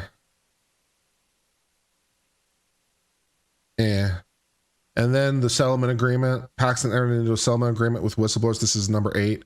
That provides for payment of settlement from public funds. The settlement agreement stayed off the wrongful termination suits and conspicuously delayed discovery of facts. Well, no, it wasn't the settlement agreement that delayed the discovery of facts. Apparently, it was this objection to jurisdiction or whatever, which I'm not sure why it took 2 years for that to get resolved, but yeah. So I'm not sure about that either. The settlement agreement didn't stay off the wrongful termination suit and conspicuously delayed the discovery of the facts and testimony at trial, which deprived the electorate of the opportunity. I'm not sure this is legally correct. The settlement agreement isn't the thing that stayed off the discovery of the facts to the voting electorate, which is the charge in 8. It was this motion to jurisdiction. So 8, I think 8 seems like it's legally precluded based on the way it was drafted, which, you know, let's look at what's drafted. So I think 8 is legally precluded and 7 is kind of really self-serving. And like, you know, the AG's office, of course, they'd write an opinion to try to defend their actions. I mean, what else would you expect? That's just like, that part's not legally improper, right? To ask your lawyers to help you write a thing that says you did nothing wrong. I'm like, you know? Yeah. So I didn't think about that. Paxton claimed as an elected official he could be whistleblown again and had made his way through the appellate court that took 9 months. That's a long time. But I guess not unheard of. We've heard of worse. Because what was it?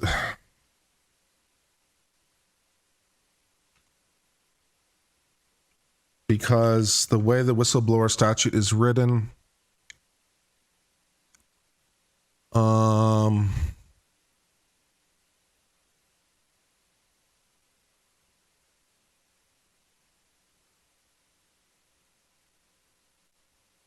let's see if I can find the exact text of it.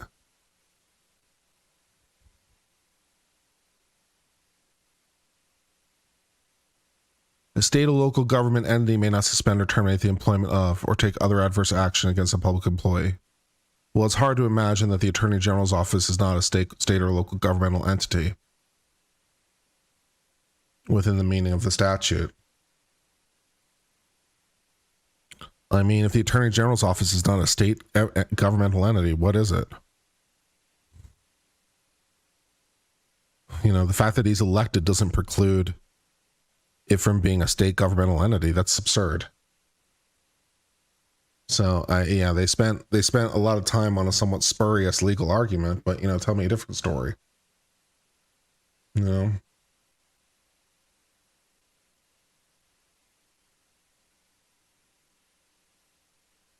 I guess you could try to root it in some sort of constitutional authority, maybe. That reminds me of the discussions about whether the President of the United States is an officer of the United States, which is an interesting legal question. As we're talking about Trump potentially being disqualified under Section 3 of the 14th Amendment, it only applies to, let me quote the exact language.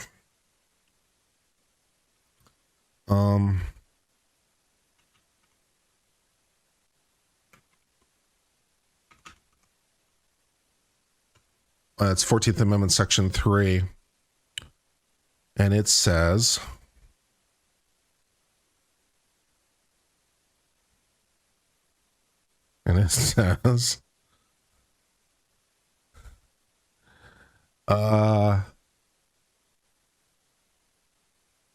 no person shall be a senator or representative in Congress, or elector of president and vice president, or hold any office, civil or military, under the United States or any state, who, having previously taken an oath as a member of Congress, or as an officer of the United States, or as a member of any state legislature, or as the executive or judicial officer, support the Constitution, shall have engaged in insurrection. So one of the arguments is that Trump does not fall within that definition because Trump is not an officer of the United States. Not the first time, incidentally, that that argument has been made, which might be legally correct. Ironically enough, he is not an officer of the United States, despite being president of the United States. It's a very interesting technical legal distinction. Is the settlement legal if a lawyer for the whistleblower under an improper contract? The president is chief executive, yes, but he's not an officer within the meaning of the Constitution because, let me find the language in the Constitution as long as we're having try to get something that resembles a legal discussion out of this argument. Because the Constitution says,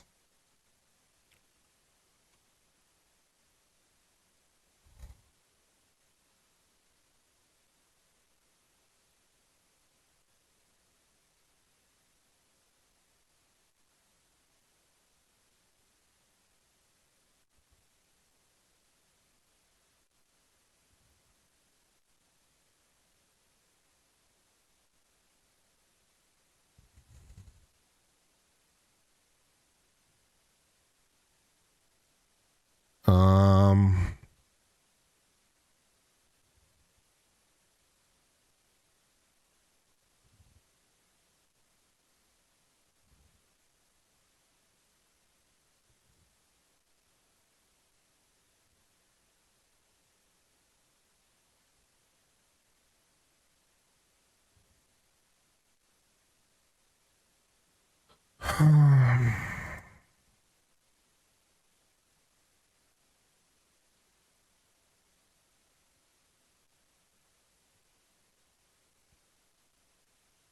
um,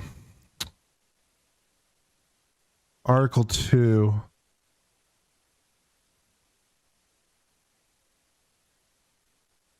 Article 2, Section 3, for example, talking about the president, talks about the president shall take care that the laws be faithfully executed and shall commission all the officers of the United States. Well, if the president were an officer of the United States, he'd have to commission it because he commissions all the officers of the United States. So he can't be an officer of the United States because he doesn't commission himself. Stuff like that.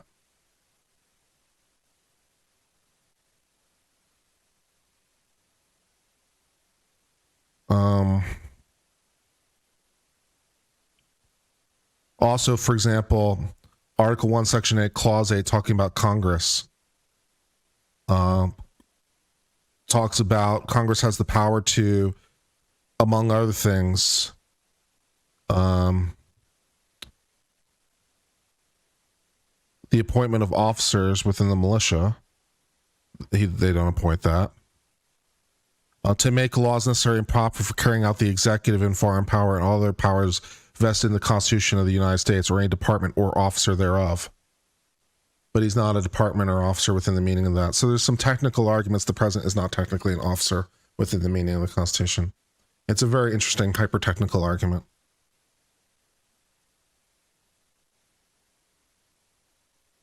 I'm not sure whether it's right or not, but there's some language that suggests it. Also, for example,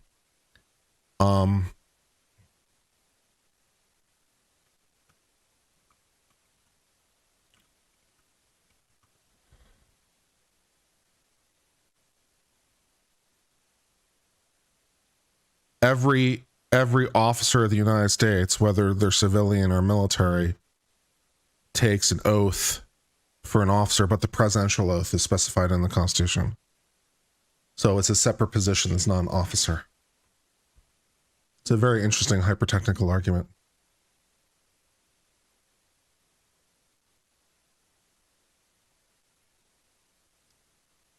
That's a little bit off topic, but it definitely might come up at some point.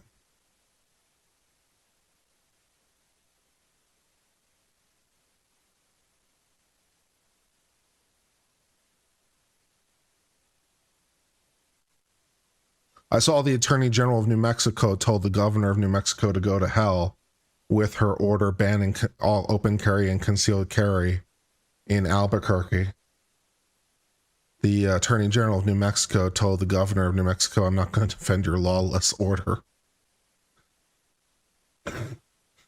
So that was fun and exciting.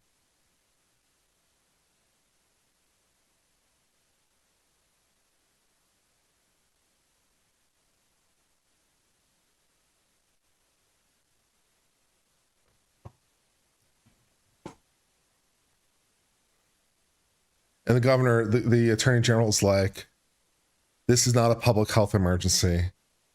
No court would say it is. You're twisting the power beyond all hope. And even if somehow they did, it still wouldn't overcome the constitutional argument. Just basically busts her every step of the way. It's like, it's not legal for this reason. It's also not legal for this other reason. And yet it's still not legal for yet this other reason.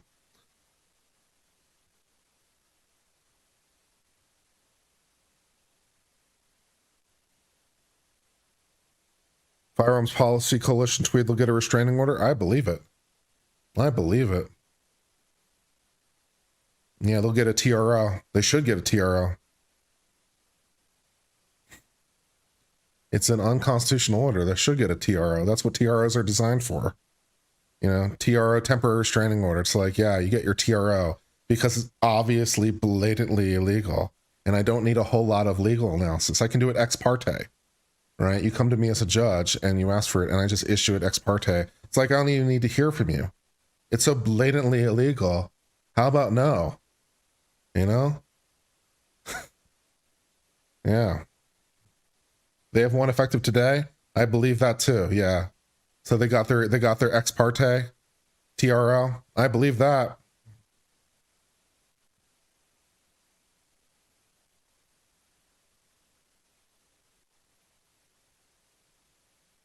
Philip says, so was our Constitution monarchist or anti-monarchist? Well, it's a little bit hard to answer that question in the abstract. So let me answer your question this way. Okay. The monarch is executive, legislative, and judicial all rolled up into one, right? If we're talking about an absolute monarchy, right? They are the executive, judicial, and legislative all rolled up into one. They have every possible power in every possible domain, in every possible respect. They can kind of do anything.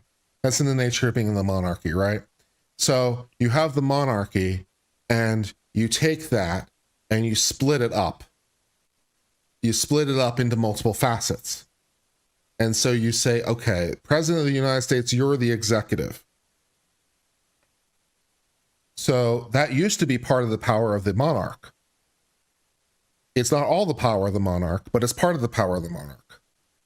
So the president is partially a monarch, if you like, because they have all the executive power. So they're a third a monarch? So some aspects of what the president can do are monarch-like. So some of the things they can do are monarch-like. How about that? Is that helpful?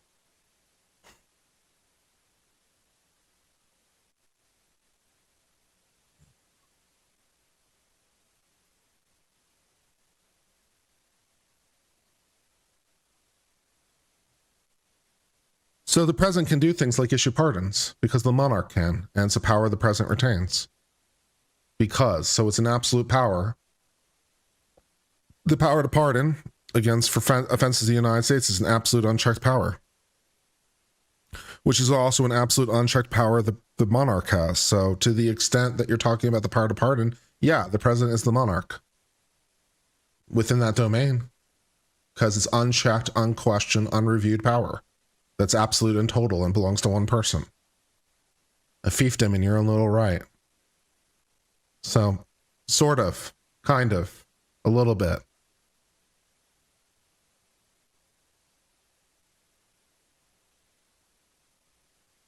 BX says, what if witnesses could independently object to questions like Miranda rights, but on the stand? That'd be interesting for sure. Might be tedious though, but interesting. Austin Pro Courier says, good afternoon. Thanks again for the commentary. And Keith L gave me $5 to say, Kurt, your streams covering this have easily been the best part of my day. I love this community, its ability to put up with my bad joke sarcasm.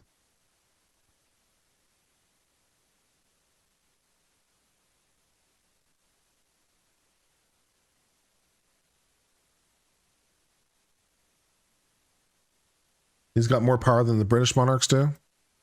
At least in practice. That's true.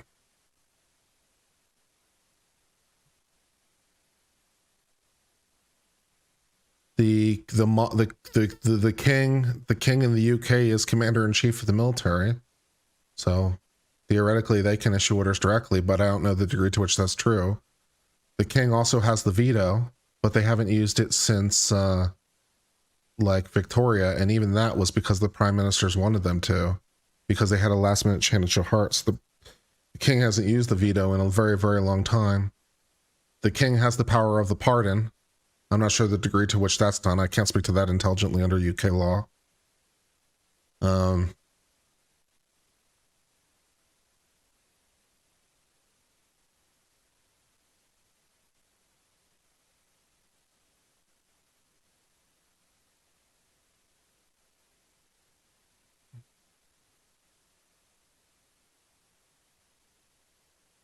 If I were king, I'd definitely issue some vetoes. I'm telling you what. If you like. And definitely be issuing some vetoes. They might, the House of Commons might try to get rid of me as king. But you know what? I don't care. Because if my power is all phantom anyway, then let's just give up the whole enterprise. Right? So like, yeah, I'd be like, yeah, I'm going to issue vetoes. What are you going to do? Depose me as king?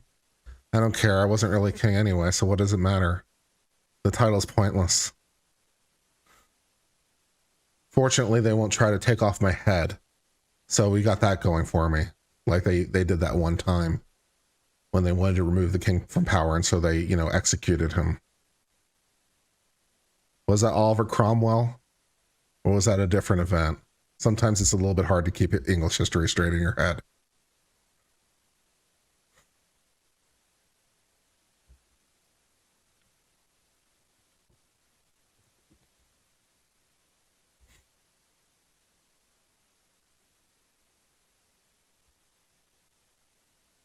Charles VI, yeah. And Charles VI, refused initially to go to the trial. And he had this great question.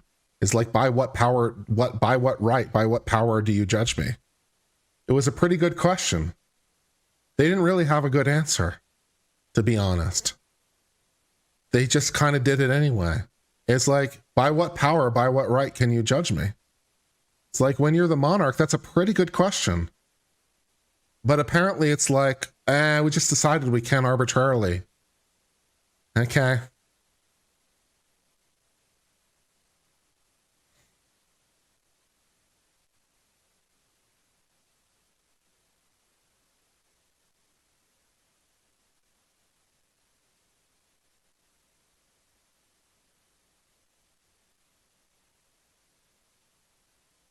In the UK, technically, as a prerogative of pardon, however, it's delegated to Lord Chancellor. See, that's some bullshit. What's the point of being king if you can't use it,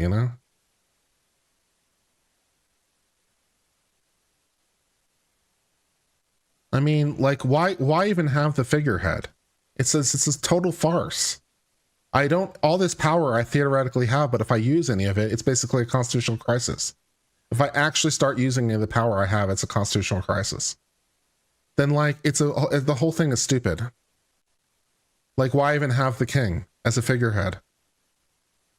Just elect a president who basically has no power, which wouldn't be unheard of in systems with a prime minister. That's fairly common in many systems of the government, because the president is the head of state, the prime minister is the head of government. So it is not uncommon for the president it's not uncommon for presidents in prime minister based systems to have little to no power. So just elect someone and they can be the president and shake hands and kiss babies or something. I don't know. It's good for tourism, I guess.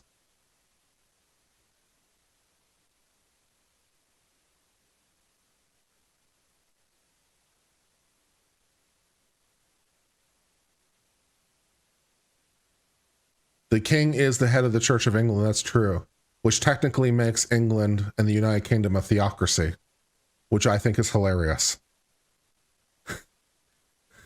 It technically makes the UK a theocracy. Yeah. Yeah. Not that it seems to matter, but, technically, on paper, unbreaded.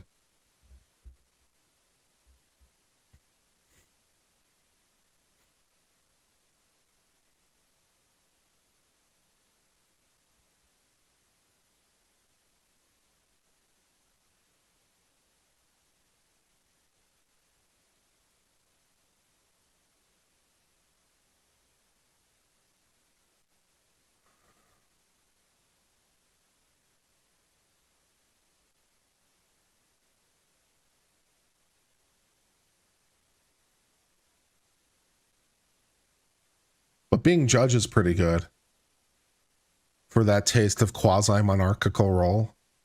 Judge is pretty good. Judges are little demigods of their courtroom. And so, if you want that taste of king-like, Judge is pretty good. So, yeah. Judge is okay if you're okay with taking a pay cut. Well, at the moment, it would be a pay increase for me, Matt. So I'm definitely okay with it. Would you like to help me run? Would you like to sponsor me? I'll run in any county. I don't care. Do you guys need a judge out there? In the hinterland? I'm available. I'll run. I'll be a good judge. I'll rule against you sometimes and everything.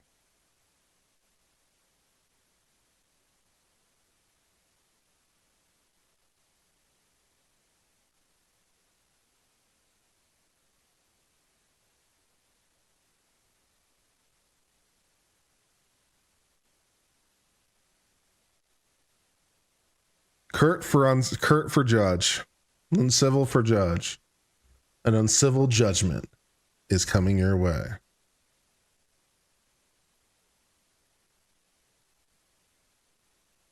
Should definitely launch an appellate court judicial campaign. Well, I think I still have to wait a couple years because I've only been licensed a year.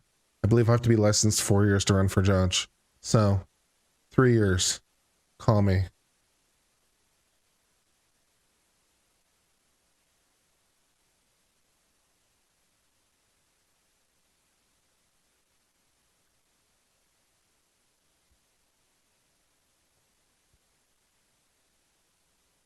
Come be a judge in Chattanooga, Tennessee. Probably have to be licensed in Tennessee. That would probably help.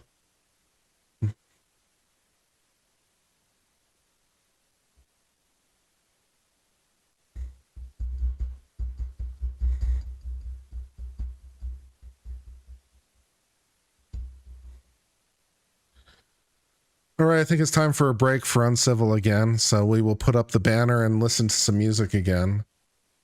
Because Uncivil needs a break while they are doing whatever they're doing, so.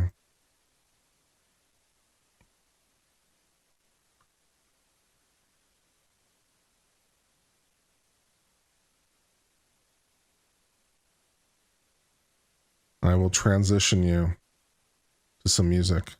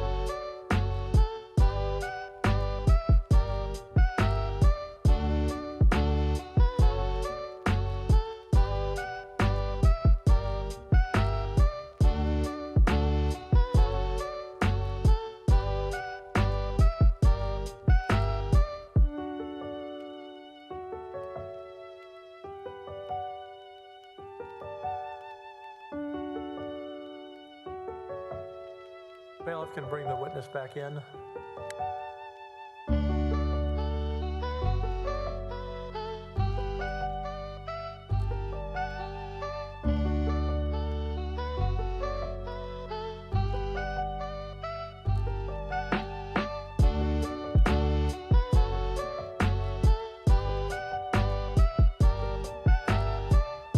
Members, for the record, the House Board Manager is called Laura Olson. She is present but has been deemed unavailable to testify. Since we have the witness in, we can continue. I said the House Board of Managers called Laura Olson. She is present but has been deemed unavailable to testify. She's invoked the fifth. In other words, that's what that means. She's present but unavailable. That means she invoked the fifth. That's what that means. The statement has been made by the court. It says what it means. Both sides have agreed to that statement. Both statements have agreed to that statement. She's present but unavailable. That can only mean one thing. She invoked the fifth. Did not mean to be short with you, Senator. It just, I'm not amplifying the orders we give. It's stating what both sides agreed to in writing. Mr. Harden, you can continue. Thank you, Your Honor. Stacy, well, first of all, very quickly, let me ask you, were you familiar with the House situation in terms of the Attorney General and the fact that it was having construction and they had to move out for a while and so on? No, your microphone, and there you go. Yes, sir, I was. All right. And you've testified earlier that the Attorney General's office was right next to you. In addition to that, Yeah, Laura Olson. would you So, get reports to the from extent that she's made statements and follow outside of court, they might be admissible as a hearsay exception. And the executive assistant, Mr. But both reported. that's what that means. And do they give documents to you as to what they're doing or anything like that? They did, and we met weekly. And so from your own personal knowledge, do you know when the Attorney General moved back into his house? I do. It can only mean one thing. On mid-July. It can only mean one thing. July. All right. Now, were you also aware of the name of who was the company that was doing the work on it? Recently, I became aware of that company's name. Well, at some time, did you actually do some research into that person on your own after you were terminated? I did. So the mistress will not be testifying. The names. You've Very sad. Mr. Nate Paul. Were you familiar with the name Kevin Wood? Yes. And were you the name of a person who went by a name of Raj Kukar? Yes. And have you reviewed certain materials concerning those people's names? I have. I'm going to ask you, if you would, Stacy, this exhibit is already in Your Honor. I think the defense put in Exhibit 134 is already in. And they put it in mass, and that production included the pictures. I believe it was the production by Mr. Wood. Yes, okay. Could you put up Exhibit Wood with bait stamp Exhibit 134? So if she made any statements to anybody that, you know, we might be able to admit, we might be able to get him past hearsay on 804.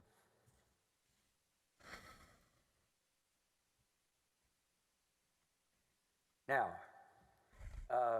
I'm going to publish it for you and ask you a couple of questions. First of all, the Kevin Wood. Yeah, there's a rule for hearsay exceptions if the declarant is unavailable. So there's hearsay exceptions regardless of whether the person's available or not. Said he learned this later. And then there's hearsay exceptions specifically if the person is unavailable, which would allow, among other things, former testimony, statements against interests, statements of personal or family history. 7 a.m. to 10 p.m., got home and fell asleep. Going right now to start guys on K job. Or a statement that caused them to be unavailable. So basically, it allows any statements that she made Raj Kumar. that would be, And Mr. to make it Kumar's simpler, authority is what? it would make any statements against her interest to be admissible. Then guys at Ben White Concrete asked for help. After I check on the 3M guys, I can get email more detailed schedule. Does your house look okay? You're right, the trial volume is low. Or does it need cut? Let me boost it. And this particular Sorry about that. email produced by Mr. Wood was sent to whom? To Nate Paul. Now, Well, technically speaking, the jury, of course, wasn't told that she pled the fifth. But of course, everyone in the room is a lawyer, so they all know what it means. to be done. Sat subfloor. Sunday subfloor. Slow down. Go ahead. Monday restore old floor. Tuesday new floor. Wednesday new floor, landscape front and fix irrigation. Thursday new floor, new fans and fixtures, finish landscape. Friday finish new floor, finish electrical. Saturday seal all floors up, Sunday clean up. Can you imagine any reason that the man doing the work on the Attorney General's house, And of course, 803 is also admissible, as Matt points out, because those are hearsay exceptions regardless of whether the witness is available or not. So of course, I'm sorry, Your Honor. all the 803 exceptions are also available. This has anything to do with 804 just gives you a little extra. This is not the witness for this. I object. these documents, these are actually taken. Let me make sure I'm not falsely accusing him. Hold on. Is he seriously contending? We'll take some time out. I don't want to. This is an exhibit he produced. He used photos in this deal. He wanted photos of the house. My question is, I don't want to falsely accuse Mr. Busby, but is he seriously, as an officer of the court, contending there is any question as to whether or not the documents in Exhibit 134 have to do with Mr. Paxton's house? Your Honor, I'll respond to that. And yes, he has accused me of a lot of things throughout this trial, but I'm not too concerned about it. You can see from the email itself, a fair reading is this man is working on multiple different jobs, and this witness has no ability. What's the poll about? Nothing in particular. Just which do you like best? Job that is. This guy was also apparently a landscaper and was doing different jobs, and we don't know. We know that some of the pictures, obviously, or of the kitchen in the Paxton home, but we don't know, and this is not the witness to be asking about the renovations because he doesn't know anything about the renovations. My question was, is he contending seriously, he hasn't answered it yet, that these documents do not have anything to do with Mr. Paxton's house? If so, we'll try to prove that up later. I don't believe he said that. Pleading the fifth is always a good idea, man. Just going to say. Thank you. It's not his. Don't talk to the police, baby. He made an objection. Invoke that right to remain silent. Thank you. I'm going to sustain the objection. Is the court ruling? All right, thank you.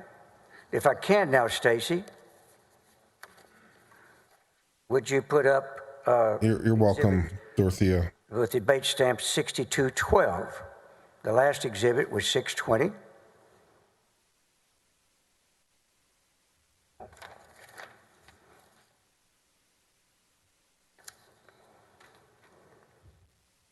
This one's dated, actually, I thought 622 was the next exhibit. These would be 6212,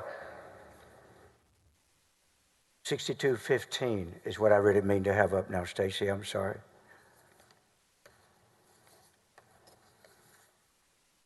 The date of this one, please, sir. July 4th, 2020. And this one is from Mr. Nate Paul to Mr. Kevin Wood, is it not? It is. Nate Paul tells Kevin Wood what? Great. Can you send me pics? Kevin Wood responds what to him? Guys just finished applying second coat of sealer. Stacy, I'm sure that it was wrong, my mistake, but I wanted to see if '6211 and 6212, if you would tell me which you put up first, and I'll put up the other one now. I don't know whether I gave you the wrong number. Pardon me? All right. Is that what you put up first? All right, thank you. All right, then 6212, please. This is on the 22nd of June. And to Mr. Kevin Wood, he's responding on top of an email from Mr. that we just read on the one on June 20th. Do you see that? I do. And this is Kevin Wood to whom? Raj, Nate's guy, Raj Kumar. All right. Raj Kumar is the president or CEO of the company that did the renovations, correct? Correct. And then below that, this is he's forwarded Kevin's to Nate Paul. So essentially, what's happened with this email? How does it begin? Kevin Wood forwarding the email, you tell me. The initial email is Kevin Wood to Nate Paul on June 20th, and then it's forwarded from Kevin Wood to Raj Kumar on June 22nd of 2020. So we now have we not, or have we, communications between the man doing the actual on-the-site construction, updating Nate Paul, and then the man on the site doing the construction, communicating with the owner of the company that's doing the construction, correct? We do, that's correct. And so in these messages back and forth, if they are in fact communicating about the lieutenant, No problem, Senator. No problem, Senator. I'll put general if I have to. The Attorney General, the people who are doing the work on the Attorney General's house are all communicating among themselves, are they not? That's correct. And they're communicating about the Attorney General's house, are they not? That's correct. Now, I want to look at, if we can, 6216, please. Actually do 6215, Stacy, please. Now this one is dated, the other two were the 20th of June and the 24th of June. And this one's dated July the 4th, is it not? That's correct. And it's from whom to whom? From Kevin Wood to Nate Paul. And Nate Paul says what to Mr. Kevin Wood? Great, can you send me pics? And he's saying that in response to Kevin Wood telling him what on Saturday, July 4th? Guys, just finished applying second coat of sealer. Stacy, 6216, please.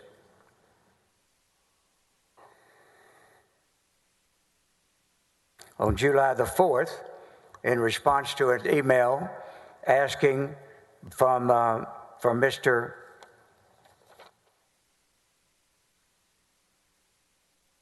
Paul, can you put together, please, Stacy, side by side, 6216 and 6215? Anyone remember when Rusty said he wouldn't take long with his witness and it'd be quick? Anyone remember? So, or more to the point, anyone remember how old I was when that happened? We just went over. Because I'm not sure. Nate Paul asked Kevin Wood to send him pictures of the work they're doing, correct? Correct.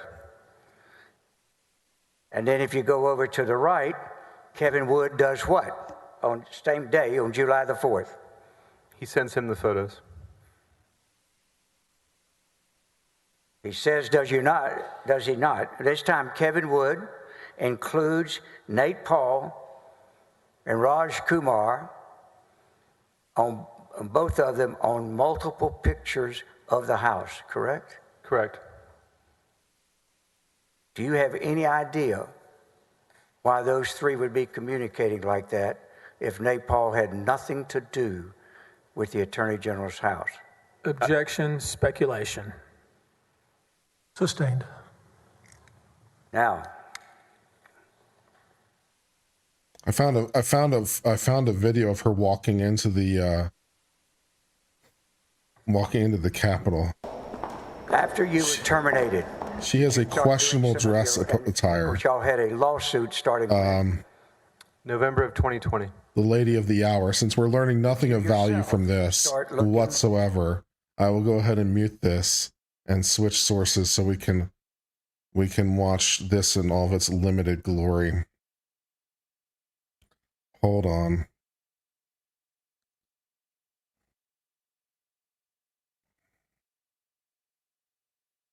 Let's see. Okay, yeah. All right, so you can watch her come in and walk out of the courtroom, walk into the Capitol building for 39 seconds. So this is Laura Olson. I have to say that might not be the best dress attire I've ever seen in my life. I mean, we could pick something a little bit more conservative, I think. Apparently we don't notice the big sign that says chamber closed. We're going to try to open it anyway.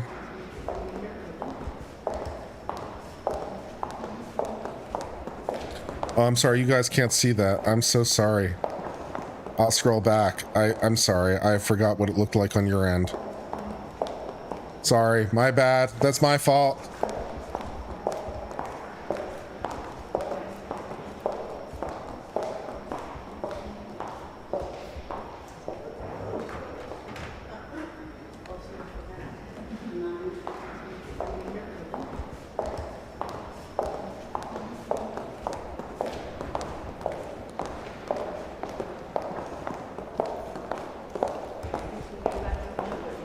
I mean, I think we could pick a more conservative choice. And it is after Labor Day and she's wearing white and everything. I mean, you know?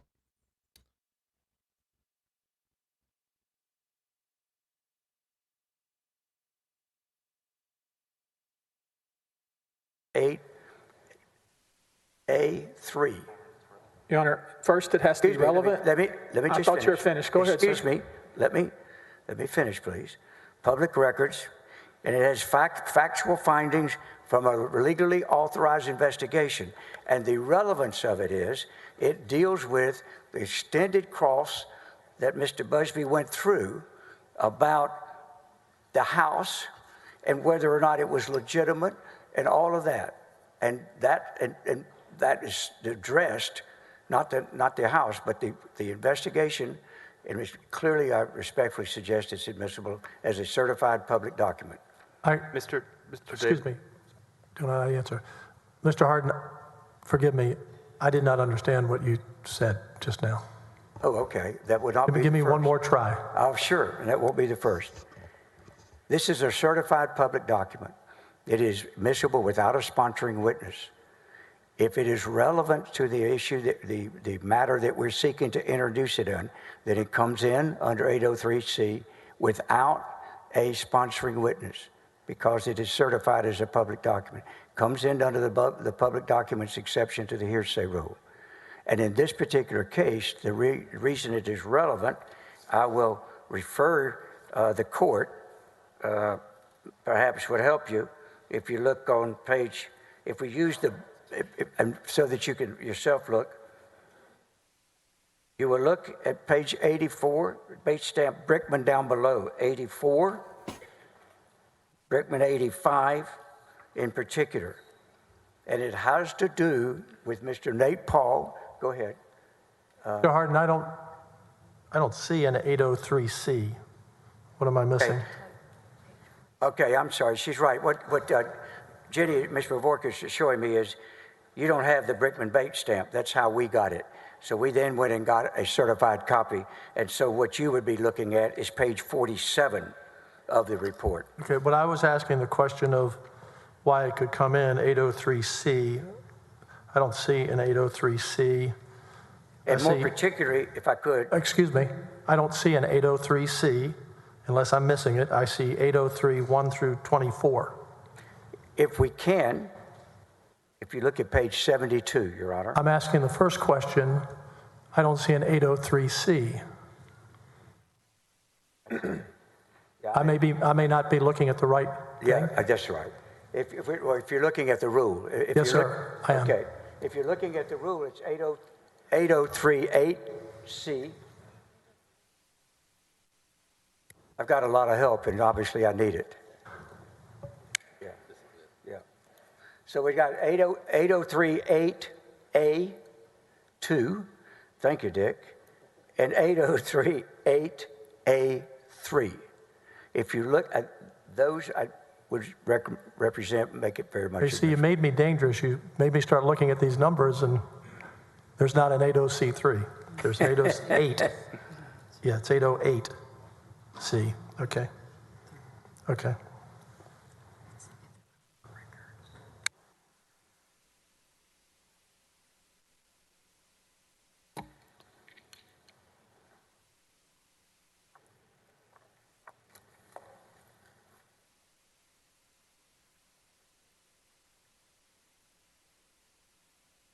Now that I have the right number, I'm going to overrule the objection. Thank you. Your Honor, Thank you very much. Your Honor, my objection was not hearsay. I mean, he's given you a hearsay exception, but I want the court to note that this is a report from a receiver appointed by the court. His opinion, it uses the word opinion multiple times in the document, and it was done 2 years after the events in question in this case. Has no relevance to this case. It's an opinion of somebody, Seth Kretzer, out of Houston, who, if he had some opinion that the court found relevant, then he should come here and be cross-examined. We can't cross-examine a report from somebody who's not in court. So, Your Honor, there's 3 or 4 different reasons why something like this should not be admitted. The first of which is that it's years after the events in question. 2, it's written by a lawyer who's been appointed to be receiver, and it's filled with his opinions about this and opinions about that, which I guess would be some sort of expert type opinion, although we haven't qualified him as such. There's a lot of reasons why this is improper. And the last one, and I think maybe the one you might find most important, they put this on their exhibit list yesterday, and I just got a copy of it right now. So how am I supposed to, 100 pages of opinion by a receiver out of Houston, do anything with this? This is completely improper for various reasons. Your Honor, that's always true of any publicly admitted document that comes in without a speaker. That right now, that doesn't have a prepared clause. He's free to subpoena any of these witnesses. This talks about the very 3 people that we were talking about and the arrangement that they have. They put it on the list yesterday. I try to... Okay, gentlemen, stop. I'm going to relook at this. I based my ruling on your exception. Thank you, Your Honor. But he has brought up several other points. Thank you. Now, if I can... No, I said wait. You can stop the clock for a moment. Thank you very much.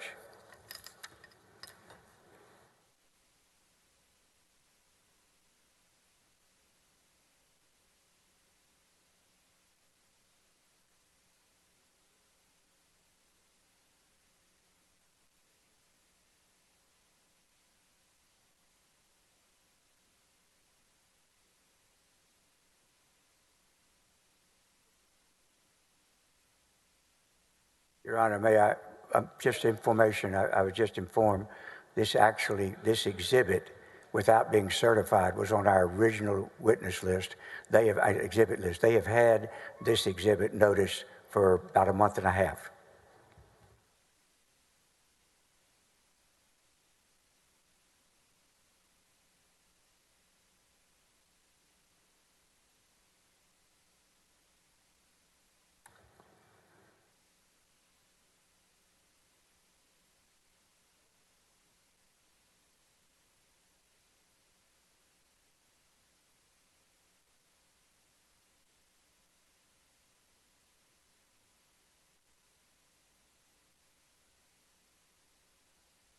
Dude, guys, I'm losing the plot.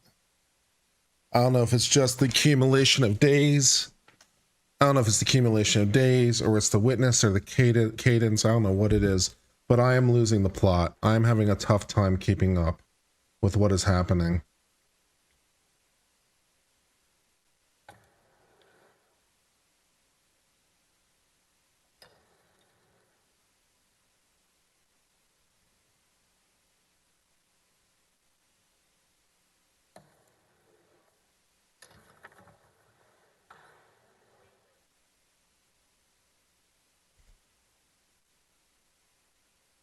I honestly couldn't tell you anything they've been talking about since they got back from break.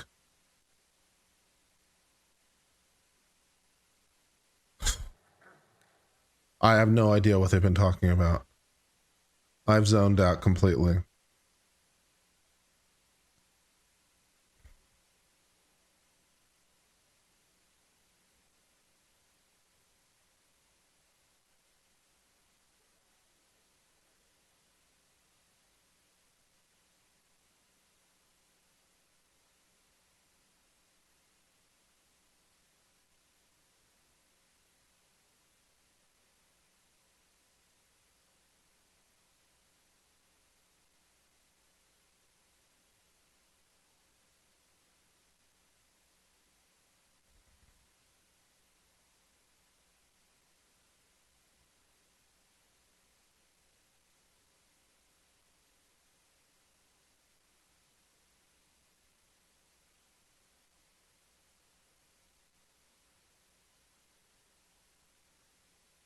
Pardon me, Your Honor. This may not address what you're talking about. I just wanted to be clear in the record.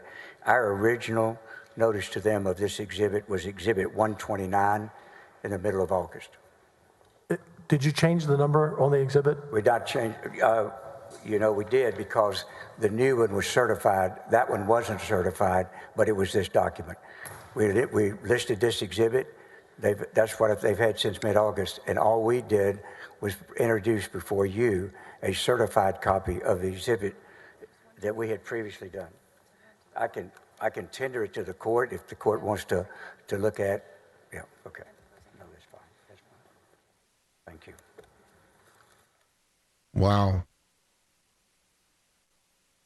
Wow, this is a good motion someone filed in the state of Georgia versus Meadows in federal court. You know, with Meadows being denied access to federal court, someone filed a third-party motion. Would you like to hear some of the third-party motion that was filed in the state of Georgia versus Meadows? I know you would. Motion for reconsideration. Motion to change the course of history. Motion to change the narrative. Your legal reasoning would have precluded David from using a smooth stone to slay Goliath and save thousands of lives.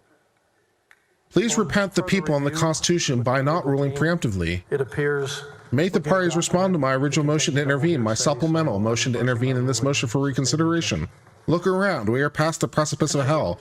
Do you think it will hurt? I'm using the language that 99% of Americans in the Constitution use, and not the mumbo-jumbo language attorneys use. Think about this. Our republic was founded with a 4-page document. The Supreme Court and you issued hundreds of pages of opinions for one case. The reality is that the case that are not about censorship, and censorship has been tampered with, are elections because the election people are not casting educated votes. We vaccinate a nation because of fraud. The most important word in the Constitution is posterity. The biggest single failure our republic ever had is we never had a constitutional convention. Well, I think that third-party motion is going to go right and be real convincing there.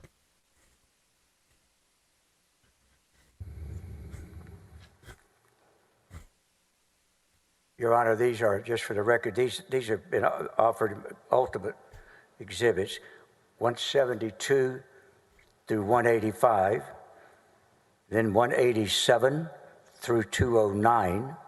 Oh, 218, there's more. And 220. There's more. No objection. Okay. Yeah, no, there's more.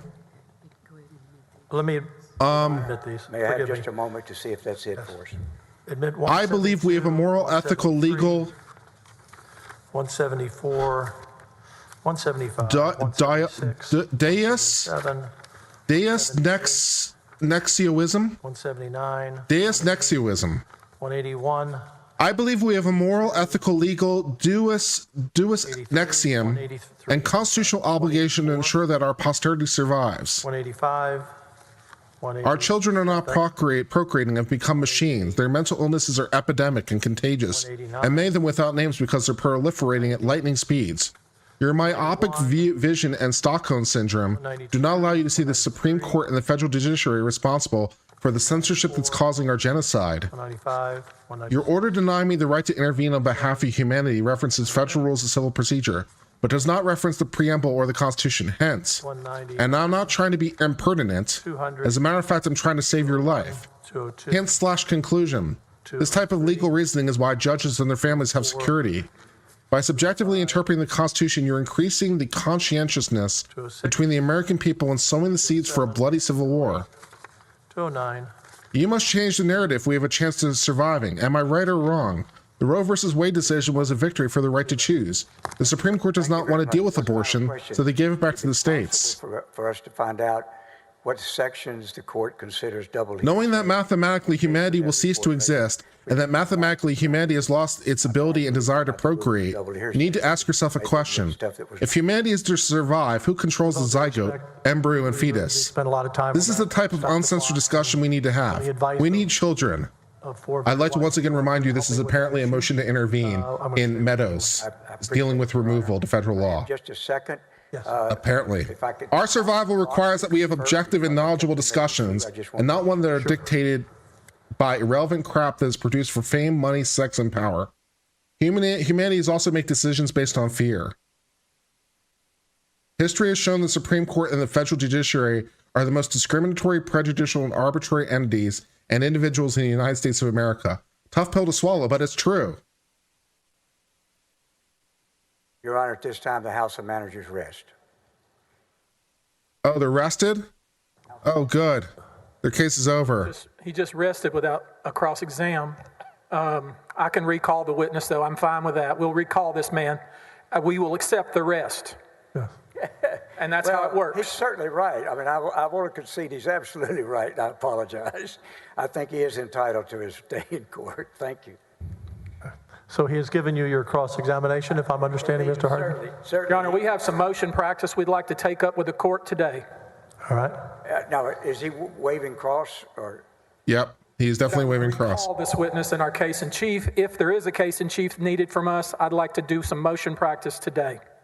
Well, here's the problem. He's waving cross, Rusty. He shouldn't have rested until he. He's waving cross, Rusty. Let it go. Excuse me. Having this witness come back doesn't make sense. It would seem to me the appropriate thing for him to do is to cross. Oh my God. And then if we had an opportunity or took one to read. Why are you arguing about this? When both of us have finished with this witness. Kill me. The court is having to put up with a screw up by me. I apologize, but I would really respectfully like for him to go and do his cross. No, I don't want to cross, Rusty. Arrested. I will recall this witness. Mr. Hardin? Wait, he is waving his cross for this stage. Yes, that's what he said 3 times. God. You rested, sir. Yes. And I accept that. Yes, you rested. That's fine. And if he wants to put. Why are you still talking? Your motion. What's the court? Stop talking. Well, Stop. It's now up to him. You've rested. It's up to him to either recall the witness or to make a motion, or it's now his call. All right. May I ask what about this witness? He's caught in the box. No, you can't ask. It's my decision for case in chief. You can't ask. Down at this point? Subject to recall. Yes, sir. Okay, you can step down, subject to recall. God.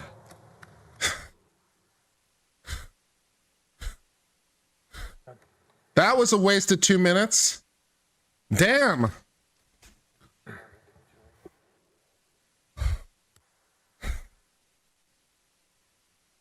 Your Honor, we've seen, Your Honor, the House's. Let's wait till the witness is out of the courtroom.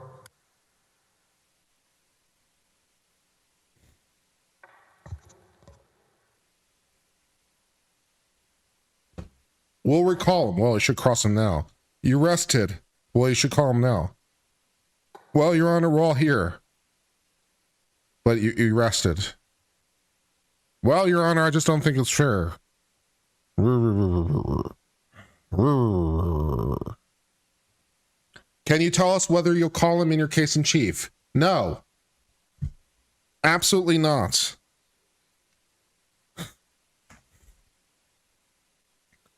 Absolutely not. If I choose to call him as a witness, when and if and in what order is my call? Am I going to tell you when I'm going to call him? Hell to the no. Screw you.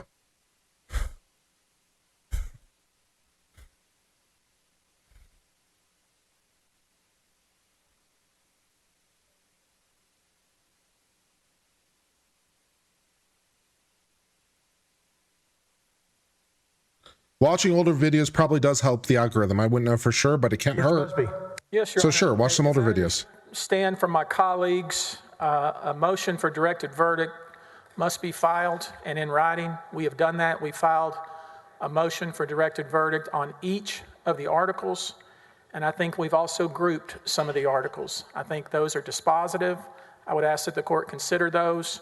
I understand that the Senate would have to vote on those, and I just wanted to inform the court that those motions have in fact been filed, and I don't think you probably are interested in a bunch of oral arguments, so I'll stop it there.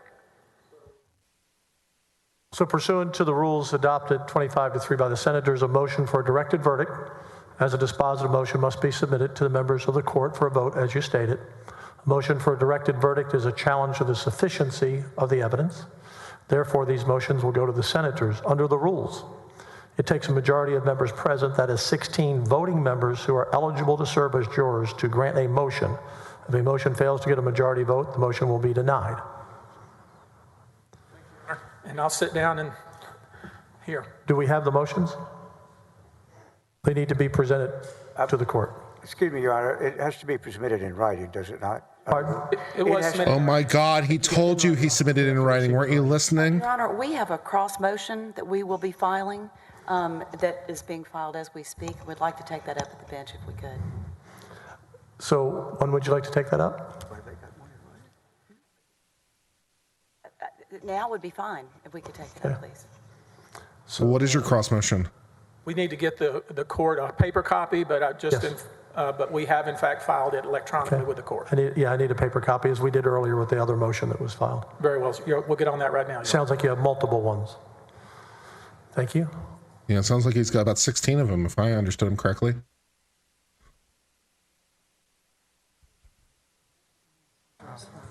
And what would the cross motion be exactly? I'm trying to think what cross motion there would be. Anyone have any ideas? What the cross motion from the prosecution would be at this time? Anyone got an idea?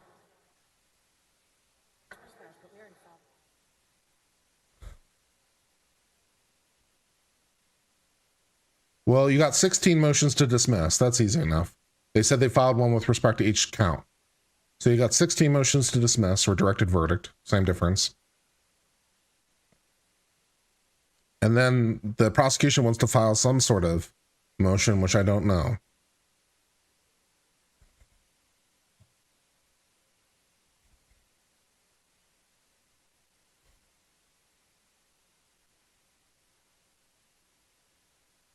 Yeah, I don't know what that would be. I don't know what cross motion you would ask for. So I got nothing. Cross motion suggests, like, as a technical term, like cross motion suggests it's related to the same thing, which would suggest it's a request for a directed guilty. I mean, that's, as opposed to also we have a motion. Normally when you say cross motion, like, it's the same thing, right? You file a motion to dismiss, I file a cross motion to dismiss. So typically you use the phrase cross motion to be like, I'm moving for the same thing, but in the opposite direction, which makes no sense here. Are we moving for a directed verdict of guilty? In the rules made up and the points don't matter? Can they do that? Can they move for a directed verdict of guilty? Is that what we're doing? Because they already said earlier that, like, they wanted to, like, combine the motion for guilt with removal. Are they also filing a directed verdict of guilty? How kangaroo is this kangaroo court? Yeah, no, I guess. I mean, I guess directed verdict of guilty without an opportunity for the defense to put up. Yeah, I mean, that's what cross motion would typically mean. That's if you're using the word cross motion properly, it's the same thing, just in the opposite direction. That's typically what a cross motion is.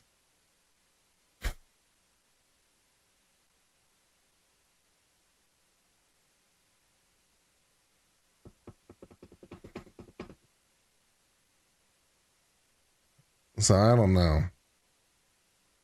I've never heard of a cross motion in this context.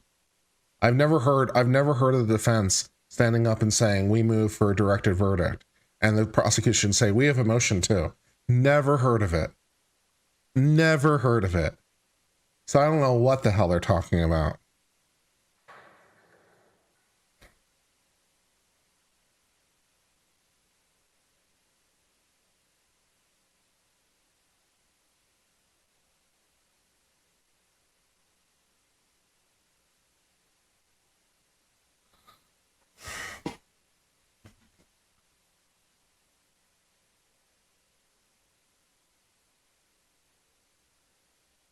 You know, I would think the rules would somewhat preclude a directed verdict to guilty, but you know,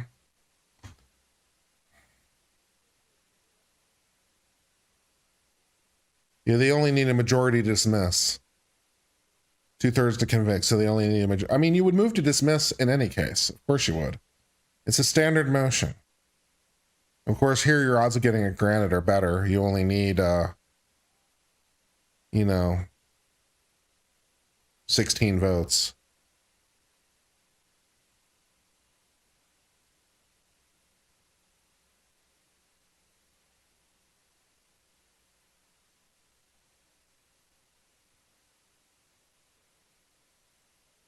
Is it a motion to go do a tour of Ken Paxton's home? Do we want to do a field trip?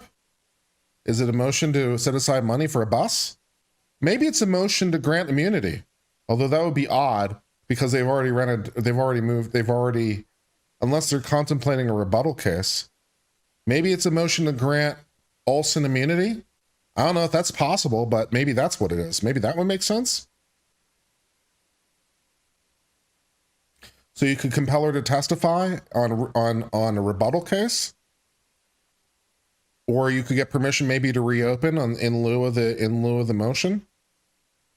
There's an idea. Maybe it's a motion to grant immunity.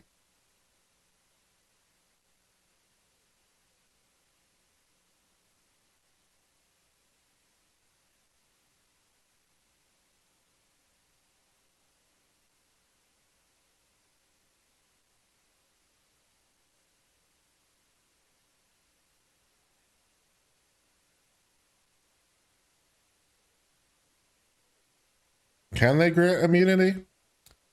Congress can, but I don't know about the state. Just something that would make logical sense. I don't know.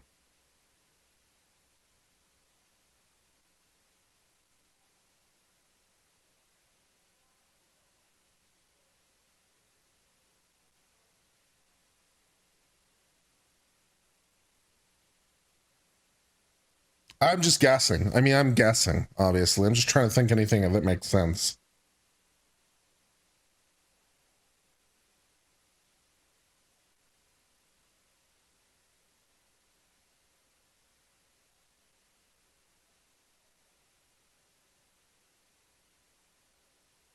Immunity would be criminal immunity. I know the House and Senate can do it in Congress, so it'd be criminal immunity to get her to force her to testify. Assuming that that's, what's going on.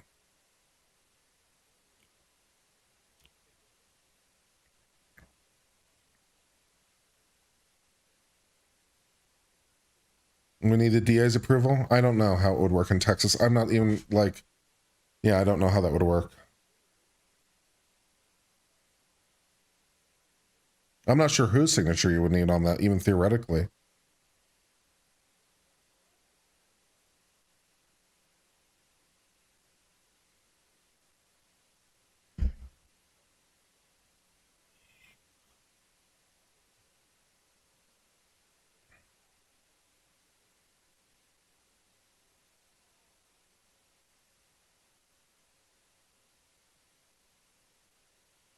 We're going to stand at ease and for the jurors to meet. Okay. We're standing on ease, I guess. So we're at pause again for some jurors to meet. They're having a caucus now. Are they having debate over it? I don't know what they're doing now.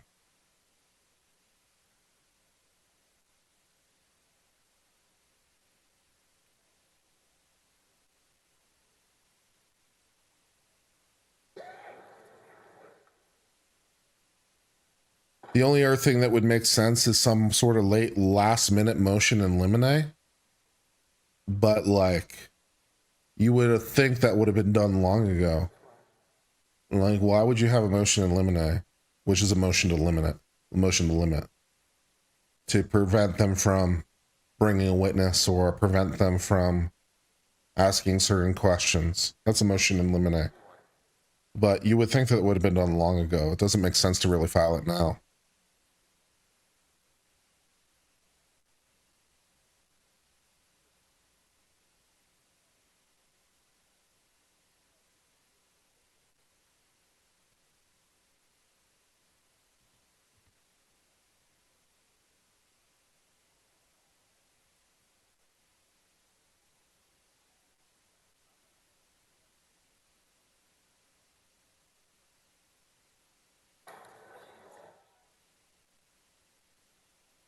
How many hours of rest? I'm not sure because I kind of lost count. But I would imagine there's at least 2 or 3 left from the state because we had such a long pause today. I haven't been keeping count, and I also lost consciousness at many points. And time is a complete construct at this point, so I don't know, but yeah.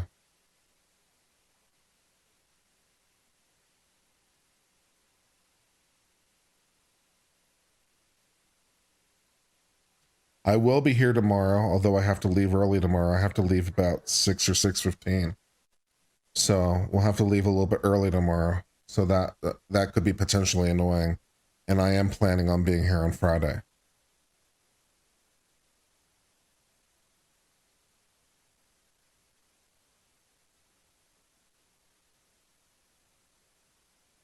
I don't think Patrick said that any motion necessarily has to be submitted for 24 hours. It was just certain things had to be submitted with some notice. So I don't think, I think maybe you misunderstood Matova, or perhaps I did. It was certain things had to be noticed with 24 hours, but I don't think that applied to all motions.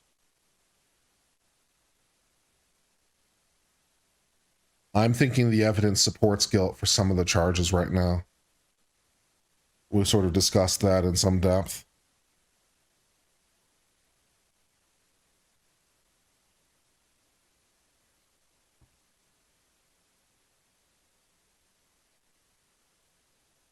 I don't think there was any evidence I don't think there was any evidence presented for the affair. I don't think there was any evidence presented for that. So, I mean, I'd vote to dismiss at least some of these, because I don't think there was any evidence about Paul hiring Olson, the bribery charge, for example. So I would vote to dismiss at least some of these.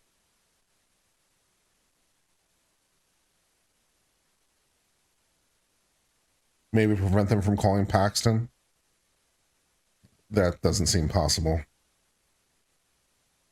Since this is quasi-criminal,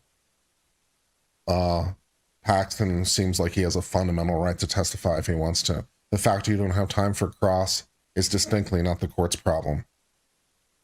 So if it's a motion to prevent Paxton from testifying, that seems fruitless.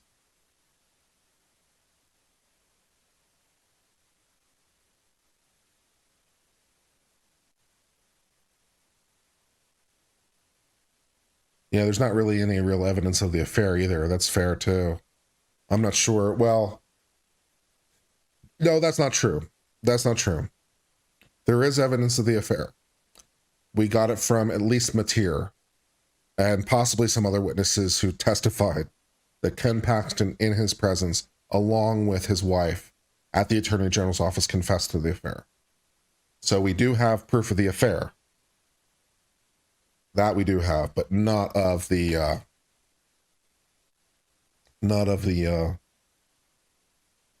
bribery.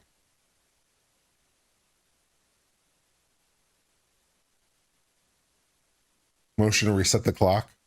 Motion for daylight savings time.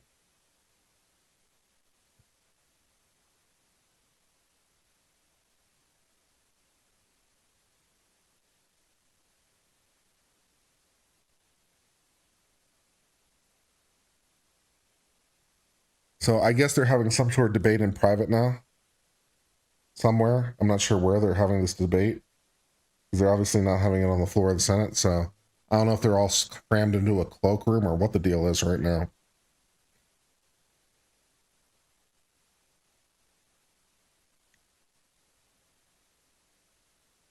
An affair isn't legal. I wonder if it's actually crime in Texas.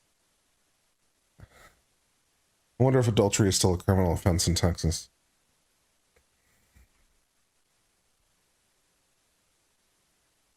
Let's see.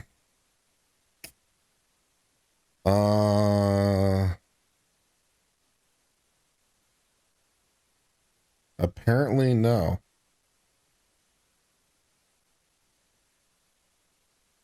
Yeah, apparently no. Apparently Texas somehow does not have a law against adultery, amazingly enough. It is in the military. That's true. You're correct. And I believe it's on the books, for example, in New York, ironically, perhaps. I think it's also on the books in Virginia.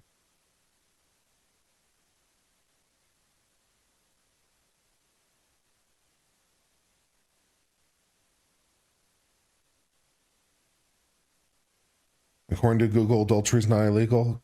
Yeah, Google is wrong. It's definitely on the books in some states. Utah wouldn't surprise me one bit.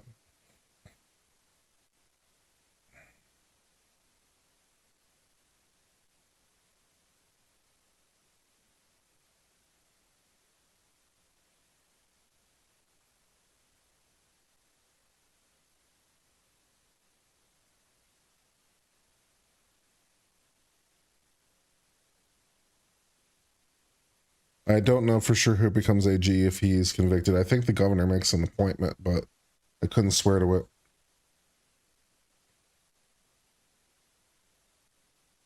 Is it unconstitutional to make adultery illegal?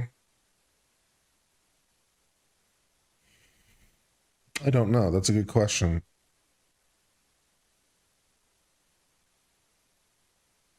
The only way it's unconstitutional, there's only two ways it could be unconstitutional. Either it would be without rational basis, or there's a fundamental right to engage in adultery. So I'm not sure that it would be unconstitutional to have adultery be illegal.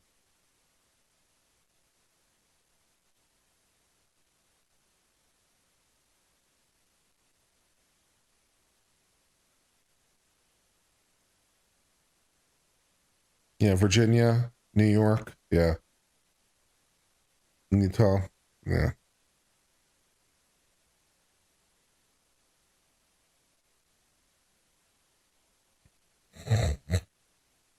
Alienation of affection used to be a cause of action for civil damages. Sure, it still is in North Carolina.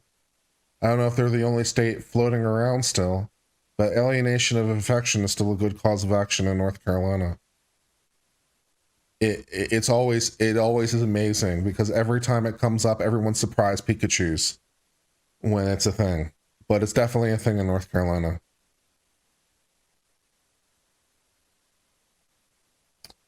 The First Amendment doesn't talk about freedom of association. It talks about freedom of assembly. Freedom of association might be implied, but it's not explicitly stated. So, yeah.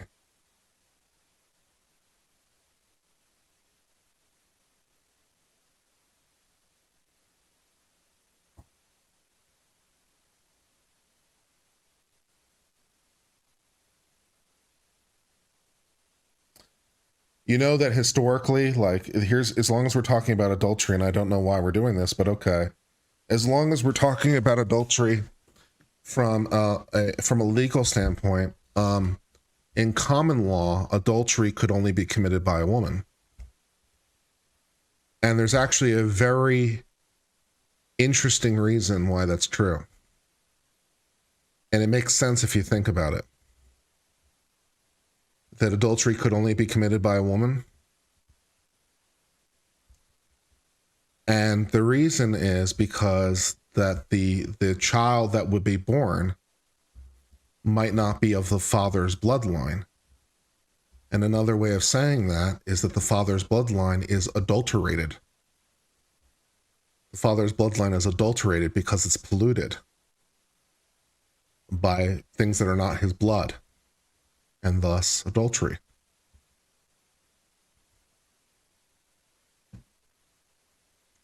Yeah.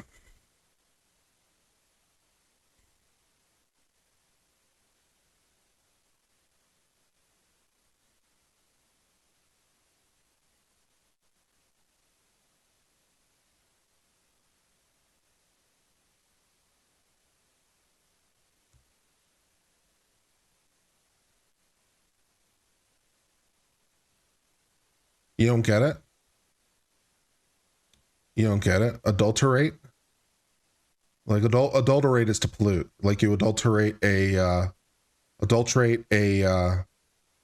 like a food. Like you pollute it. You make it not pure. Is to adulterate something. Adulterate something. Is to make something not pure, is to adulterate it. So you make it unpure. So the reason that the woman is the only one who commit adultery is because the woman knows it is her child, but the man doesn't. So we know for sure it's the woman's child. So the man can't commit adultery because the child that's born of the woman will necessarily be the child of the woman. The only thing that could be polluted is the man's bloodline because he's the one that doesn't have certainty as to whose child it is. So the woman is the only one who can commit adultery because she's the only one who can pollute the bloodline by having a person who isn't of the bloodline nevertheless claim to be part of the bloodline, thus adulterating the bloodline. Does it make sense now?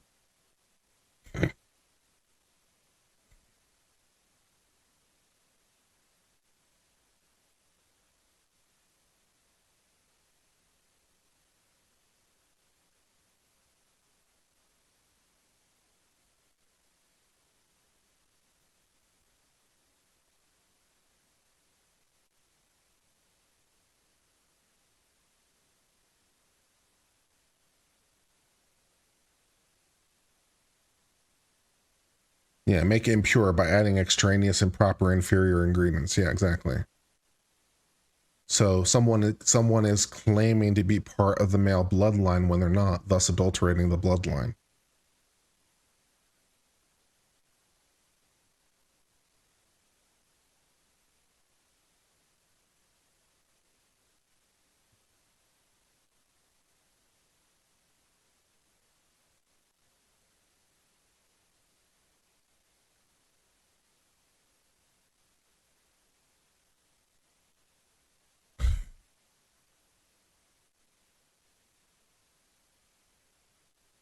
I like stuff like that, old history. And the one I don't understand completely is why burglary historically could only be committed at night.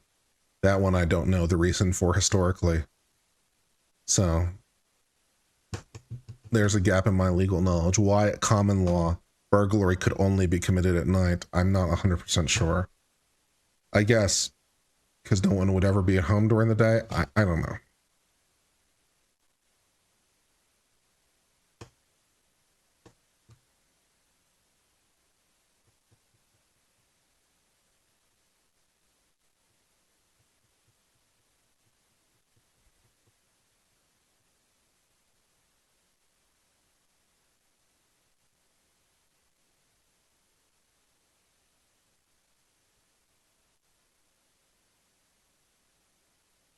Depositions of the other guy, girl, in adultery cases are gold. I bet they are. I want a piece of those depositions. That sounds like some fun. That sounds like some fun.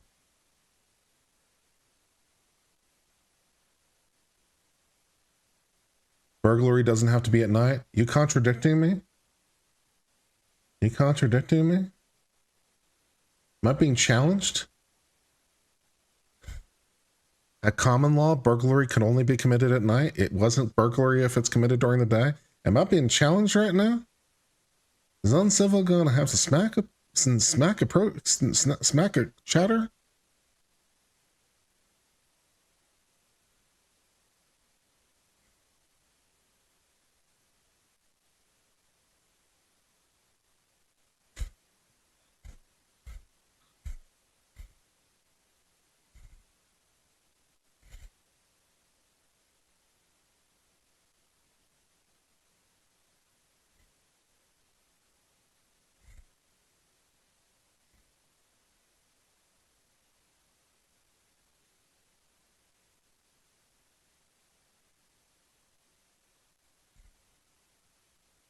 Keep reading.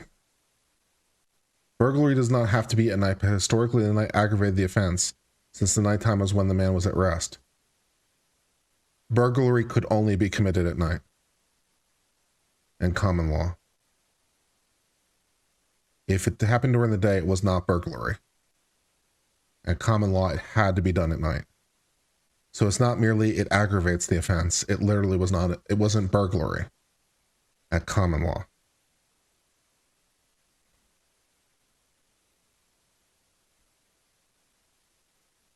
He says, would you consider doing a series of edited videos on the history of the law?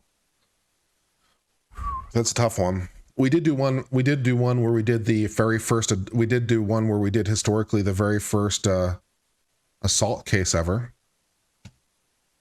You want to do the very first assault case ever?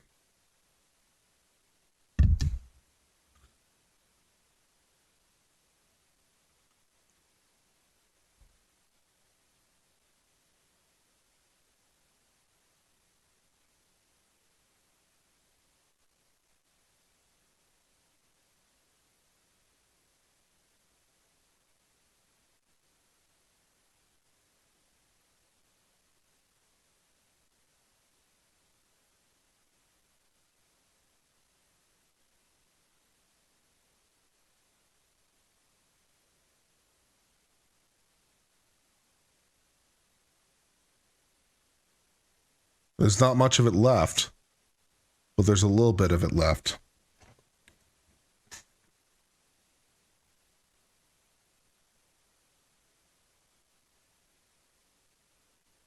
So let's do the very first assault case ever.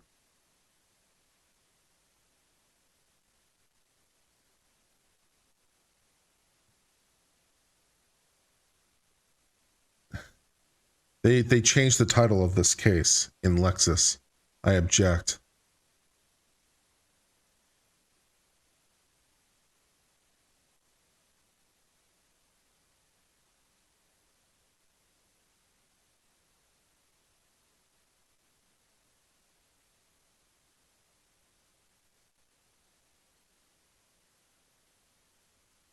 Let me see if I can find the original.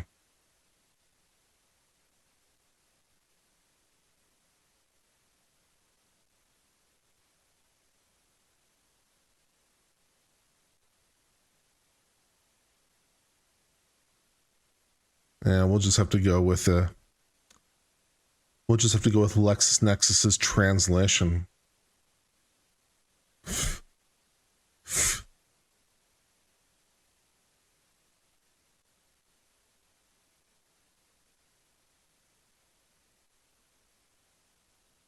All right, so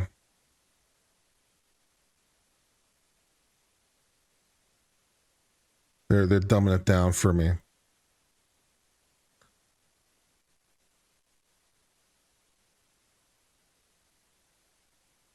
Okay. All right, so this is the very first assault case ever. 1348 or 1349 at the Assize. So this is IDS, and in the original it's et ux. IDS et ux v WDS.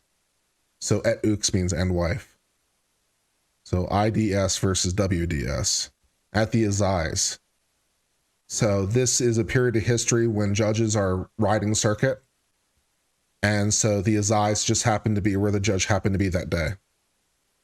riding around dispensing justice, and you have this case from 1348. It's the very first assault case ever. And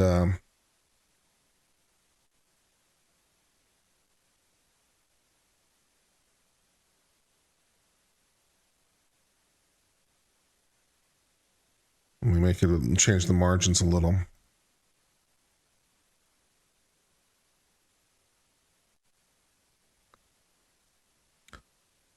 Okay.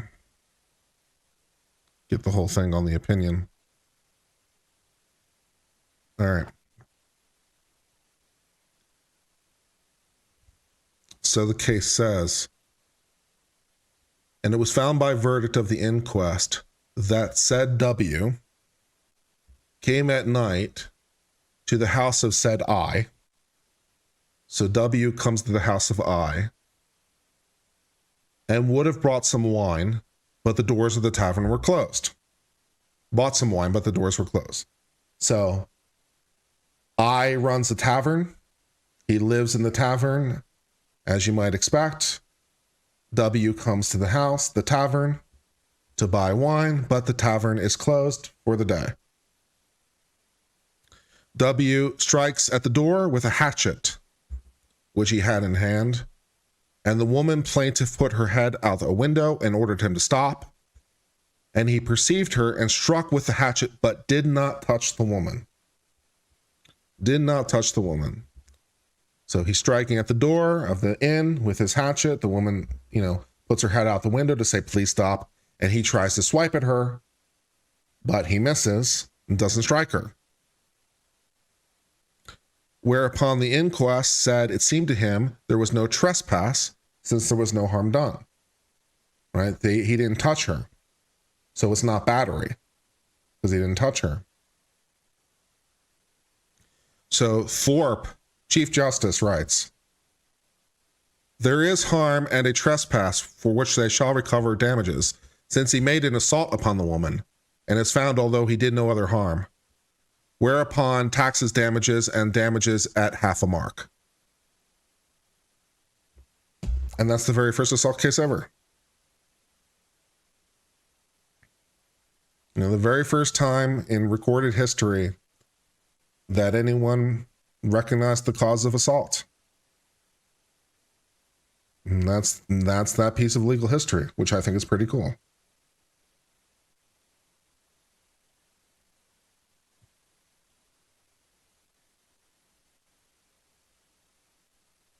All these years later, there's still a record of it.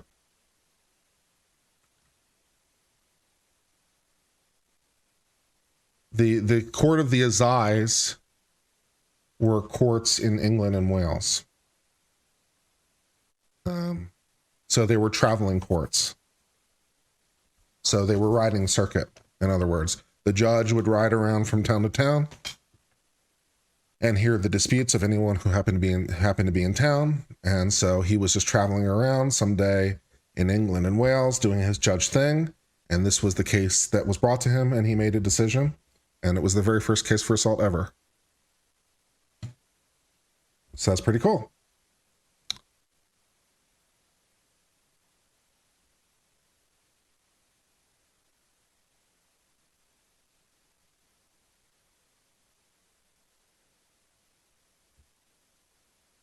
I think things like that is just interesting. Just how the law changes and how, some decision by some judge in 1348 is a basis for an entire cause of action.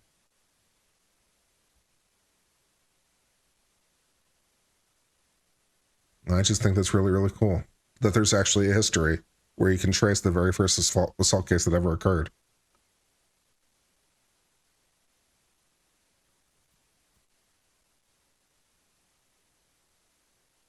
So I think that's interesting. And if you don't think it's interesting, you can bugger off.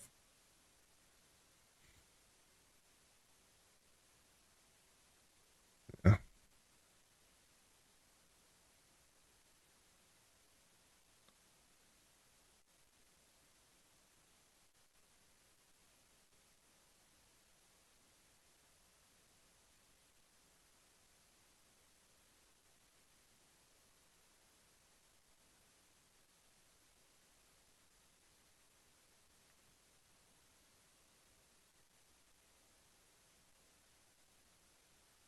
In common law, the burglary was at night was mainly a distinction between housebreaking and burglary. Cool. Yeah, so they just had a different name for it. They had a different offense. So they called it housebreaking rather than burglary, which sounds suspiciously like breaking and entering / trespass, but whatever. Yeah, case explains why burglary can only happen during the night. Tavern open during the day, and man living there sleeping at night. Legal to come when open, but criminal when closed. Well, maybe, but that was an assault case, not a burglary case, but still.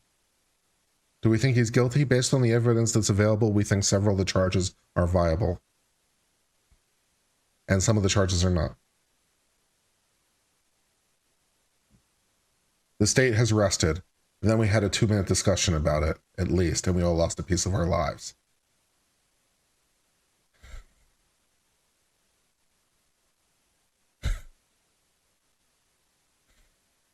We had a 2 to 3 minute discussion about it, about the state resting, and Rusty apparently, like, and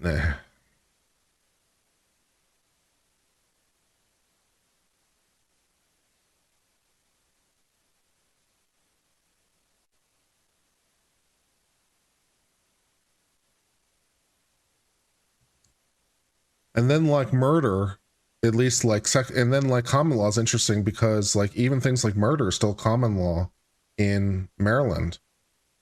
Like Maryland has first degree murder, capital murder defined in statute. They don't have the death penalty anymore.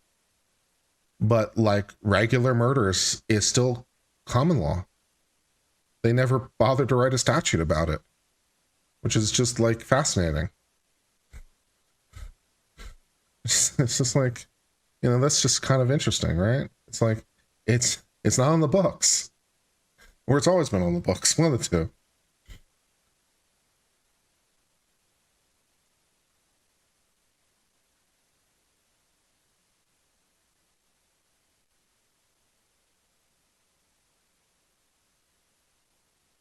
Yeah, how do you arrest and then turn around and get upset and object to it? That's a very, very good question, James. That's an exceptionally good question.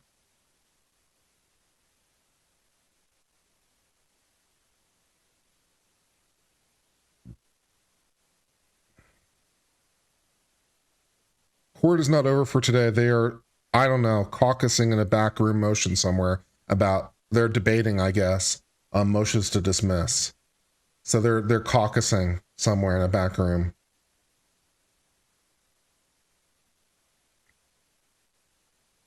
And like, you know, their names are still recorded. It's I versus W. So, you know, not much of their name is recorded. But like, you know, it's a story. That's what's, you know, that's the interesting thing. Like every legal case is a story. Some of their names are known and some not. It's like, it's I versus W. You know, I and his wife versus W. You know, and so their names are still recorded, at least a little bit. It's a story. And the story is, you know, exactly what you heard. You know, the guy goes to the tavern, it's night, it's closed. He breaks out a hatchet, starts banging on the door, and then takes a swipe at the woman. It's a story. I think the stories behind the cases are fascinating. Stories are just naturally compelling. Maybe that's why I like law, because law is just stories. If there's a story somewhere, every law is a story. You know there's a story. You know, once there was a guy. We may or may not know his name. But once there was a guy somewhere who did a thing, and then we had to create a law for it. You know?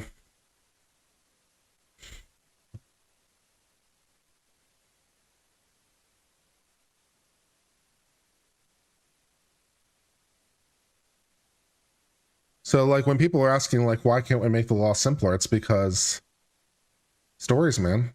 It's stories. The law is an accumulation of everyone's stories. I once said on a stream it was the distillation of the human experience, which I think is pretty apt. The law is the distillation of the human experience. Every law is a story.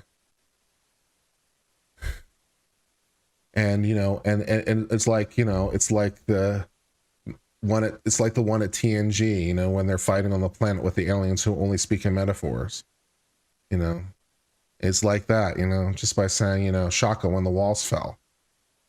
and the phrase becomes a distillation of the entire story. And so, like I say, like Miranda, you know, you have this really, really complex, sordid tale with all the briefs filed and all the arguments made, and it all gets sort of wrapped up into one word, Miranda, which is now the distillation of the entire story. And it's like, I don't know, I just find that very cool.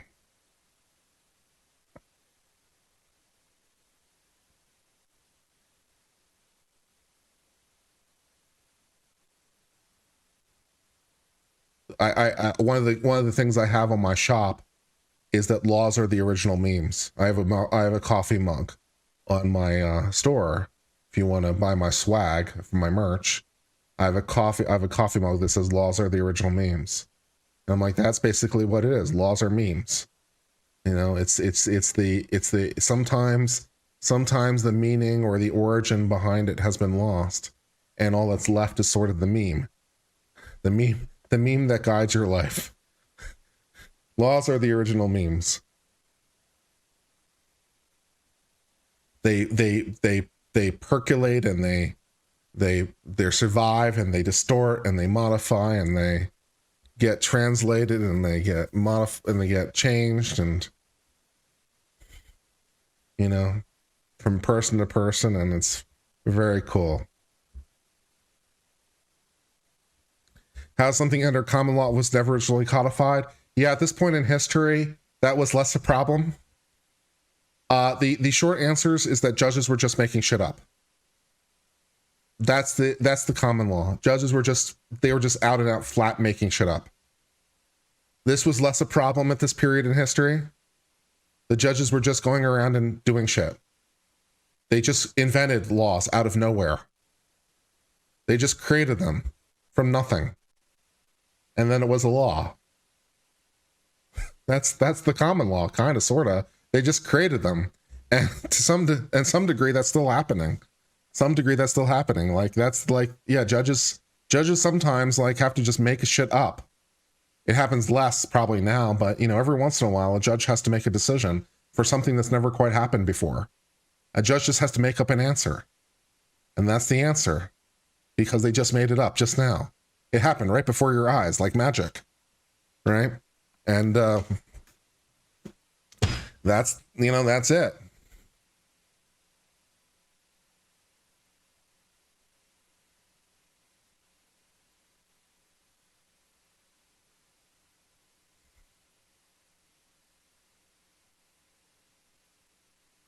Judges would just ride around the countryside and dispense justice because, you know, because.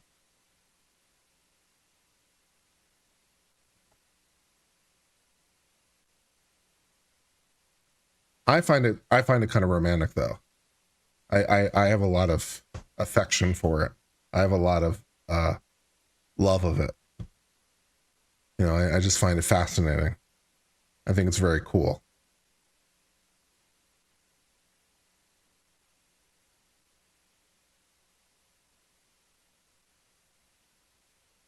Have I ever looked at the Alabama Constitution? Not in particular. But if you want to, you know, waste your life, you can look at the Louisiana Constitution, because I think it's by far and away the longest in the world, because they decided to put everything in their constitution for some reason. Louisiana said, why do we need statutes? We have a constitution. Let's put everything in the constitution. And so they did. It's because they're a civil law state, so they don't do common law. So they have to spell everything out, and so their constitution goes on forever.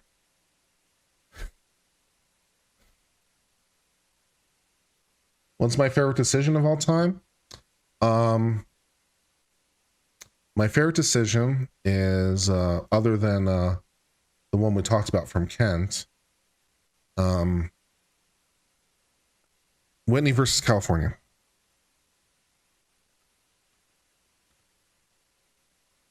Because it is the best explanation of the First Amendment ever put to paper. It makes me cry every time I read it, just because of how beautiful it is. Like Justice Brandeis writing and a concurring opinion, it's basically the foundation of all First Amendment law. Like it's just all First Amendment law. It comes from this one opinion, basically. And It makes me cry every time because it's just how beautiful it is. So the case is interesting because, like, Justice Brandeis doesn't come to the right conclusion under modern law. He comes to the wrong conclusion, but he sets out the framework for, like, all First Amendment law. So Whitney, this is 1927. Whitney is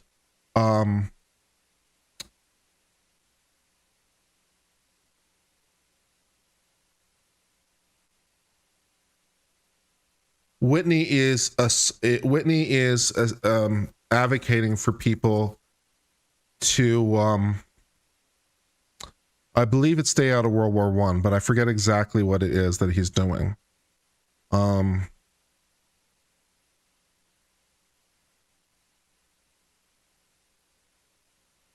Oh no, he's trying to form a communist party. So Whitney is trying to form the Communist Labor Party, and California made it illegal to be communist. So he wants to form the Communist Labor Party in California. California says that's a violation of what's called the Criminal Syndication Act. So, and he's like, well, I'd like to have it defines criminal syndicate as any doctrine or precept of advocating, teaching, or aiding or abetting a crime, sabotage, unlawful acts, or force of violence, or a means of accomplishing the change in industrial ownership, or affecting any political change. Which, that sounds pretty core First Amendment to me, right? It's like, it's illegal to form a group to affect political change. Well, that sounds pretty problematic, right? And he's like, I'd like to form a communist party because it's in line with my political beliefs. And they're like, it's illegal. And the court upholds the conviction. The court upholds the conviction in 1927. So not necessarily one of their finer moments. And Justice Brandeis concurs in upholding the conviction. But he writes what will basically be the foundation of all First Amendment law.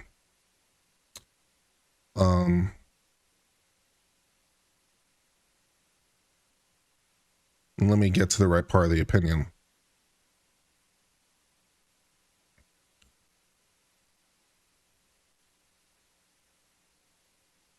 Okay.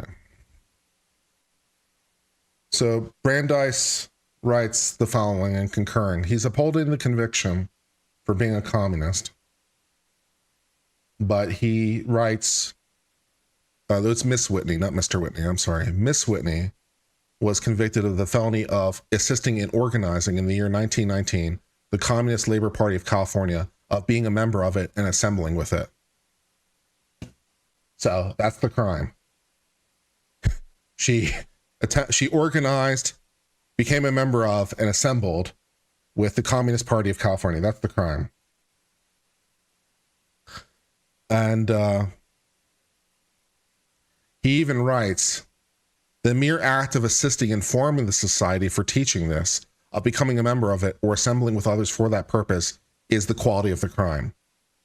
So it's not exactly, in keeping with modern First Amendment prudence. But then he writes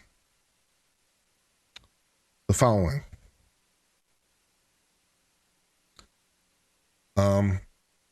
Those who won our independence believed in the final end, the state was made men free to develop their faculties, and that its government, the deliberative forces, should prevail over the arbitrary. They valued liberty both as an end and a means. They believed liberty to be the secret of happiness and courage to be the secret of liberty. They believed in freedom to think as you will and speak as you think, are means indispensable to discovery and spread of political truth, that without free speech and assembly, discussion would be futile, that without them, discussion affords ordinary adequate protection against the dissemination of a noxious doctrine, that the greatest menace to freedom is an inert people, that public discussion is a public duty, and this should be a fundamental principle of American government.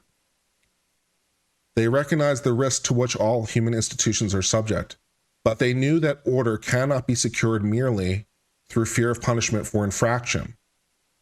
It is hazardous to discourage thought, hope, and imagination. Fear breeds repression. Repression breeds hate. That hate menaces a stable government. The path to safety lies in opportunity to discuss freely supposed grievances and proposed remedies. And the fitting remedy for evil counsels a good one. Believing the power of reason is applied through public discourse, they eschew silence, coerced by law. The argument of force in its worst form. Recognizing the occasional tyrannies of the governing majority, they amend the Constitution so free speech and assembly should be guaranteed.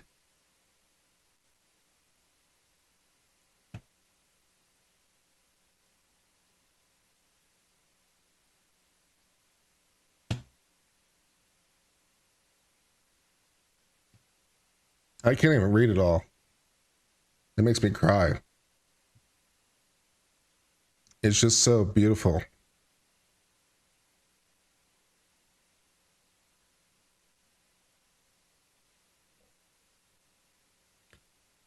Fear of serious injury alone cannot justify suppression of free speech and assembly. Men feared witches and burnt women. It is the function of speech of free men from the bondage of irrational fear. To justify suppression of free speech, there must be reasonable ground to fear serious evil will result if free speech is practiced. There must be reasonable ground to believe danger apprehended is imminent. There must be reasonable ground to believe that evil is to be prevented is a serious one.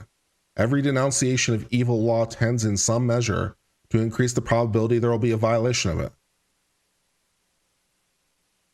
Condonation of a breach enhances probability. Expression of approval aids to probability.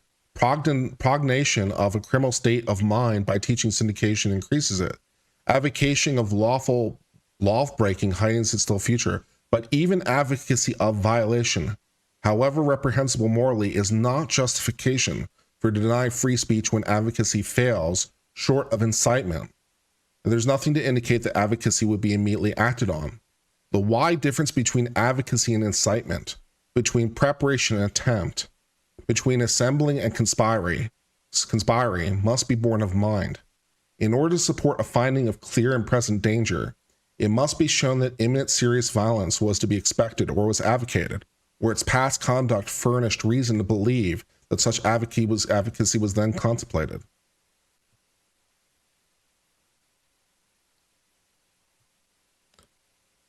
Those who won our independence by revolution were not cowards. They did not fear political change. They did not exalt order at the cost of liberty.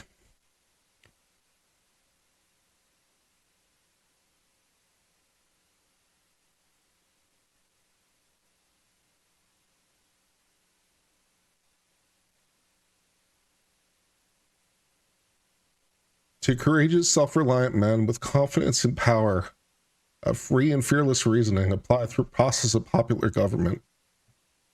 No danger flowing from speech can be deemed clear and present unless the instant of evil apprehended is so imminent it may befall before there's an opportunity for full discussion. If there be time to expose through discussion the falsehood and fallacies, to avert the evil by process of education, the remedy to be applied is more speech, not enforced silence.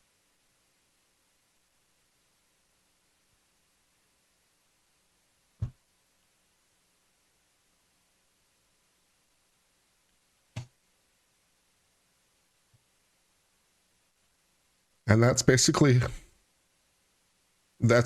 First Amendment theory.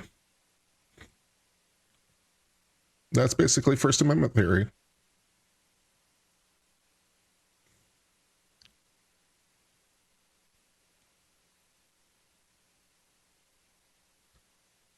It makes me cry every time just because of how beautiful it is.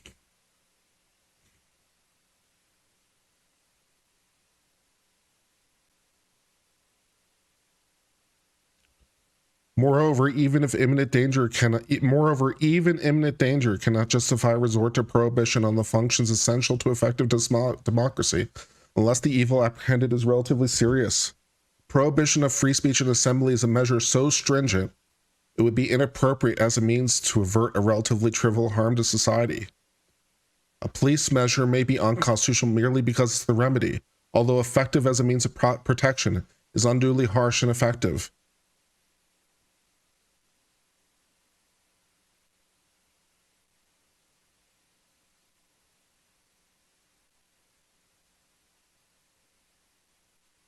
I mean, it's beautiful. It's beautiful.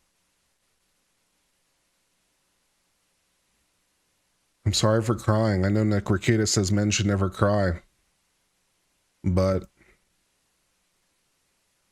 I think it must be the most beautiful words ever penned to paper. Members, after consultation with the jurors and both parties, both motions have been withdrawn, and the defense will now call their first witness. Mr. President, Yes. Mr. President, the Attorney General calls Professor Michael Gerhardt. Bailiff, bring in Professor Michael Gerhardt. Mr. President, before we proceed, may we approach? Yes, you may.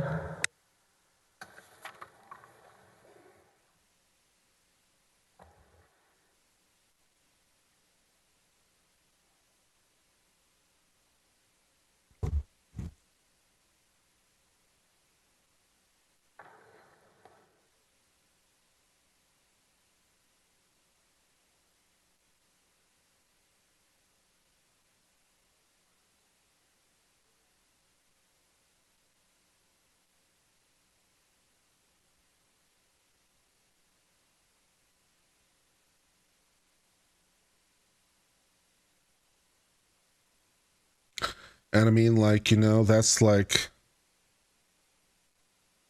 Brandenburg would go on to modify that a little bit. Well, Whitney was a concurring opinion anyway. It wasn't really adopting it.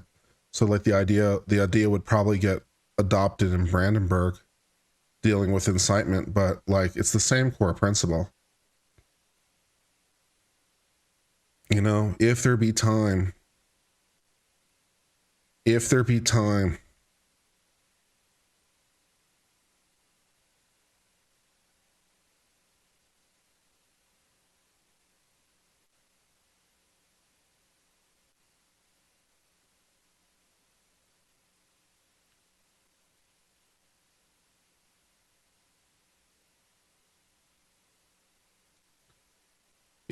time to expose through discussion the falsehood and fallacies, to avert the evil by process of education, the remedy to be applied is more speech, not enforced silence.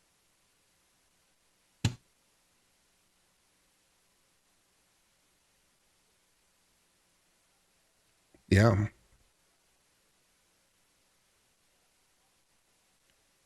If you don't like what someone says, say something else. Speak. Don't censor. Don't oppress.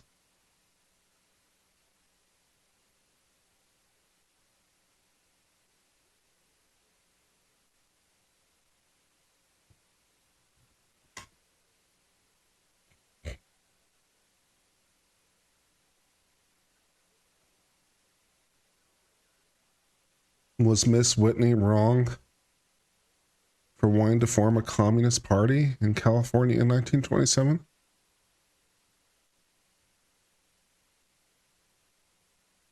Form a different group telling her she's wrong.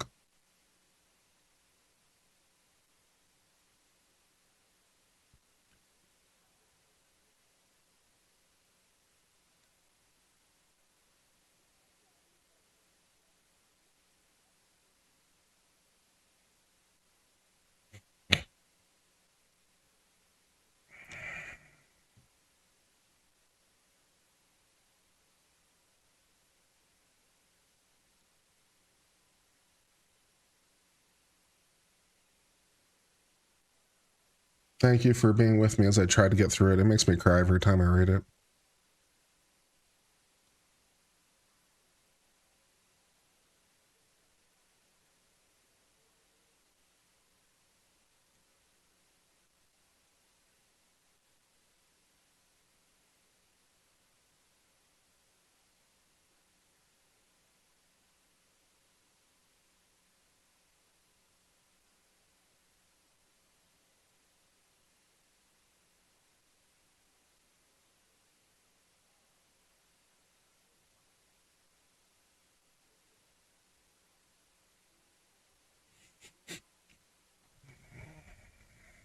And like I say, she was convicted. And the Supreme Court upheld it. They didn't, even Brandeis wasn't really willing, even Brandeis in the end wasn't really willing to adopt his own reasoning.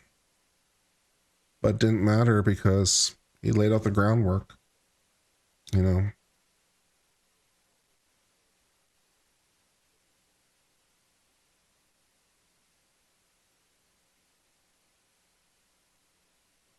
Why would they withdraw their motion? I don't know.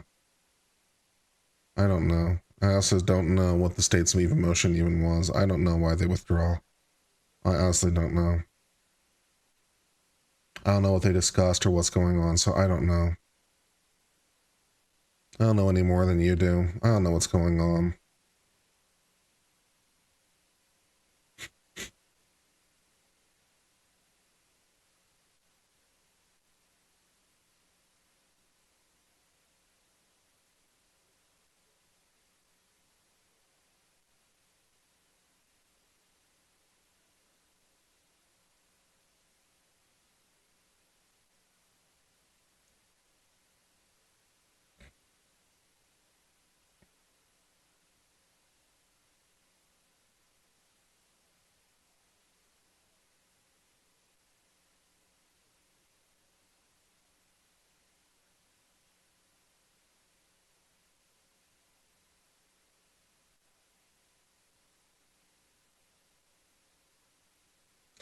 And the thing is, like, over time, over at least the historical thing, you hear calls to limit the First Amendment from both the left and right.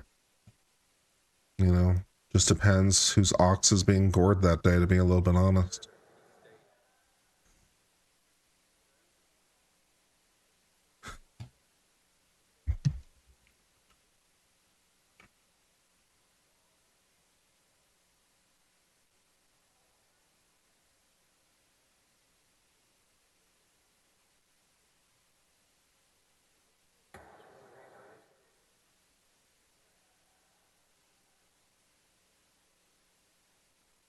Yeah. So censorship is definitely not. Censorship is not solely a left-wing or right-wing problem. I always liked this political cartoon.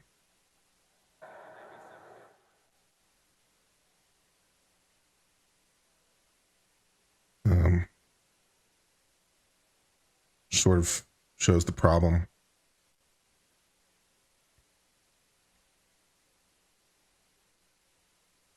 I always liked this political cartoon.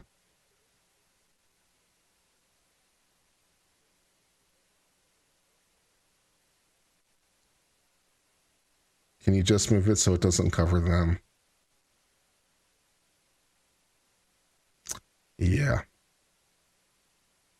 Yeah.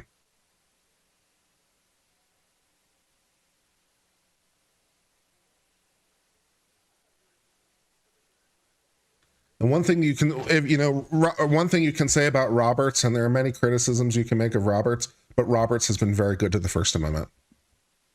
So, for all the criticisms we give of Roberts, he's been very, very good to the First Amendment. So we'll give the man some credit.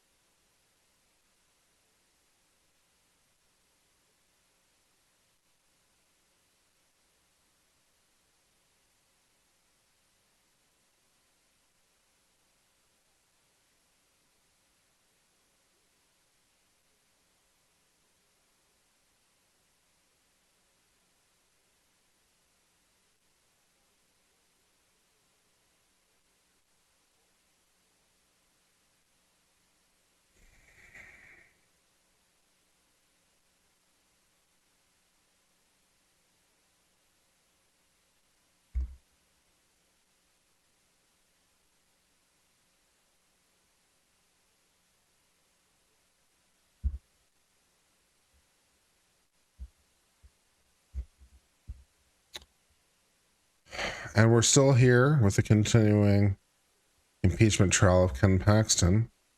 And not much is happening over here on Uncivil Law, as I give you a legal history and share with you some First Amendment stuff. Of course, it was 1927. The Supreme Court didn't discover the First Amendment existed until sometime in the 1930s. So, yeah, they didn't discover the First Amendment discovered until sometime in the 30s. So, I'm not sure they noticed the Bill of Rights existed until sometime in the 1930s.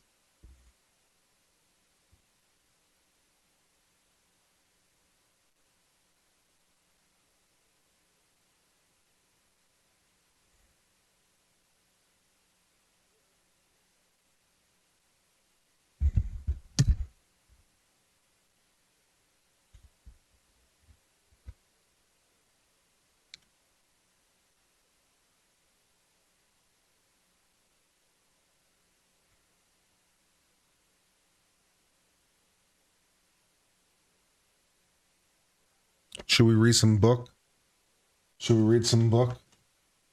Nothing else is happening. Let's read some book.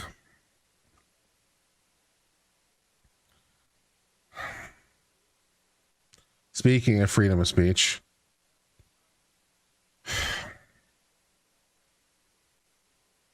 just because you have freedom of speech doesn't mean you shouldn't necessarily exercise it, right? Maybe you should keep your mouth shut. Let's see. Let's do chapter 12.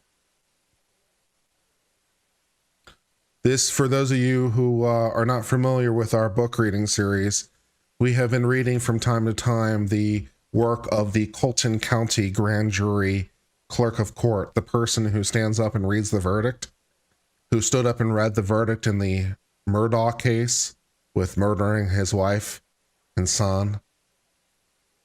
And she has some serious main character energy, and she wrote a book about her experience about reading the verdict, and also possibly jury tampering, but reading the verdict.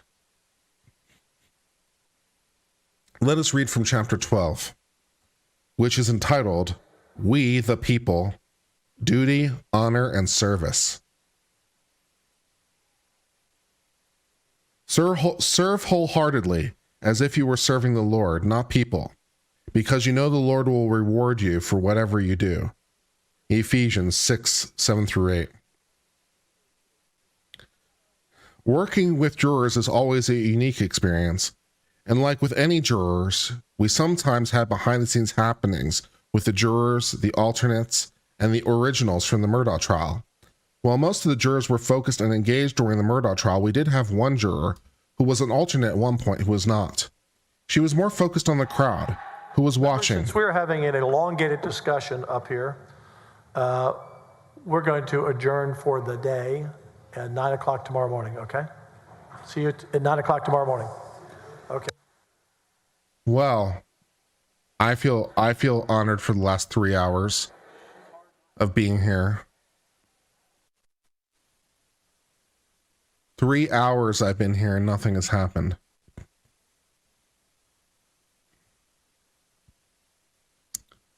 We will read more book. I will not be dissuaded from book. It is book time. Book is happening. While most of the jurors were focused and engaged during the Murdaugh trial, we did have one juror who was an alternate at one point who was not. She was more focused on the crowd, who was watching, who wasn't following the judge's rules, and so on. For example, she caught a new visitor to the courtroom who was sitting directly across from her, who looked like she may have been taking a picture of the jury, and that wasn't going to fly with her. Another juror couldn't, or wouldn't sit still during the trial, and it seemed like every time she shifted in her chair, it made a loud squeak. Occasionally, attorneys would wait for the rhythm of the squeaks to subside before continuing their cross-examination. Then there was the egg lady juror.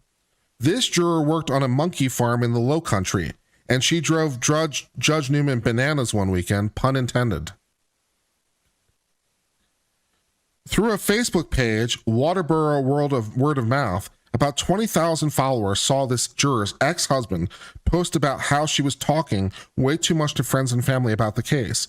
Many people became aware of the situation after court on Friday, February 24th, and it was brought to the attention of Judge Newman. I typically didn't have the time or energy to watch any media coverage of the trial, but on that Friday night, I scrolled through Waterboro Word of Mouth social feed and saw the post from the ex-husband, but he didn't mention the juror's name or her juror number. At the time, I didn't think anything of it and kept scrolling, mainly because I'd been inundated with emails and messages from people all over the world about what they had heard, what they had seen, how the prosecution and defense should run their cases, how Judge Newman should rule, what to address with anyone and everyone involved in the courthouse, and so on. I felt like a principal dealing with tattletales and problems and issues every day. It was tiring. When Monday morning came, Judge Newman asked me to find the social media post. One of our techies in the clerk's office, Lori Weiss, looked and couldn't find it at first. Luckily, though, she kept looking and saw where the post was taken down and replaced with an apology from the juror's ex-husband. He said Satan had gotten hold of him, and he had been drinking at the time he had posted, and he was now very sorry. After Judge Newman interviewed the juror and corroborating witnesses about the situation, he removed the juror from the jury before court started Monday morning. We learned later the ex-spouses hadn't seen each other in 14 years, and the former juror had 3 restraining orders against the ex-husband. When a juror is removed from the jury, it's normal practice for the judge to ask if there are any personal items they'd like to retrieve from the private jury room. When Judge Newman graciously presented this question to the juror, she said she wanted to get her eggs, which caused some laughter in the courtroom and nationally once the media got hold of the story. Judge Newman even broke into one of the largest grins I had ever seen.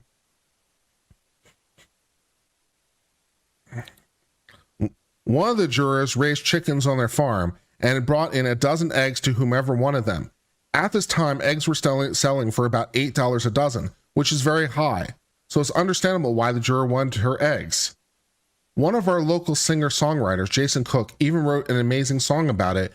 You can find it online through his Facebook page. Once the egg lady left, only 2 alternates remained from the start of the trial. Contrary to what people think, it's not the judge's call to pick when to move someone from an alternate to the jury of 12. There are rules in place that instruct the court on proper procedure. Judge Newman instructed me to write the jury numbers of the 2 remaining alternates onto a piece of torn paper and place them into a small box. My jury coordinator, Sherry Robinson, placed the 2 remaining numbers in a box, gave it a little shake, and randomly selected one of the numbers. In all my years of working around a jury, I discovered that a jury will either come together and form a bond, or they won't. Also, tautology is tautology. It's a different process every single time. This jury bonded immediately. From their first day together, they worked with one another and related to each other on their work ethic, their professions, their blended family situations, child custody, and even their faith. They spent a few hours alone together every day. Some of that time was spent while traveling in jury vans, being escorted to and from their cars to the courthouse every day. Other times they were eating breakfast and lunch together and taking smoke breaks together.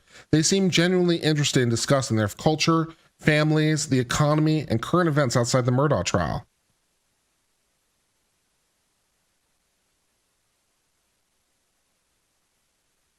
Many times our jury bailiff, Bill Polk, is tasked with the duty of monitoring the jury's conversations to ensure no conversations are held that could bias any juror before all the evidence is complete. But Bailiff Polk didn't have any problems with this jury concerning that issue. They listened the first time to Judge Newman's rules, and they took their oath seriously. There seemed to be a common thread about how they went about their business. I call it the 3 Ps: present, perceptive, prayful.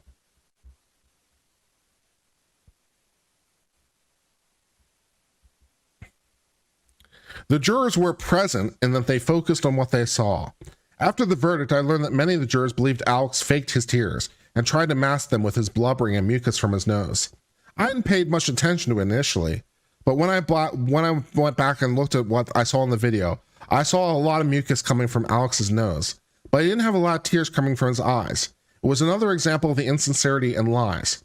His testimony did little, if anything, to convince the jurors of his innocence.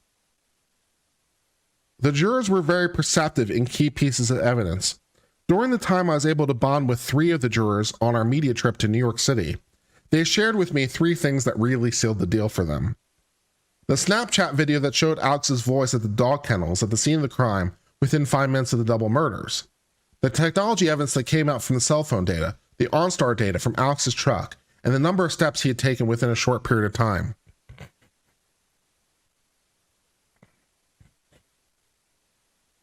The visit to Moselle, which put all this evidence in perspective and showed the jury how things transpired.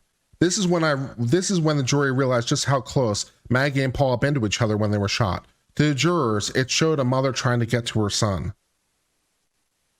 Lastly, it was the most prayerful jury I have ever witnessed. Each day they prayed together before going into the courtroom. They prayed for justice to be served, for themselves to be unbiased, while presenting with all the evidence for the judges, witness attorneys, and those involved in the case. They also specifically prayed over the evidence. Okay, and prayed heavily before they deliberated over Murdaugh's fate. They listened the whole time and took their role very seriously. They told me they tried to give him the benefit of the doubt. My heart was touched by seeing what a special jury this was. While no legal entity related to the case is allowed to pray with the jury, I was allowed to lead my team in prayer, along with several others who were nearby, several times during the trial, and we gave people the option to partake in the prayer. I believe in approaching our jobs with a servant's heart as biblical leadership principle. One of my main responsibilities was making sure the jury had everything it needed to be at their best during the trial. While my team was throwing a few curveballs, we acted as liaisons to help find solutions.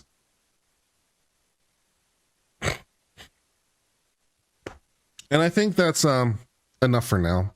We can reserve some more for another time. So, yeah. I think that's enough for now.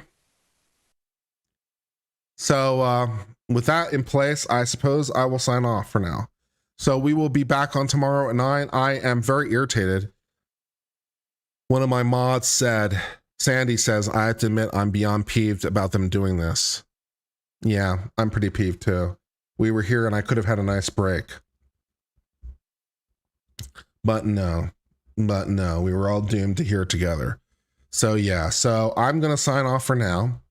I've been Uncivil Law. Until later, my friends, I hope all is well. We will see you tomorrow. Till later, my friends, cheers and goodbye.